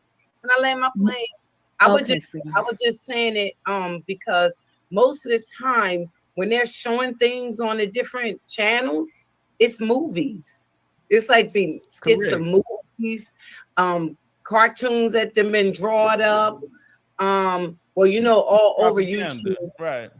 All over YouTube. Very seldom do you hear people of color telling a story. Most of the time it is undone people telling the whole story. So that's why I was just wondering what you thought my end on this here, because some people have said that it happened. Well, if it happened, the primary source would be the people. So since the people are not here to speak for themselves, then their descendants should be here with their hand raised and showing proof that their family actually went through this horrific event. You should know your ancestor and the whereabouts where you came from in your tribe. And if you don't know those, then you cannot be a primary, and you cannot. Brother, can I say one thing to what you're saying, brother? No, it's Dots next, and then Bailey also. And not even any of my African friends can tell me that their family even ever told them any stories. The only way they don't believe the transatlantic. They got it in books and schools, but they never told them that any of their family members that they can go back and say, like, Grandma, do you remember hearing stories from great grandma? And it's nothing. Anytime I ever ask them, anytime. But they that's said why in school. Sister Freedom, I need to tell you, with Saya, there's 3 dots on the upper right hand corner. Let me see. Yeah, click on those 3 dots and then hit ban from studio. You see that? Okay, do that. Wait a minute, so he can go up. Keep coming on here. So you see the 3 dots? Yeah, but wait a minute, the 3 dots, wait a minute. It says the ban from studio has something else connected to it. I can just kick him from the studio. Okay, yeah, kick him. Yeah. Sorry, Dots. So sorry. That's okay. We said that a long time ago. Got the 3 dots. I know. And then we got dots. No pun intended. That part. Okay. All right. So Moors in America. I have a question. I have a question for you. And I'm going to ask you the same question I had asked Brother Abdullah earlier. So when you claim, as a Moor claiming that as your nationality, what nation do you attach that to today in 2024? That's my first question for you. And my second question would be, have you or do you know anybody who have claimed Moor as their nationality and have actually been successful, let's say, in a court of law, where there's some legitimacy that comes from that? Okay, peace. So the first part of the question, like the claiming the Moorish American as our nationality, as our line of descent. Okay, the nation. Where is the nation? Our nation is right here, and unfortunately, it's in a disarray. So we're not in denial about that. That, you know, we're similar to other people in the world, like the Palestinians. They don't have control of the land, you know. So we're in a position now where we're working to build our communities up and begin to actually build our nation. And not only that, but we have to educate our people and, you know, begin to build up our, you know, pride and all of these things that we need to do. So we're in a position where we're working to build up our nation, but our nation is right here. We're not trying to say that we're supposed to be over there somewhere.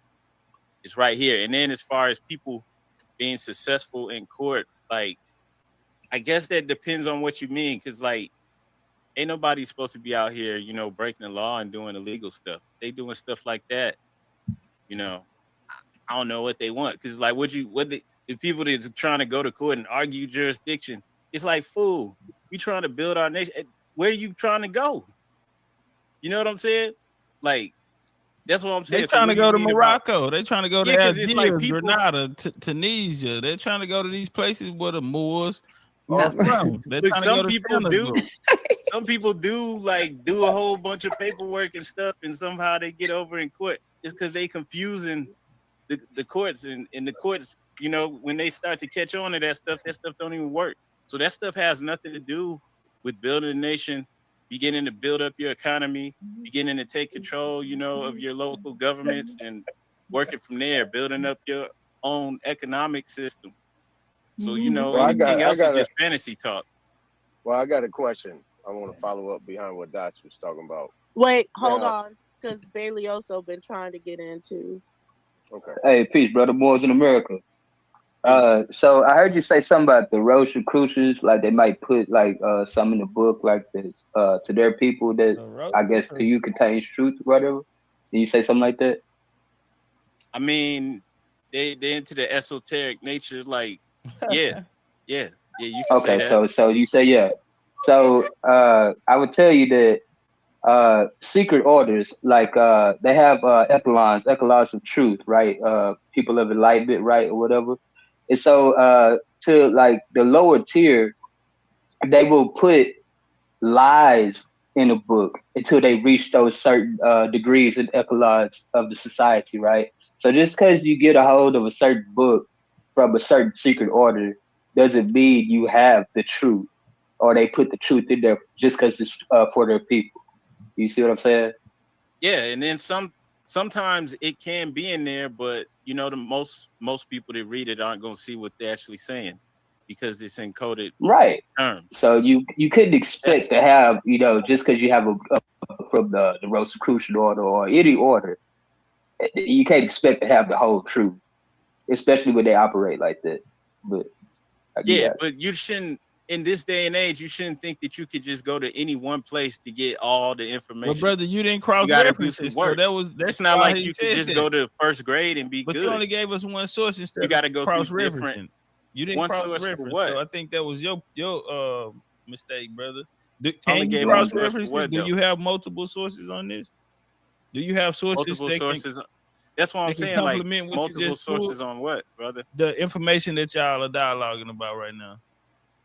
Do you have another source to prove that? You just pulled up. When I was speaking about the Rosicrucians, I was just giving an example.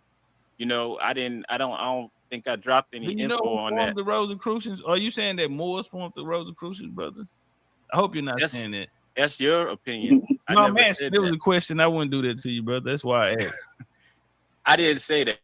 I mean, the Rosicrucians were the Moors formed part in of the Germany. Rosicrucians? No, it was formed in Germany, I believe, by old knights. Templar were the Moors associated with the Rosicrucians? As far as I know, they didn't form the Rosicrucians, but you know, were they associated with the Rosicrucians? Was my question. No, they had their Okay, own. so the how did they had their get own a hold order. to the information or the history of the Moors? Now that's a good question. You want me to answer that? Yes, sir. That's why I asked. Okay, so the information.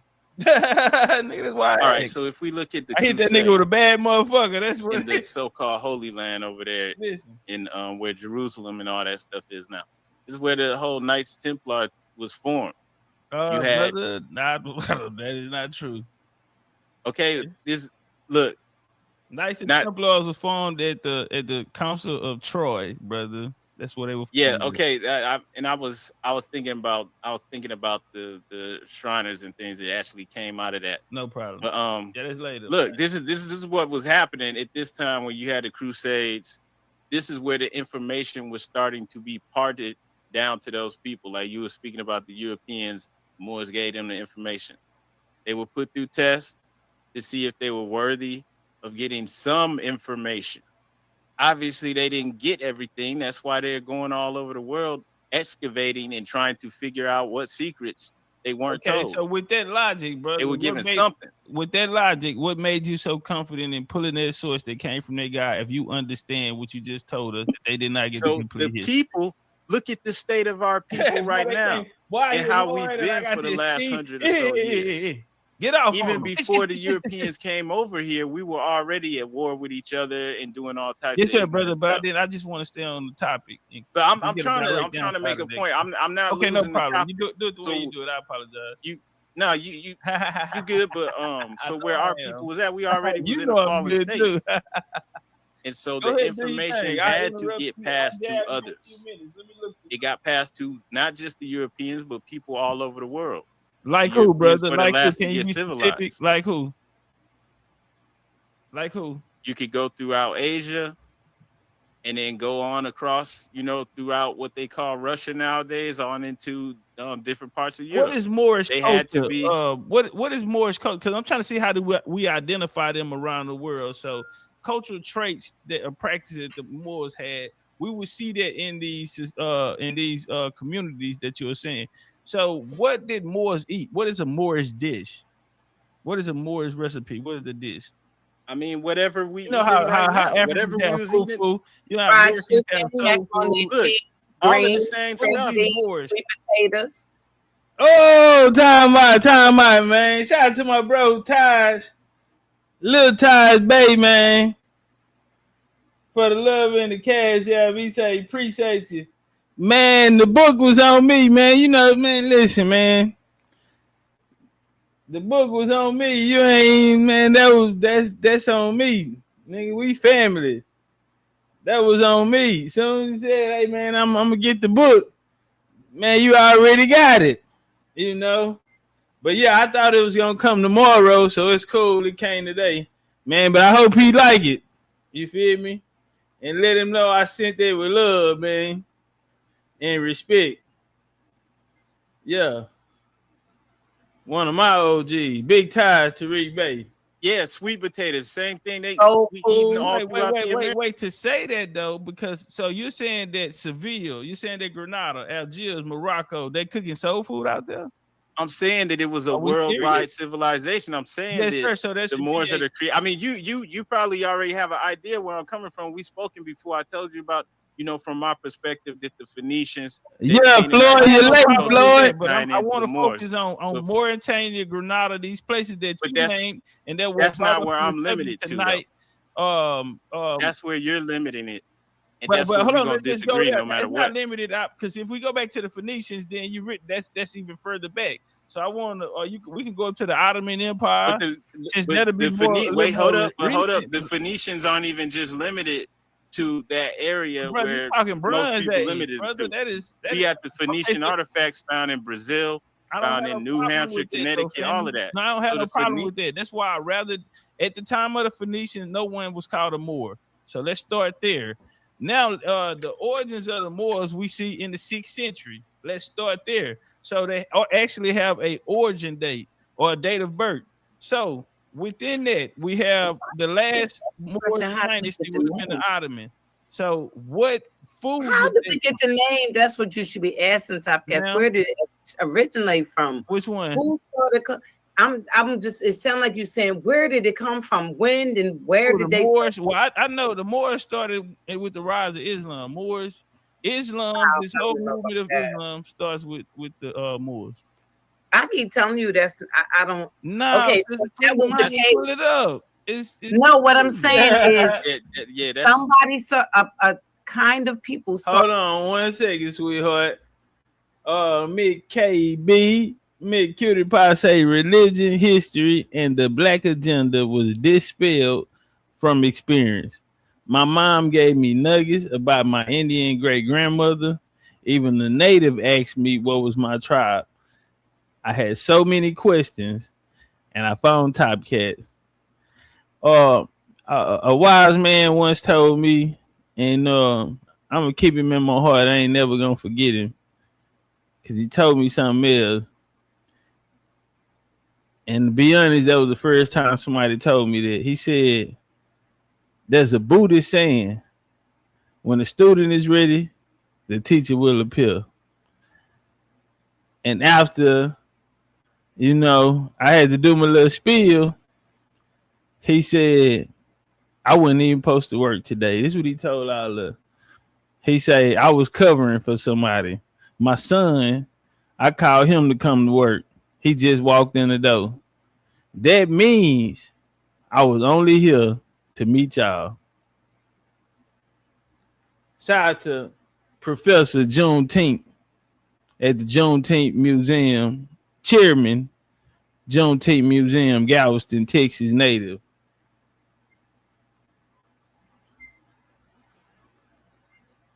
Shout out to Floyd in the chat. He say marathon. I tipped that nigga. Yeah, late to class. Calling us more. Shout out people Floyd, of man. color. I don't know that. I don't know who that person was. I think they just started doing that. The Moorish Science Temple movement started doing it to us. Because in the 1800s, we don't see nobody saying that. No one in 1800 is calling nobody a Moor. We see the Indian Removal Act. We see the Civil War being fought. Now, Ottoman Turks and people from the Iberian did come over and help the United States in the Revolutionary War. They sided with the United States, not with the people that were fighting against the United States to stop the expansion. Ken, you been outside. A lot of niggas ain't been outside yet. To take over. That's why we about to turn up in ATL. Areas of commerce. Iberian Turks, Ottoman Turks, and people that came out of these people, Moors, helped. Okay, the United States. That is clear. Anybody look it up. Look it up. Turks in South Carolina. Look it up, and you're gonna see that they fought in the Revolutionary War against the American Indians to help the United States expand the 13 colonies and take control in the Southeast. Yep. That's why earlier when Brother Abdul was they going back to back in the super chat. Hold on, Miss Mermaid. They going back to back in the super chat. Whole super chat look like Florida oranges in here. We look like the Gators. I thought we were the Jaguar. Jay say we running a marathon. Salute BCU. When I found y'all, I was fresh out of Dallas County. Free my cousin down there, man. Big Red Stick, Big Creek, Big Southeast Indian shit. D-Time 214. What up, though, man? Give me 1 second, y'all. Hold on. My alarm just went off. Give me a second. I'd like to say something to the I don't think they want me here no more. It's going off and they got a warmer welcome night. Fresh off the block. This is actually to the spot. Part series, so no, we're not letting anyone. Fresh off block to the Indian block. But this is a series. Yes, it's a good day popping. You in the building. So that's why he's popping out. Chandler, you're in the building. It's a very good day. No one has overtalked anyone but Saya, and that's why he was kicked off. But this Friday, we're actually continuing the conversation. We're going to have a Seer Duke of Tears come on Friday night. I said promo. Was I not supposed to say it? I said it was an interesting guess. Oh, it was a surprise, though, see. Okay, but listen. Okay, I'm going to break the wisdom. Go ahead. No, you're good. I'm sorry. I just wanted to ask Topcatz. Look, it says that we've been called that. Not it's pronounced a little different. Marie different ways of saying it, but this is always, I have it all right here since the 1494. But are the people referring to themselves as that, or is it someone else putting a label on them? No, I think it was a label put on them. I tell my mom that all the time. Yes, and I don't think it was a nice label. I think it was negative. Yeah, so that could be that's a colonizer tactic to place the label on the person to take their birthright. Hey, can I be honest and say some real shit? Moore was a title, and it was a title of endearment. I do have to keep it gangster on it. The Moors are in the story. My thing is just people need to find what in the story. Some people in the doctrine, some people that's claiming Moors are really in their blood or in their bloodline. It's just all about in this new day, this new era. Those who don't belong to the doctrine shouldn't be indoctrinated by them. They should have free reign to go back to their birthright and reclaim their inheritance. Or the Moors or whatever doctrine they sign up under gonna end up claiming it for their ass, or they gonna miss out. So Moore was a title in high status. It's nobility. That's why when you do see them niggas, they ain't bummy. Nah, they ain't on no bummy shit. They upper echelon. Upper echelon. They got gladiators. No, they had real civilization. So, I do want to point that out. But the Moors speak a lot about birthright, but it has to be a Moorish identity in order for it to be a proper birthright in international law. Brooklyn is spun the block again. Peter spun the block. They lighten the super chat up. Our indigenous heritage, then we lose our birthright and our rights to the land. And hold on, Chief. Hold on, Chief says ways of saying it, but this is always. I have it all right here since the 1494. But are the people referring to themselves as that, or is it someone else putting a label on them? No, I think it was a label put on them. I tell my mom that all the time. Yes, and I don't think it was a nice label. I think it was negative. Yeah, so that could be that's a colonizer tactic to place the label on the person to take their birthright. But the Moors speak a lot about birthright, but it has to be a Moorish identity in order for it to be a proper birthright in international law. But at the same time, we are not that. And if you take us away from our indigenous heritage, then we lose our birthright and our rights to the land. And this was one of the tactics that they used. And if someone if someone was labeled Moor, then that was a colonizer tactic, no different than what the United States did with the black Negro color that they say we're not. Well, Moore will fall in that same category. Absolutely. If I could just say one thing, man, I don't think leave me alone. Definitely we're not trying to say that you're not Anna the wheel, or whatever tribal identity that we have. Right? That's not that's not what it's about. It's not about taking that from people.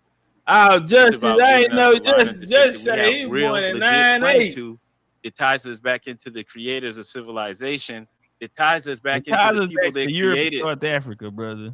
If we're gonna be honest, it created all of these laws. It created everything that this whole system is based off of. It ties us back into that. And it's Prince is about. You can't. I had to go. Abdullah Bey just cried up here. Respect. Well, how long was he taught us wrong. How long has it been called Africa? Only since the 1700s. That's recent. I don't even think it wasn't even the 1700s.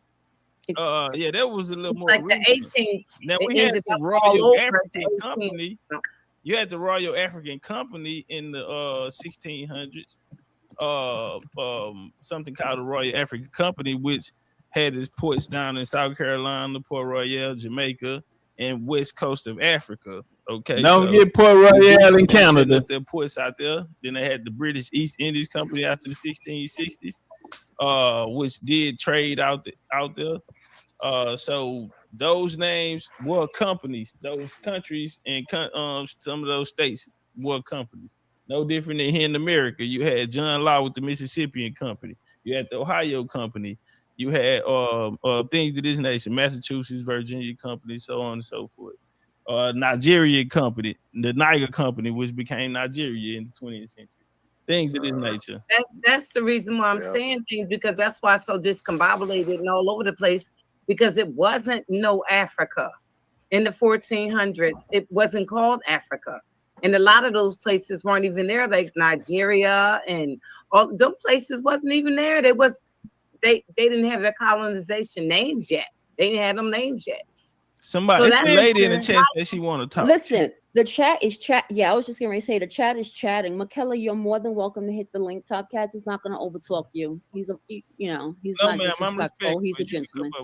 And I don't know why people are being disrespectful. It's unnecessary. It's really dumb because you can drop it. I guarantee. I like when I come over here, y'all. That's why I be trying to stay away. That's all right. Y'all cook. That's all right. That's all right. That's all right. I try to stay away. You are from your thing. They from your place. They from your thing, because I never even heard of some of the people. I never heard of her neither. Yeah. But I got a question. Morris guy. But we appreciate. I think somebody put people up to doing stuff too, when But that's I think it's also jealousy and envy. But that's just me. I think though, Anson, not Anson. I really do. Maquella, I hope that I'm pronouncing your name correctly, sis. I would love for you to hit the link, honestly, because you was making a lot of comments in the chat, and I have some questions for you myself, and I think you'll come join. I dropped down to make room, y'all. Topcatz and Moors in America. I'm trying to make sure I understand this, right? If the places weren't there, how are they connecting anything to places that weren't there? That's why I get my confusion. Well, the places were there, but the names weren't there. The names weren't. Yes, ma'am. So how are you putting now? Say, okay, even if you're saying that the Moors come from Africa, right? It wasn't no Africa in the 1400s. Right. So we'll just name the places that they're saying. So that's just a name we will be using since we are speaking the same language and you know what we're talking about. Right, for understanding. And so, just for the sake of this conversation, we just say North America, because if I'm saying North America is North Africa, don't nobody know what I'm talking about. Empires. No, it was tribes, but I don't know about all that, because why wouldn't they know the kingdoms and the empires' names? Why? That don't make sense. We would need to. I think that'll be a easier way to refer to it, because it wouldn't be called Africa, those empires. So if we can, So if we can refrain from overgeneralizing, we can name the names of the caliphates or these Moors empires. They actually have names. They actually have people who ran them, real humans who live, which I feel will be the primary source. We never hear about a person. We just hear the name Moor. They never tell us about an individual. We only hear the name Moor. So can we please put a stamp on who we talking about? So but that's the reason why that they're just putting it to dark-skinned people. That's why I say that. That's why he say they're speaking off of what they believe and their emotions, and I agree with him. Shout out to those. Yeah, shout out to OG Ty. He said they speaking out. He don't want to hear belief, and he don't give a damn about your emotion. Yeah, OG gonna tell you quick, man. I don't care about what you believe. And I don't give a damn about your emotion, nigga. You scared to go to church. Hey, Floyd, man, your Earth Day tomorrow, man. Hit me up on IG, man. Send me information or something, so I can I'm gonna send you something for your Earth Day, man. But that's why Abdullah Bey wasn't saying it was just dark-skinned people. He was saying it was the empires, but that's where the Al Morocco, which we can look it up and Google it, and they're gonna say it. I've gotten that source a bunch of times as well, but we can never find out when Al Morocco was. We can never find out who ran that empire. They just say Al Morocco was here. We don't have a year for it. We don't have the emperor for it. To your phone, wait a minute. Those are dropping balls. To your phone, or maybe I didn't. Oh, they going crazy. You see the different tribes in Venezuela and Nicaragua. Some of these different places they refer to the land as América. There was Moors in America, but I asked specific questions. When was it, and who ran it? What you saying? When was America Al Morocco? Al Morocco, and who was the? When was America Al Morocco? Yeah. 1786 or something about the. It says right here, it was 1786, I guess. They saying after America. 1786. After recognized. I'm reading it right now, Dusty. It says Morocco formally recognized the United States by signing a law. It's confusing. Oh yeah, that's the peace and friendship act. That's the friend. Yeah, that's the peace and friendship. America would have been established in 1776. Right. I said it wrong. I'm sorry. I apologize. So what happens is, a lot of these sources, these laws, these treaties, they mention it, and that's what Moors use. I was in the Moorish temple, so I understand that's what we used to use and say there was an Al Morocco. But like I've searched high and low for an actual year that this existed and an emperor, and I have never found it. So I ask everybody, and no one has found it, from my understanding. Yeah, I don't think anybody's gonna find it. I mean, you can possibly see the similarities in what some of the different people in different parts of the Americas called it that name, or called it America or America, some derivative of that. But everybody didn't even call it that. There were tribes up here in North America that didn't refer to this land as America. In America, are you saying we can find a primary of the people here calling it that? Or are you talking about Peter and John? No, I'm saying you had tribes in Nicaragua and Venezuela and different places in the Americas that referred to this land as Americana or Almeric or different variations of that before the colonists came over here, but everybody didn't call it that. So maybe there was no emperor of, Al Morocco, whatever the people are trying to say. There wasn't no empire then. You had different small states where you had different leaders for those smaller areas, and they weren't all unified. Bro, you ain't got no empire. In order to have an empire, you need an emperor. He said, well, it was broken down in little sections and everybody wouldn't name one of them. Name the Nicaragua, the Venezuela, and all other places same. Name the one who led that. We just need a name. We ain't even really tripping and gonna go that hard on you. We just really asking for a name, and it shouldn't be that hard. Miss Kim say, I am very grateful to sit in this live this long. I appreciate your time for sharing this information. I appreciate you, sweetheart, for being here. They still going crazy in the chat. Jay say, Chief, was Caledonia an American Indian colony? September year service Roman general, and his son spoke about feathered helmets and feathered mantles. See, that's one of the ways I go back to show, and you can even see it in with the in Michigan State, the Spartans. They wear it on their helmet. For Super Sunday and Mardi Gras, when the Indians dress up, they wear the same type feathered crowns. When you look on the walls, when you look on the walls, I'm trying to think of who tomb that is in Egypt. You will see what they called coming in the 18th dynasty or minor dynasty, and they say the Hittites came in. Well, on the walls, you'll see them, and the men are there with feathered headdress, same type. So, yeah, man, we can see a real connection to that. And that's bloodlines that are going forward. That's one of the ways that we prove because clothing is culture. The weapons people use, different technology, things like that. We try to find those cultural prints around the world. And that's how we was able to link them. So, yeah, you right on top. You on your game on that. You're quoting that. Are you quoting that from a primary source that they called it that? Or is it a secondary source that Tennessee says the tribes called it that? No, I have some secondary sources. And I'm sorry, I don't have the name right now. Yeah, where and I'm that's getting what I'm that saying. from. We don't have a primary source of that. So yeah, and that's where that's why we're in the state that we're in. Like our people, like we're depending on others to put this stuff together.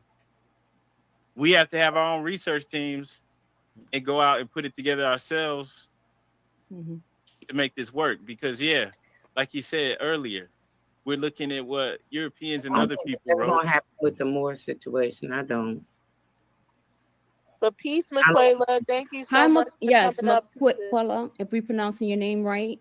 Yeah. Correct us if we're saying it wrong. Yeah. I wanted you to come on because you was writing a lot in the chat. Do you have any questions or did you want to say something? We would love to hear your voice. Go ahead. Yeah, sister, I'm not going to interrupt you. How you doing, sis? I'm good. Hey, you sister. pronounce my name Maquela. It's just like Michaela with a Q. Okay. That's my cousin named Michaela. Doc, you had a question for me. I did have a lot to say in the comments. Yeah, that's why I wanted you to come up.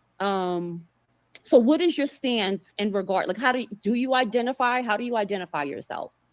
I identify as a Black woman, African mostly, but that's because most of my ancestry is African descent.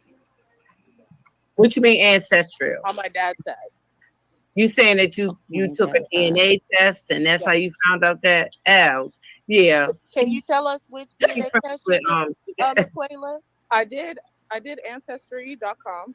That's the DNA test I did. And like I was saying in the comments, it also shows that I'm Native on there. So it's like, and also I built my family tree. So that's what I was saying in the comments. So when I have everything in line with one another, I can prove that the DNA test is correct because of the people I have in my ancestry. Okay, the people you have on your ancestor where? Here in America, right? What do you mean here in America? Yes, You said right. What I mean is that when you said you know the people is correct because you know the people, right? That's people in America, correct? Yes. Okay, because do you know your family in Africa? No. I have my family tree, so therefore, and you guys are talking about this like slavery and shit. I'm not. Wait, hold on, Sister Freedom. Hold on, Sister Freedom.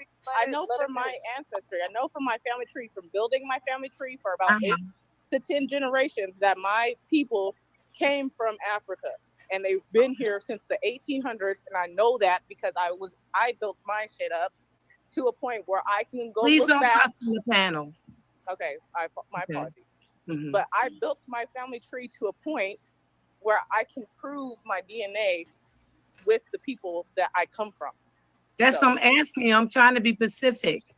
You're saying that you did a genealogy, correct? Yes. And you also took the test.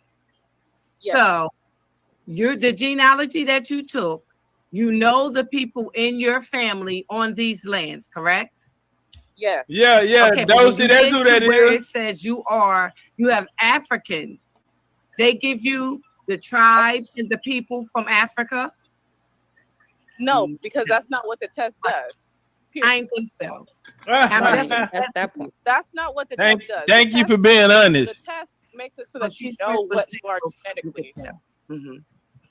So so my dad is African descent. My mother is not. So therefore, I know where if I can put in line where my mother comes from and that type of stuff, because she is Native American, she's Filipino, she's European. Then I know that the African from my father is correct, and the stuff that I put in my family tree is correct. You know what Ancestry says about the Native American DNA and why it may not show up on your actual ethnicity estimate? Wait, what was that? Have you ever read what Ancestry says about Native American or indigenous DNA and why it may not show up in your ethnicity estimate? But mine. Dosey, you're an information bully. I'm gonna tell you what Junior told me. You're an information bully. And Dots too. I think Dots will make a great debater. Somebody in the chat just said, man, I like Sweet Feather and Dots. They are no nonsense. Not at all. But yeah, those you know you can whoop her. Yeah, that's saying Kofi Gal, the little light-skinned guy that was up there, the Tony Moore. Yeah, we had a Tony Moore on the pound. He dropped, he bring her up there. I ain't gonna lie, I tried to knock him. We was on Sinetta channel. Yeah, I started jugging at it. Yeah, don't bring her up here, put her up. Yeah, he got up out the camera real fast. Yeah, nigga, I'm a knocker, nigga. You better get up, get out that camera. You better get out that camera. Seattle, Washington ass nigga. Shows up, so therefore it has to. Yeah, you better get out that camera. I'm finna knock something. It does. If you have native, say, man, the bitches with me, Jack. That's how I know. I have about 14% Native American in me, and it shows up on my DNA test.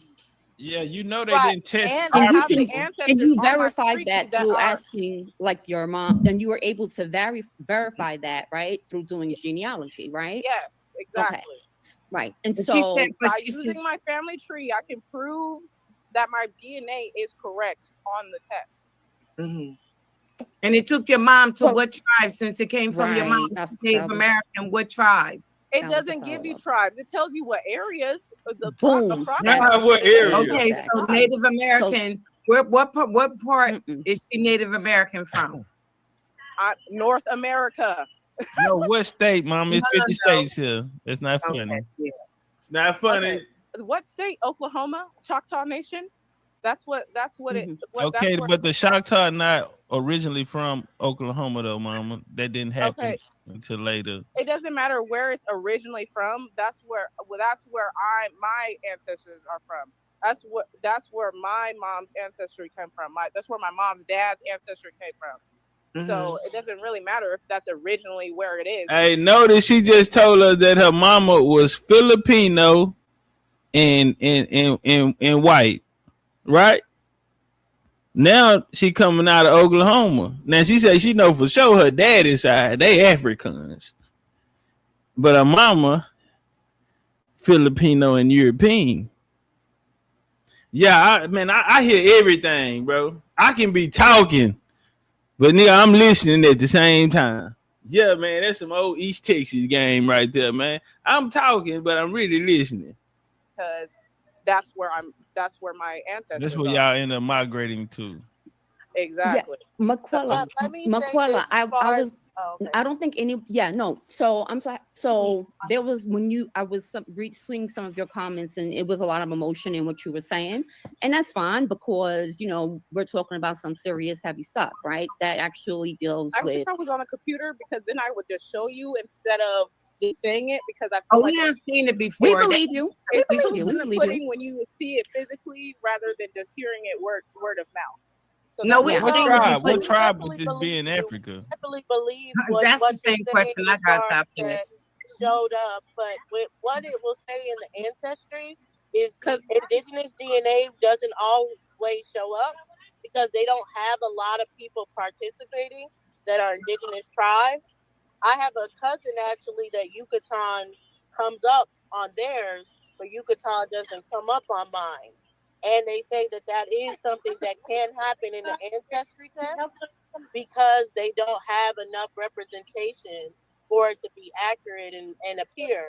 So when it comes to even your tribal affiliations, being recognized, they do not accept DNA tests at all. Can I just 1 second, Laquela? I just wanted to let you know it says that they don't accept the DNA test at all as far as verifying if you're a part of the tribe. They only accept genealogy, especially the Choctaw, because the DNA doesn't have all the representation. There's not enough tribes that are participating in the DNA test, and there could be a point where it does not show up. They did not test our people for American Indians. We're not listed. They didn't test "quote unquote" black people as you labeled I understand earlier. that. Well, she said her mom got white and all that stuff. Can I say something real quick?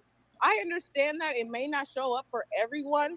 But I say one, like I said, I've built my family tree, so therefore I know the ancestors, and they're not that far down the line to where my people are native and from North America. Yeah, she said her mom was native. We're not saying that you're not, though, Mama.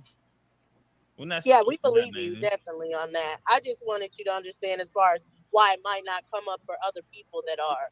Like some people have it in their genealogy and it's not coming up in their ethnicity.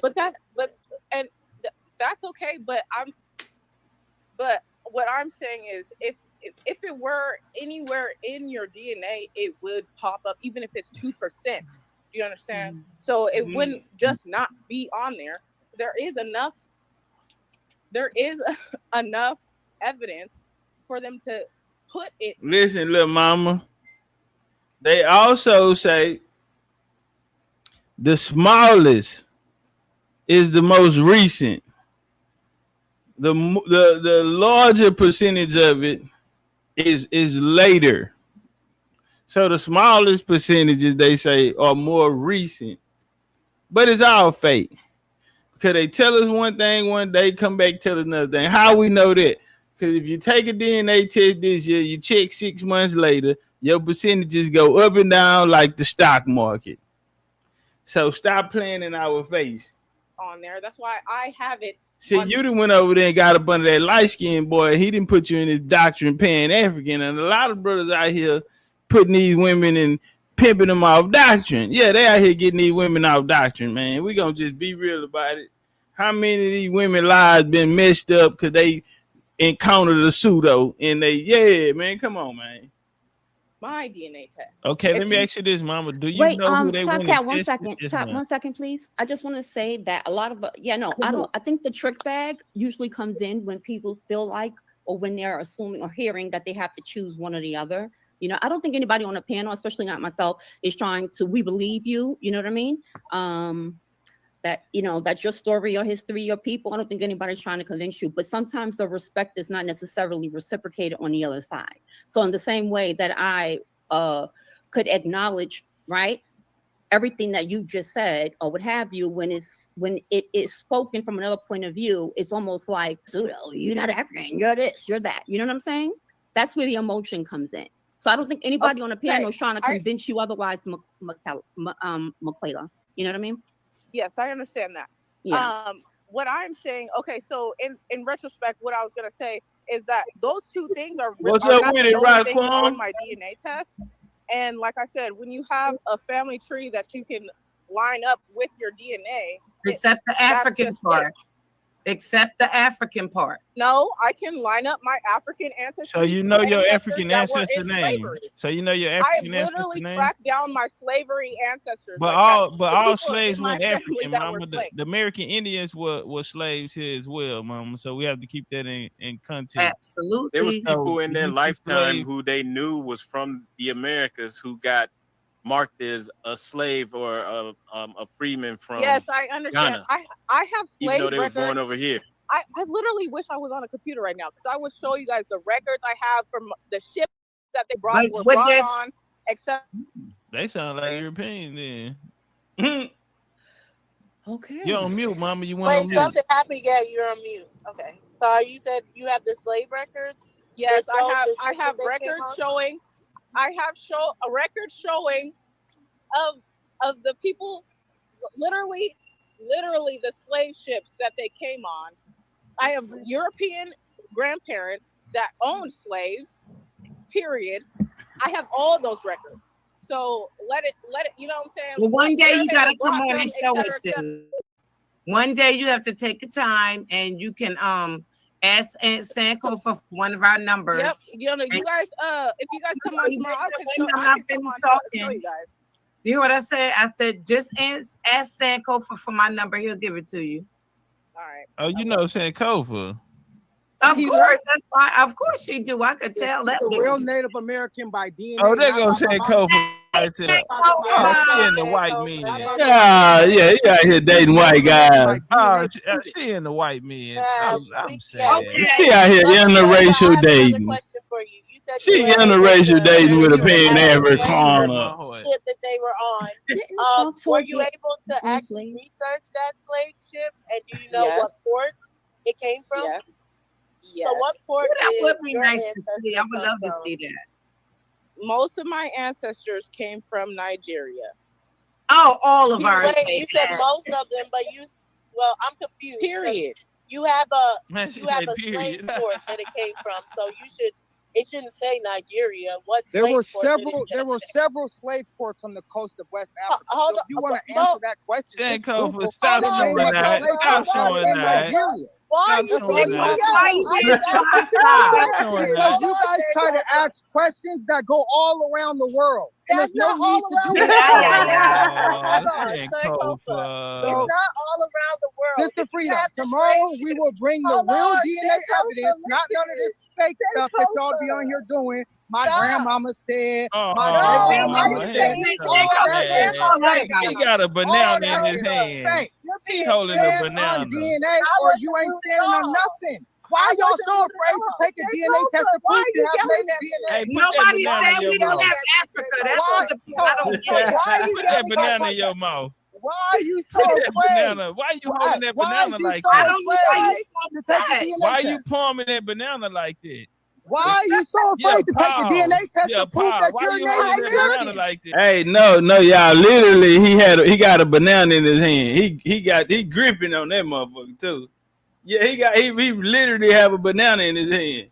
That's why, I caught that. He trying to hide it out the camera now. I took the DNA test and he could have faked that banana. You interrupted me. I was asking the question. No one else was asking a question right now. It was me. And I took the DNA test. So you said majority of people are from Nigeria, but that's not what that's. I said the majority of my people. I said but I'm asking you about the slave port. I'm not saying everything about everyone. I'm saying I don't understand what the argument is. Well, The argument is that we're not no Moors. We're not no indigenous Indians. Indians come from India, Topcatz. One mic Sankofa, one mic Sankofa. Calm down. This nigga think Indians come from America. I think Indians come from America. I told him, go eat your banana. Go eat your banana, Tony Moore. Hey, yeah, man, we ain't doing that. Go eat your banana, gang. Go on about your business. Tell Topcatz to take the DNA test. Go eat your banana, fam. And tell your little mama to come over here with a real man. Yeah, eat your banana. Can you say what port that record is from? That the ship came from? I'm not looking at it, so I know I cannot say. She's not looking at it right now. When I look, I can show you it. Right. That's okay.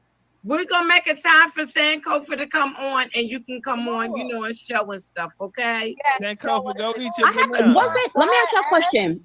I have a question. Wasn't the Choctaw? Dulcie, 1 second. Correct me if I'm wrong, but I am aware that the Choctaw, or I heard that the Choctaws, weren't they like one of the Indian tribes that had the most, or owned a lot of slaves? They're from the Dog Bros. They're part of the 5 civilized tribes. Well, you had 2 different fractions, so we have to make that clear. You had 2 different fractions. You had one side that sided with the United States and went under the civilized plan of 1791. That's where you get the term civilized tribes. And you had another, which is called a traditional, who fought against them in those wars. So you did have 2 sides to it. So in Mississippi, you also have the Mississippi Choctaw. Real question for Topcatz is, wait 1 second. So what was the Trail of Tears? Really quickly, I just wanted to say why I asked you, Maquela, because we had another person come on here. Her name was Dr. Truth Bay, and she gave us the ship. Her family came on as well, and I was able to find the primary source of that ship, and I found that they actually were Indian enslavers, and that particular slave time where the port was in America that it got the slaves from. So that's why I was just asking if you actually saw it for yourself. That's because great. Sometimes but when those slave ports are actually in America and they were enslaving Indians. Okay, that's great. But your question was They were one of the tribes that had the highest number of slaveholders. Separate. You saying you come from Alaskan DNA comes Inuits from my mother. For sure. Yeah, Exactly. you Alaskan Inuits. Filipino, That's your Filipino European, yeah. side. Because the Yeah, Philippines came here in 1538 in Morro Bay. So look that up. So and they later they became took a lot of classified people as from Native America American. and took them over into Africa too, and other places. Yeah, you okay. So you asked what was the Trail of Tears, right? Sweetheart? You asked what was the Trail of Tears, sweetheart? Okay, I want to rebuttal, but I'm not No able problem. to. No problem. You asked what was the Trail of Tears, though, sweetheart, right? Yeah, I understand. But yes, I did, because you're saying that it was Moors and stuff that are here, but I never said Moors were here. That was an exodus of Native Americans. I never said Moors was here, Mama. And then speaking about the That's Trail what of I Tears, said. that was Moors in America said that. But me, for the Trail of That was Tears, Moors, my homie. family migrated from Alabama in 1836 from Tuscaloosa, Alabama. My family also left Alabama in 1837, came to Texas because in 1829, Vicente Guerrero outlawed slavery here. So I was birthed out of that and that Trail of Tears. Okay. The migrations of my family left Alabama and came to Texas, and we created 3 towns here. And we fought in the Texas Revolution, and we also had the oldest reservation in Texas, 1855. So that's who my family is, the Alabama Society down here. So that I understand the Trail of Tears because I was birthed out of it. It goes with my story, my migration patterns. So.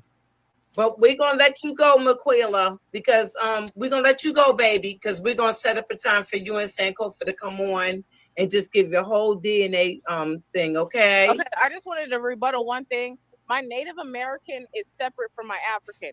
Yes, Because ma'am. my African ancestry is not from the same parent. My father has African ancestry, Yes, ma'am. and my We heard you, Native Mama. We American understand. ancestry is from my mother. So that's Boy, shut up, therefore I eat can your banana. differentiate Boy, shut up, where eat your banana. my people are from. So Put that banana in your mouth, boy. Shut up. That banana We darker than understand you. that, Laquela, but when you have the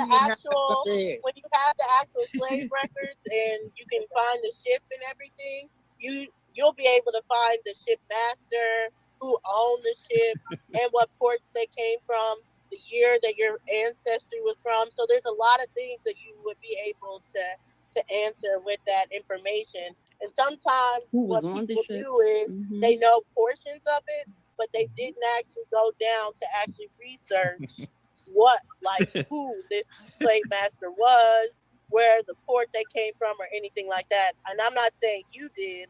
I was just using an example of someone who has come on the show before and said the same thing about having an African ancestor on a particular slave ship. And then I was able to find that those were Indian ancestors, actually.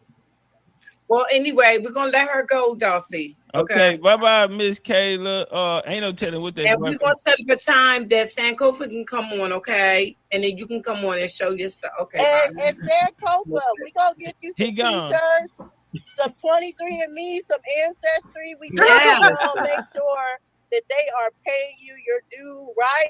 Because you are a walking billboard and people get paid for that. So hey, those DNA tests only pull from the matrilineal line for women. Like for a sister, you would have to get a brother who has the same mom and dad as you to take it, so that you could get both parents. I'm trying to figure figure out out why you're they only gonna get that matrilineal. Well, what's confusing me though? Hold on one second, y'all. What's confusing me is why the boy just won't eat the banana. What he about to go do with that banana? Why is he would not eat it? What he about to go do with that? Leave the banana alone. Y'all be cool. Good night. Appreciate y'all letting me up. I'm about to They go. actually can identify your chromosomes and who you're related to by a particular chromosome. So you want to take that back. Find out what your Y is or do Y DNA. I'm standing on it. As a woman. I want to know what he's doing. What he about to do with that banana? Who you're related to on your father's side through the X chromosome that you got from your father. Okay, yeah, because the 23andMe, they can only go so far through the father's side, you know. I just don't even see this. They can't go that deep. Cam, what up, Cam? She said they can find it can tell her the boat that came over on. Cam, you coming to Atlanta? But they can't tell you the tribe. They can tell you the boat, and then they can what tribe in Nigeria? Because Nigeria ain't been there that long. Ain't been there that long. I just gonna wait. 1961. You get I gone. appreciate y'all, beautiful queens, for letting me up. Can you please tell your the people that's in the chat to come subscribe to Unscrambled Mind? October, Cam. They subscribed in. I'm looking at them. Yeah, they can hear you too. Yeah, there's a lot of them down there in the chat. Man, y'all go subscribe. Y'all down there, show some love. This is gonna be fun. We having a whole fun rest of the month. Next month we got some good people coming up. Topcatz gonna keep coming up beating them up. I'm had to stay, but y'all gonna make me public enemy number one. Now all the Moors hate me now. I got today. Now all the Moors dislike me. I done got off and came back on at all. I thought maybe his phone. Dude, he is hurt. He mad. He frustrated. But he was so excited when y'all told him about it. He said, "Yeah, I'm next. Put me up there." Yeah. Hey, woo. It's different. It's a different era. Dice back that land on their couch like that with their leather on. I'm finna get up out of here. Y'all be cool. Enjoy the rest of y'all night. Appreciate y'all. I have a question. No. Why are you running? Wait, hold up. Come here. Because I'm scared. Don't run. Asian persuasion is talking to you right now. I have a favor. Okay. Ma'am. A huge favor. Uh-huh. Now, a little birdie told me that you said that unscrambled minds don't love you. Is that true? I never said that. I know that I say this here. When I come over here, I think my energy be, it kind of disrupts, you know what I mean, the flow of the show.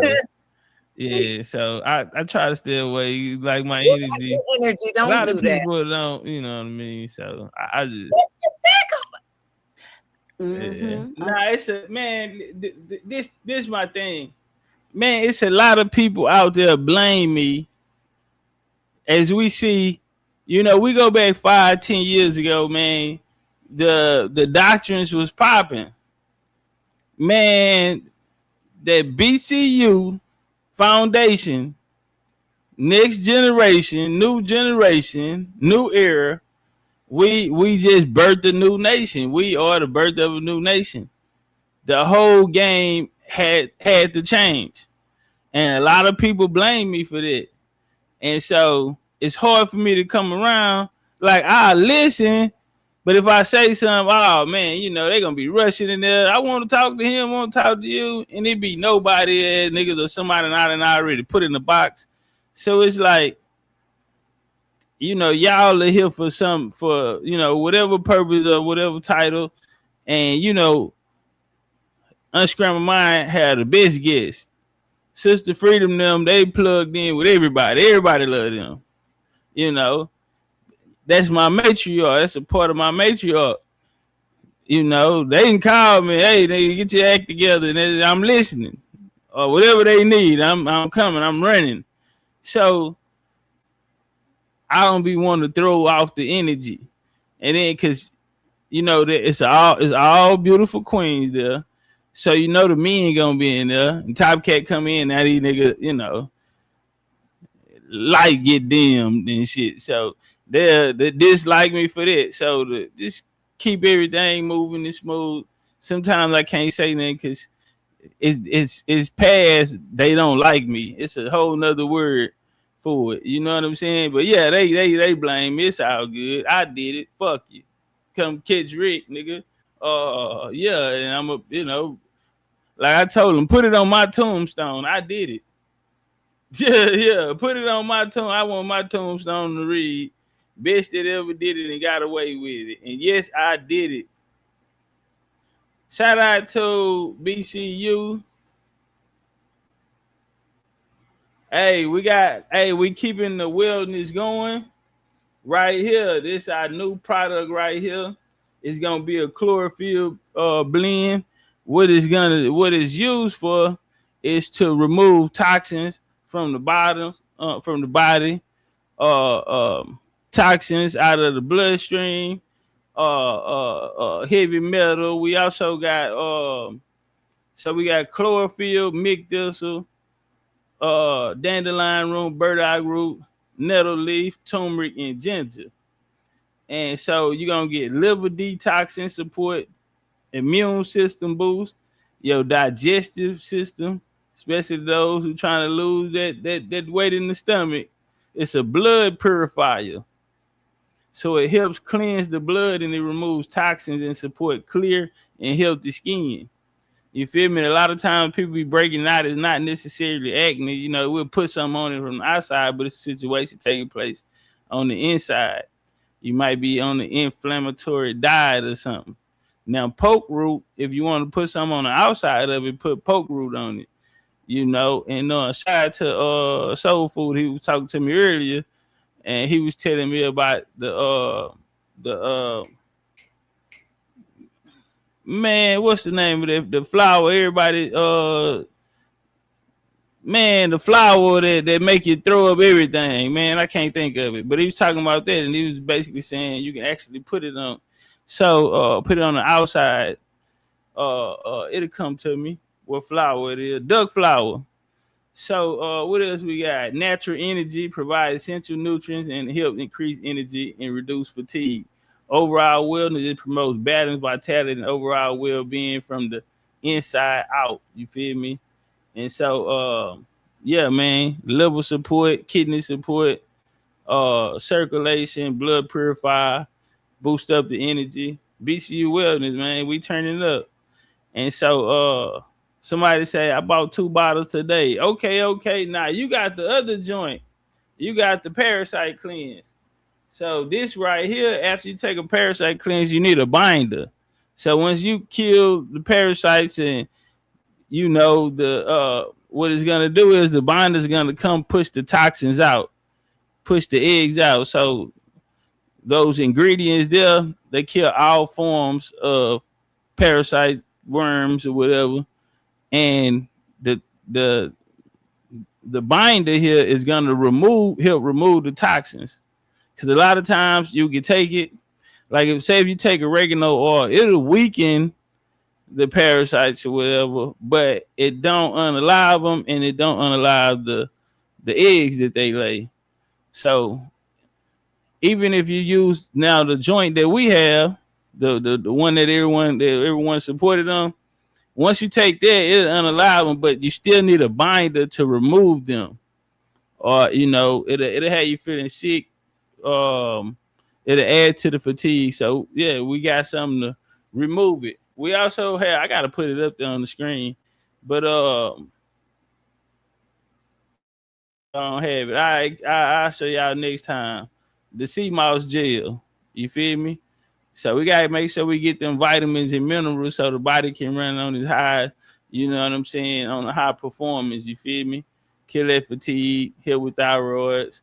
You know what I mean? And you know you're getting your nutrients for your body today. And that chlorophyll, we going green. Make sure you get your greens today. Now you put it in your water. I'm telling you, homie, I drink chlorophyll water. Man, listen, we family. Ain't no need for no promoting, you know what I'm saying, commercial or none of that. You feel me? Think about it. We did the cleanse. We did the cleanse drops, no promotion. Ain't no promotion. I didn't put nothing nowhere else. It was just for BCU. You feel me? We want to make sure we get right. You know what I'm saying? Now I care about everybody else, so we gonna spread the word. You know what I'm saying? But I want to make sure my people and them right. So long as y'all supporting, we gonna have a whole cabinet, goddamn, just full of, and then we getting the best of the best. Man, I know it's going to if I'm not giving it to nobody else, then no, we getting the best of the best. And y'all ain't tell me how professional, you know what I'm saying? The boxes, y'all let them know the quality. The boxes that it come in, the material, the bottle, you can drink it. It don't taste nasty. It don't taste like medicine, but it's super effective. And everything is organic, no sugar, no gluten, none of these things that's harming us, no alcohol. You know what I mean? And so now it's solid, homie. And so we're gonna make sure we keep that going. Y'all support on the Sea Mouse Gel. I might do a pre-order because I feel like they're gonna go fast. Now we have 2 flavors, strawberry and pineapple. And I don't have a lot because it's very expensive. But and I feel like people are gonna buy them 2 by 2. So which means what I have is really cut in half.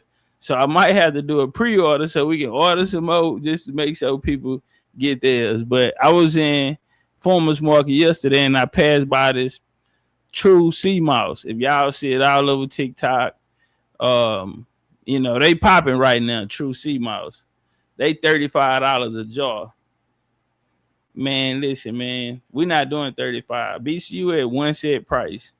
Everything gonna be one price. And one thing that I made sure, you know, the sea mouse wild crafted, but I wanted to make sure that that flavor is in there. You know what I'm saying? No cut because we trying to make so many. No, we want the quality. You know what I'm saying? Because this is something that I want to be able, we can have forever. And we know that a pharmacy starts in the farm. So we gonna get our town. You feel me? We gonna find us a town. We gonna get that land. We gonna build a nation. Think about it. All those, if you look in your migrations, a lot of times, especially you have family Bibles or these churches, or you looking at old records or newspapers that's speaking about certain families. Well, they'll document their migration, and they'll tell how many. You'll notice that families are migrating together. So it's not just husband, wife, children. No, parents, and other families out of the community, they're also migrating too. So these towns are what they call freedmen towns, today black urban city areas and shit like this here. Well, when we first were moving there, you get a group of people who agreed, group of families who agreed to move there. And before you know it, that's how we own everything. You got the shoe shop down there, you got your florist, you got your farmer market down there, you have your shoe shine, your barber shop, your saloon, you have restaurants, and that's the culture of America. That's when you knew you can get some good food. Because right now we really can't even judge it because we're not even owning a lot of these places. We eating chicken and fried rice and shit from people that ain't us. You know, that ain't our style. We paying more for the food. The food is fake and it's not even supplying no type of nutrients. And so,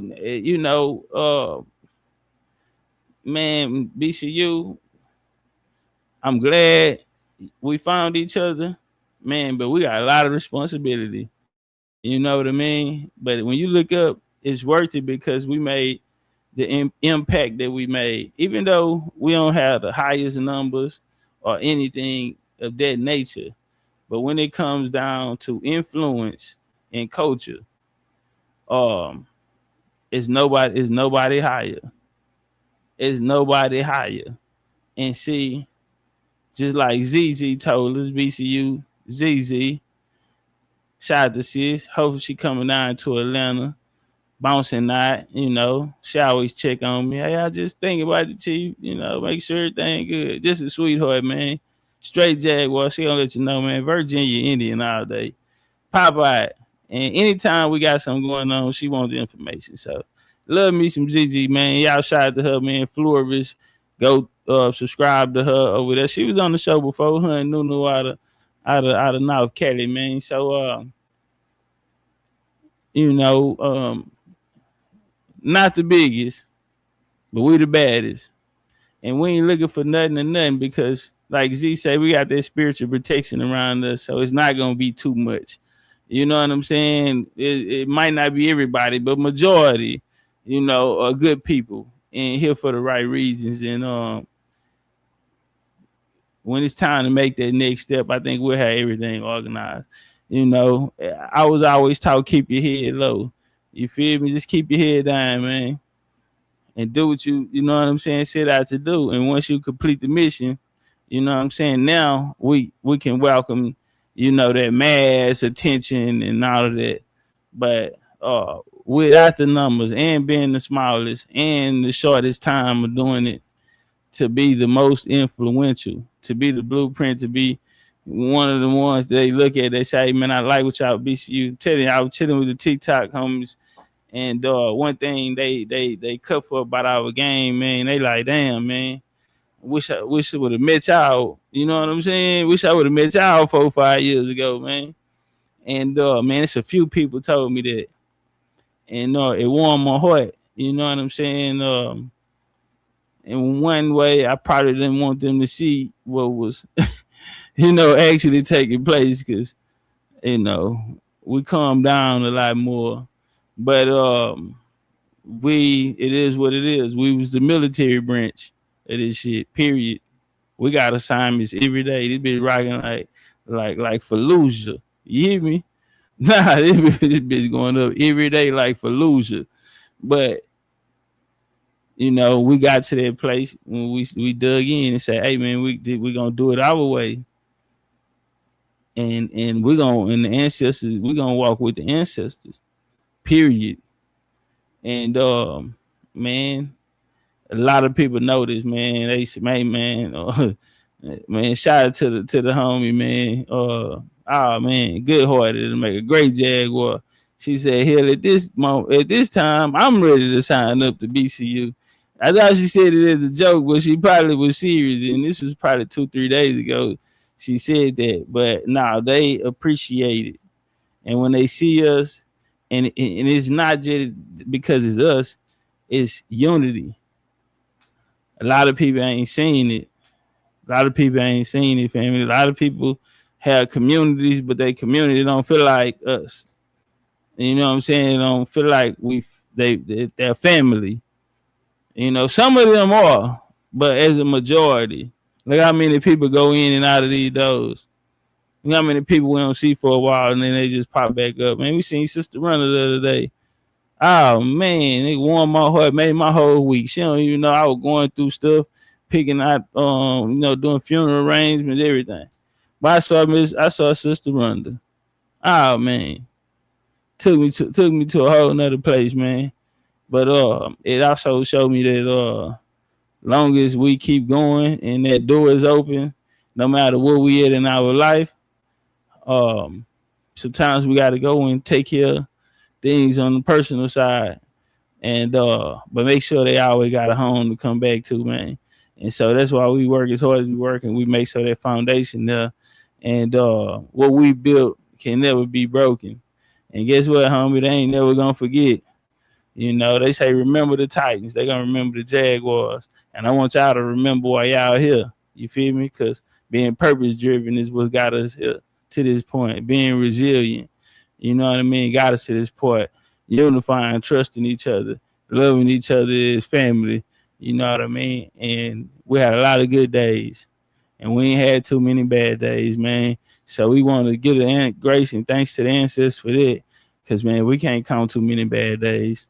Man, when you think about that in the world of trials and tribulations, we all had them individually, but as a whole, we never, you know what I'm saying, to this point, just had too many bad days, man. So, man, I want to double salute y'all for that, because y'all been great models, a representation for those who came in after you. You feel me? So I think that's the best part about it. How the generations or the class over here we go by classes. So whatever year you bounced up in, you'll fall in that class. You know what I'm saying? And so no matter the classes that came before, you know what I'm saying, they always show the ropes, and how the matriarch, the ladies, they always make sure that they make the women feel comfortable, and their sisterhood, that bond, and the brothers. They always gonna take care of the women.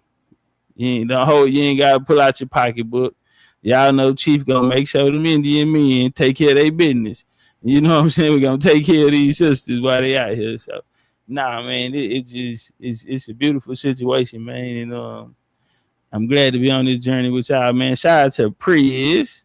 She say BCU changed the game. Saying that would be biased. Thanks for holding us engines line. Respect and honor, Chief. Double salute to y'all. Now, Darvis, you. He talking about drop the link. We ain't on that, Darvis. Darvis, man, you stood me up last time, man. I had to come see you. Darvis, you owe me one. You know what? We broke even. You know what? You didn't come, but you made sure that the ladies of USM came. And that was a conversation me and you had, and you kept your word on that. But I came to see you though. And nigga, I'm coming back down there and see you again. I'm gonna tell you right now, we going to Bertha's though. We going to Bertha's. Why everybody saying drop the link? Oh, P say drop the link. Hold on, y'all. 2 seconds. Don't go nowhere. Who the link for? We ain't debating nobody or nothing. So one of y'all want to talk? We ain't doing the wild, man. We ain't even do that today. But hold on. I'll drop it. See what's going on around here. Around her.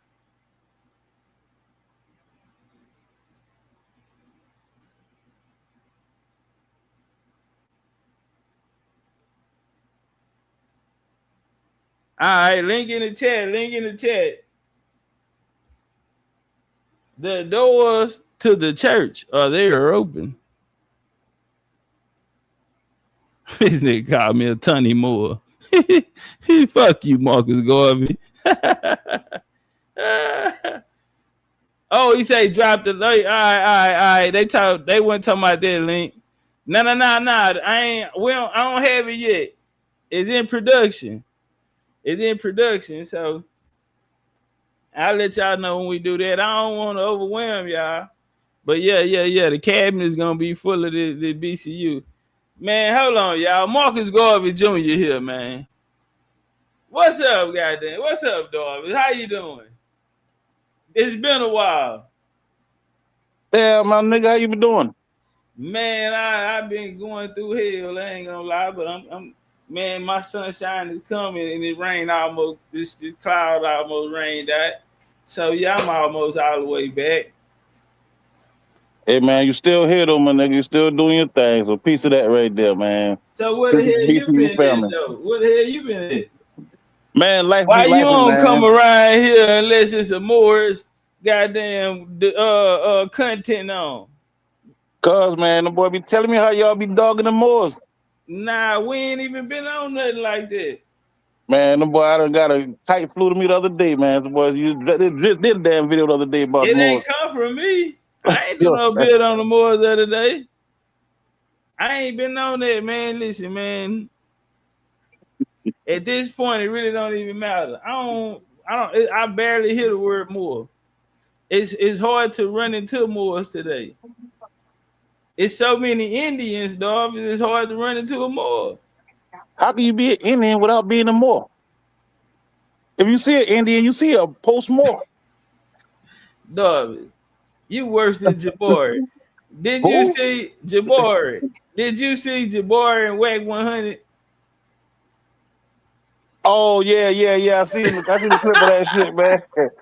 I thought them boys about to throw down that motherfucker, man. Man, come on now. You think Jabari was finna get up and throw down? That nigga had on church shoes. Nah, he went. Jabari. Yeah, but I know how calm he been. I know how calm he been. He either been scared. Nah. Look, more dangerous. He came back and did a show on Bro Rich. Him and Sinetta went on Bro Rich like a couple days after that, and Jabari was still colonizing. Still telling people about DNA testing and all that. That's why I say you still colonizing. I ain't seen you in a while. Soon as you see me, first thing you do, you won't come here and try to colonize my chat. No, man, you know it ain't like that. Nigga. Hey, listen, man. Shit like that, man. Hey, man, listen, man. Believe it or not, man, y'all the only Indians I really get fuck with, man. I ain't gonna lie, man. Y'all nigga keep a nigga young. He said y'all the only Indians he mess with. What's so special about us? Y'all full of shit. Man, you coming to Atlanta this time or what, man? Man, that's why I came up here, man. Where the shit gonna be at in Atlanta? And when it's gonna be? It's gonna be in October. Word? True, that's plenty of time. And ain't that goddamn hot in October. I know that's another reason, because you weren't gonna make it up the mountain. Ain't no elevator. Whoa. What the fuck you mean up the mountain? Man, you better come walk get your steps and bring your big ass up that mountain. You don't want to go up there with your ancestors. No fucking mound, nigga. So you a Moor, the Moors ain't built the mounds? Yeah, we had a reason to build them, though, nigga. So y'all was walking them. Why you don't want to go under your ancestors? Nah, nigga. Only the priest supposed to be on top of the goddamn mound, nigga. That's for the priest. See, and now the buried giants, nigga. Now we call cap on the Moors building mounds. They don't even want to walk them. I don't never see nobody but Indians at the mounds. The Moors don't even want to walk them. You don't even feel no connection. You don't feel no connection to the mound. No, what I'm saying this right. There was a purpose for the mounds and the pyramids. A lot of them temples. I mean, they had temples on top of them. But most of those mounds, my nigga, they were there to bury these fucking giants and them shit that they've been running around here. And that was the only purpose? Yeah, the main two. What about we kept food? We kept gold, no goddamn food, no gold, no damn mound. Hell nah, nigga. Look, we still do it today, right? You put it in that the ground. That was a burial place, my nigga. Nobody don't put their shit in the ground. Bro, you got to think about it. Yeah, for winter, bro. Think about it. Hey, man, listen, y'all taking the Indian shit too far, man. Nah, listen, we still do it today. We still do it. We still do it today. Who? Man, we cook under the ground today. Yeah, listen, back in all right, watch this here. Okay, I'm finna. All right, now check me out on this one. With the ice, have your family ever used to put the ice in newspaper and put it in the ground in the dirt? No, nigga. We had refrigerators. No, before everybody didn't have refrigerators though. Everybody didn't have refrigerators. Man, I was born in 1975. Everybody had refrigerators. But okay, so I'm saying back in the game, what they would do is to keep the ice straight. Because remember back then, you have a milkman, you had the ice man, different shit like that. People would come through and drop it off and pick it up. You leave it out, they pick it up. Like people get their water. We used to have the water jug with the little red button and the blue button. Yeah, you get cold water and all that. Yeah, same thing back then. Man. So yeah, okay, you can have a well, but nigga, how you make your ice? Where you keep your ice at? By freezing the motherfucking water. No, before you had a refrigerator. People dealing with dry ice. We kept them under the ground, bro. I'm telling you, we kept them in the ground. Listen, King, you getting that from your native side of the family, see, man. You're a black European. You wouldn't know. Nigga, you a black European, nigga. You like room temperature water, so you wouldn't know.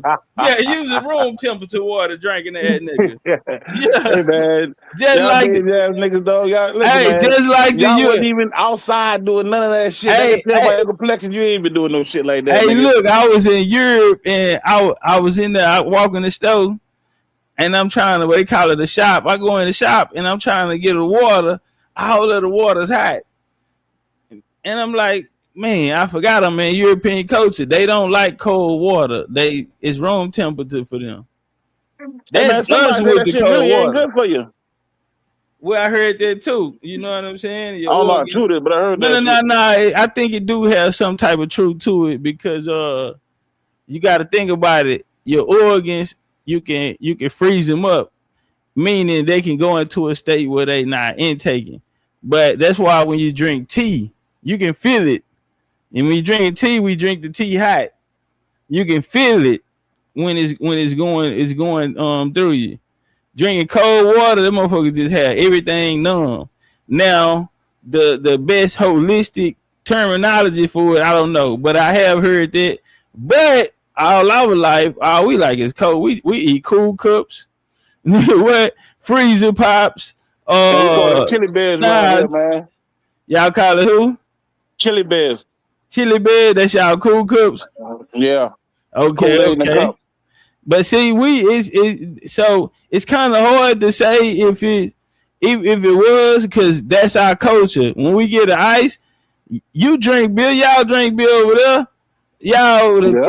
You probably got a mini fridge out there, out in your man cave. So yeah, man, we like, oh shit, ice cold. Especially a beer. If you drinking beer, you go in the stove, you ain't gonna get the one from the top. You gonna go all the way at the bottom of that motherfucking grab, because you know where the cold one's at. Down here, my daddy area, they call beers a cold one. Slick, give me a cold one.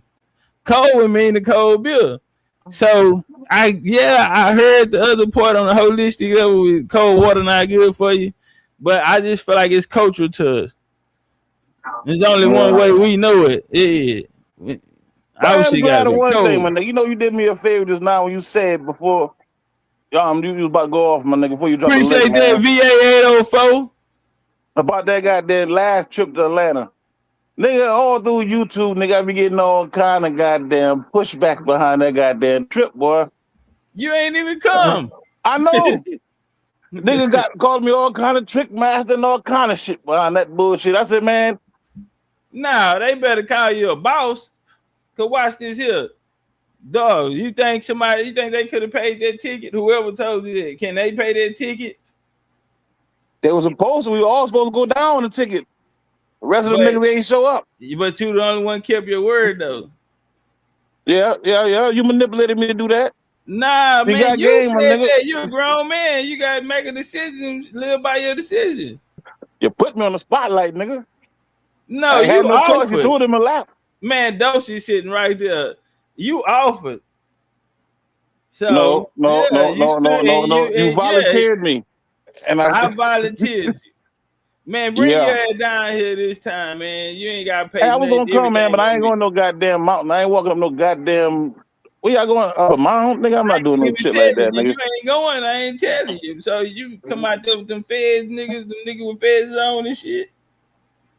Yeah, but see, I like walking around in my I think you might try to turn me in. Yeah, you might try to turn me in. We don't need to drop the low for your ass. Come to think of it. Yes, yeah.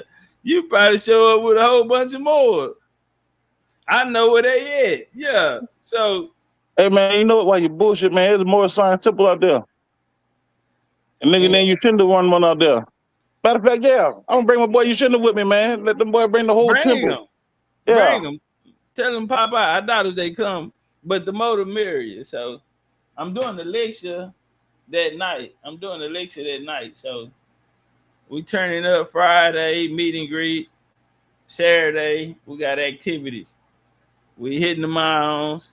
We stepping out. We doing the lecture. Then we going to go after party. And after the after party, it's an after party. Because if you ever been around these Indians, they don't sleep. Nah, they gonna party all night. They gonna party. I don't have all no problem night with that. That sounds good to me, man. I think I got enough time to scrape my schedule up, man. I'm probably be able to make that one in, man. But I'm not going no goddamn mountain. Man, okay, bro. You ain't gotta walk up the mountain. Can you at least stay down there and just wait on us? That's a real question. Can you at least sit down there and wait on us, man? Even if you're in the car in the AC, man. Goddamn. Nah, man, I'm gonna visit. I got some family out there. I'm gonna go visit my family while y'all niggas walking up and down the goddamn mountain. Catch y'all when y'all come back. That'll work right there, D. You sponsoring anybody for this trip? Hell no, nigga. I'm not fucking with Hell nah, nigga. All right, go on, man. It is 6 hours been out here, man. Let me get up out of here then, since you ain't sponsoring. All right, man. Peace to the God, though, man. For peace sure. to the BCU family, man. Shout out to Darvis, man.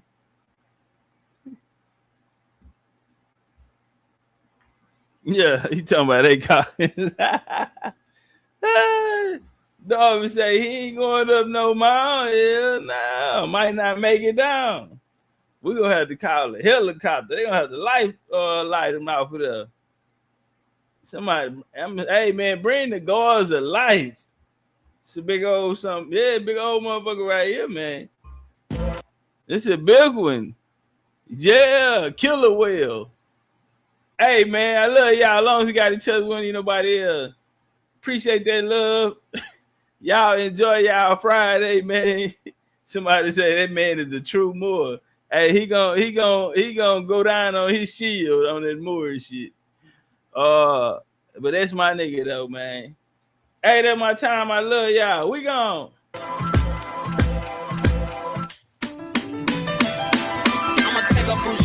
Rodeo and then let her pick up whatever she want.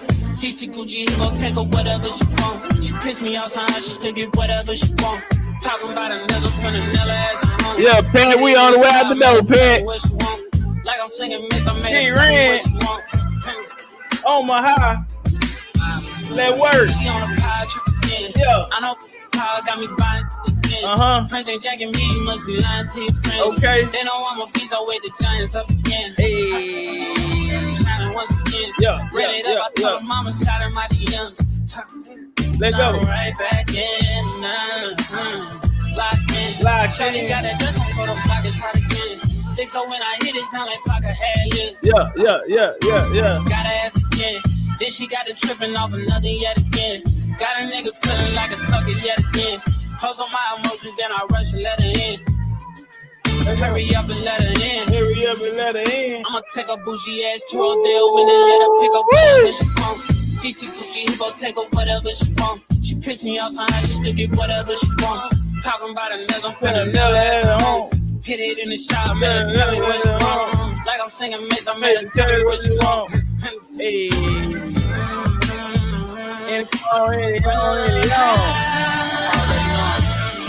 Mid-press, popping out, mid-kill, KB, wee. Big old Indiana. Shout out to the BCU matriarch for holding us down. Shout out to the patriarch BCU, standing strong and firm. Return of the ancestors. Any on.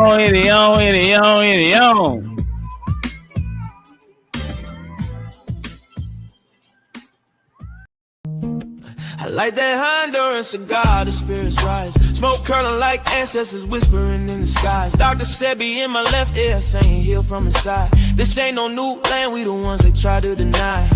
Before Columbus ever dreamed of ship to steer, we was building mounds, doing rituals with no fear. From Yucatan to Galveston, New Orleans near. That's a triangle of soul, but the map been clear.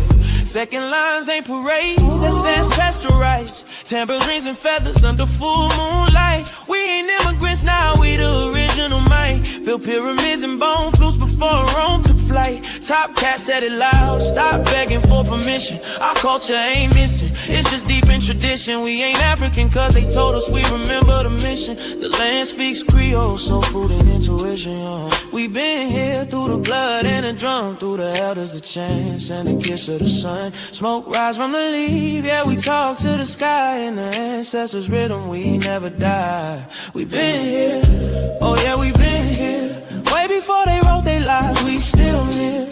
It's our home, not a place we disappear. Jaheim singing true through the pain and the tears. Granny sat me down, roll something slow. Said when you puff, give thanks, let the cosmos know. I inhale the jungle, exhale the flow. Spitting stories that the textbook still scared to show. Cigar lit like a torch from ancient rites. Aromas like prayers to the Orishas at night. New Orleans ain't a torch tale, it's black divine. Where the jazz horns been time and the spirits align. Forget Columbus, we was dancing in stars. Trading turquoise, dripping culture in bars. Drums talking codes, spirits moving cars. Look close, the past ain't gone, it's just behind these stars. From Congo Square to Trammy porches, we built this land, no need for endorsements. The Mardi Gras beads ain't just for decor. That's soul armor, homie, we was gods before war. We been here through the blood and the drum, through the elders, the chants and the kiss of the sun. Smoke rise from the leaf, yeah, we talk to the sky. In the ancestors' rhythm, we never die. We been here, oh yeah, we been here. Way before they wrote their lives, we still live. This our home, not a place we disappear. Jaheim singing true through the pain and the tears. Through the blood and the drum through the elders, the chants and the kiss of the sun. Smoke rise from the leaf, yeah, we talk to the sky. And the ancestors' rhythm, we never die. We been here, oh yeah, we been here. Way before they wrote their lives, we still live. This our home, not a place we disappear. Jaheim singing truth through the pain and the tears. We been here, oh yeah, we been here. Way before they wrote their lives, we still live. This our home, not a place we disappear. Jaheim singing truth through the pain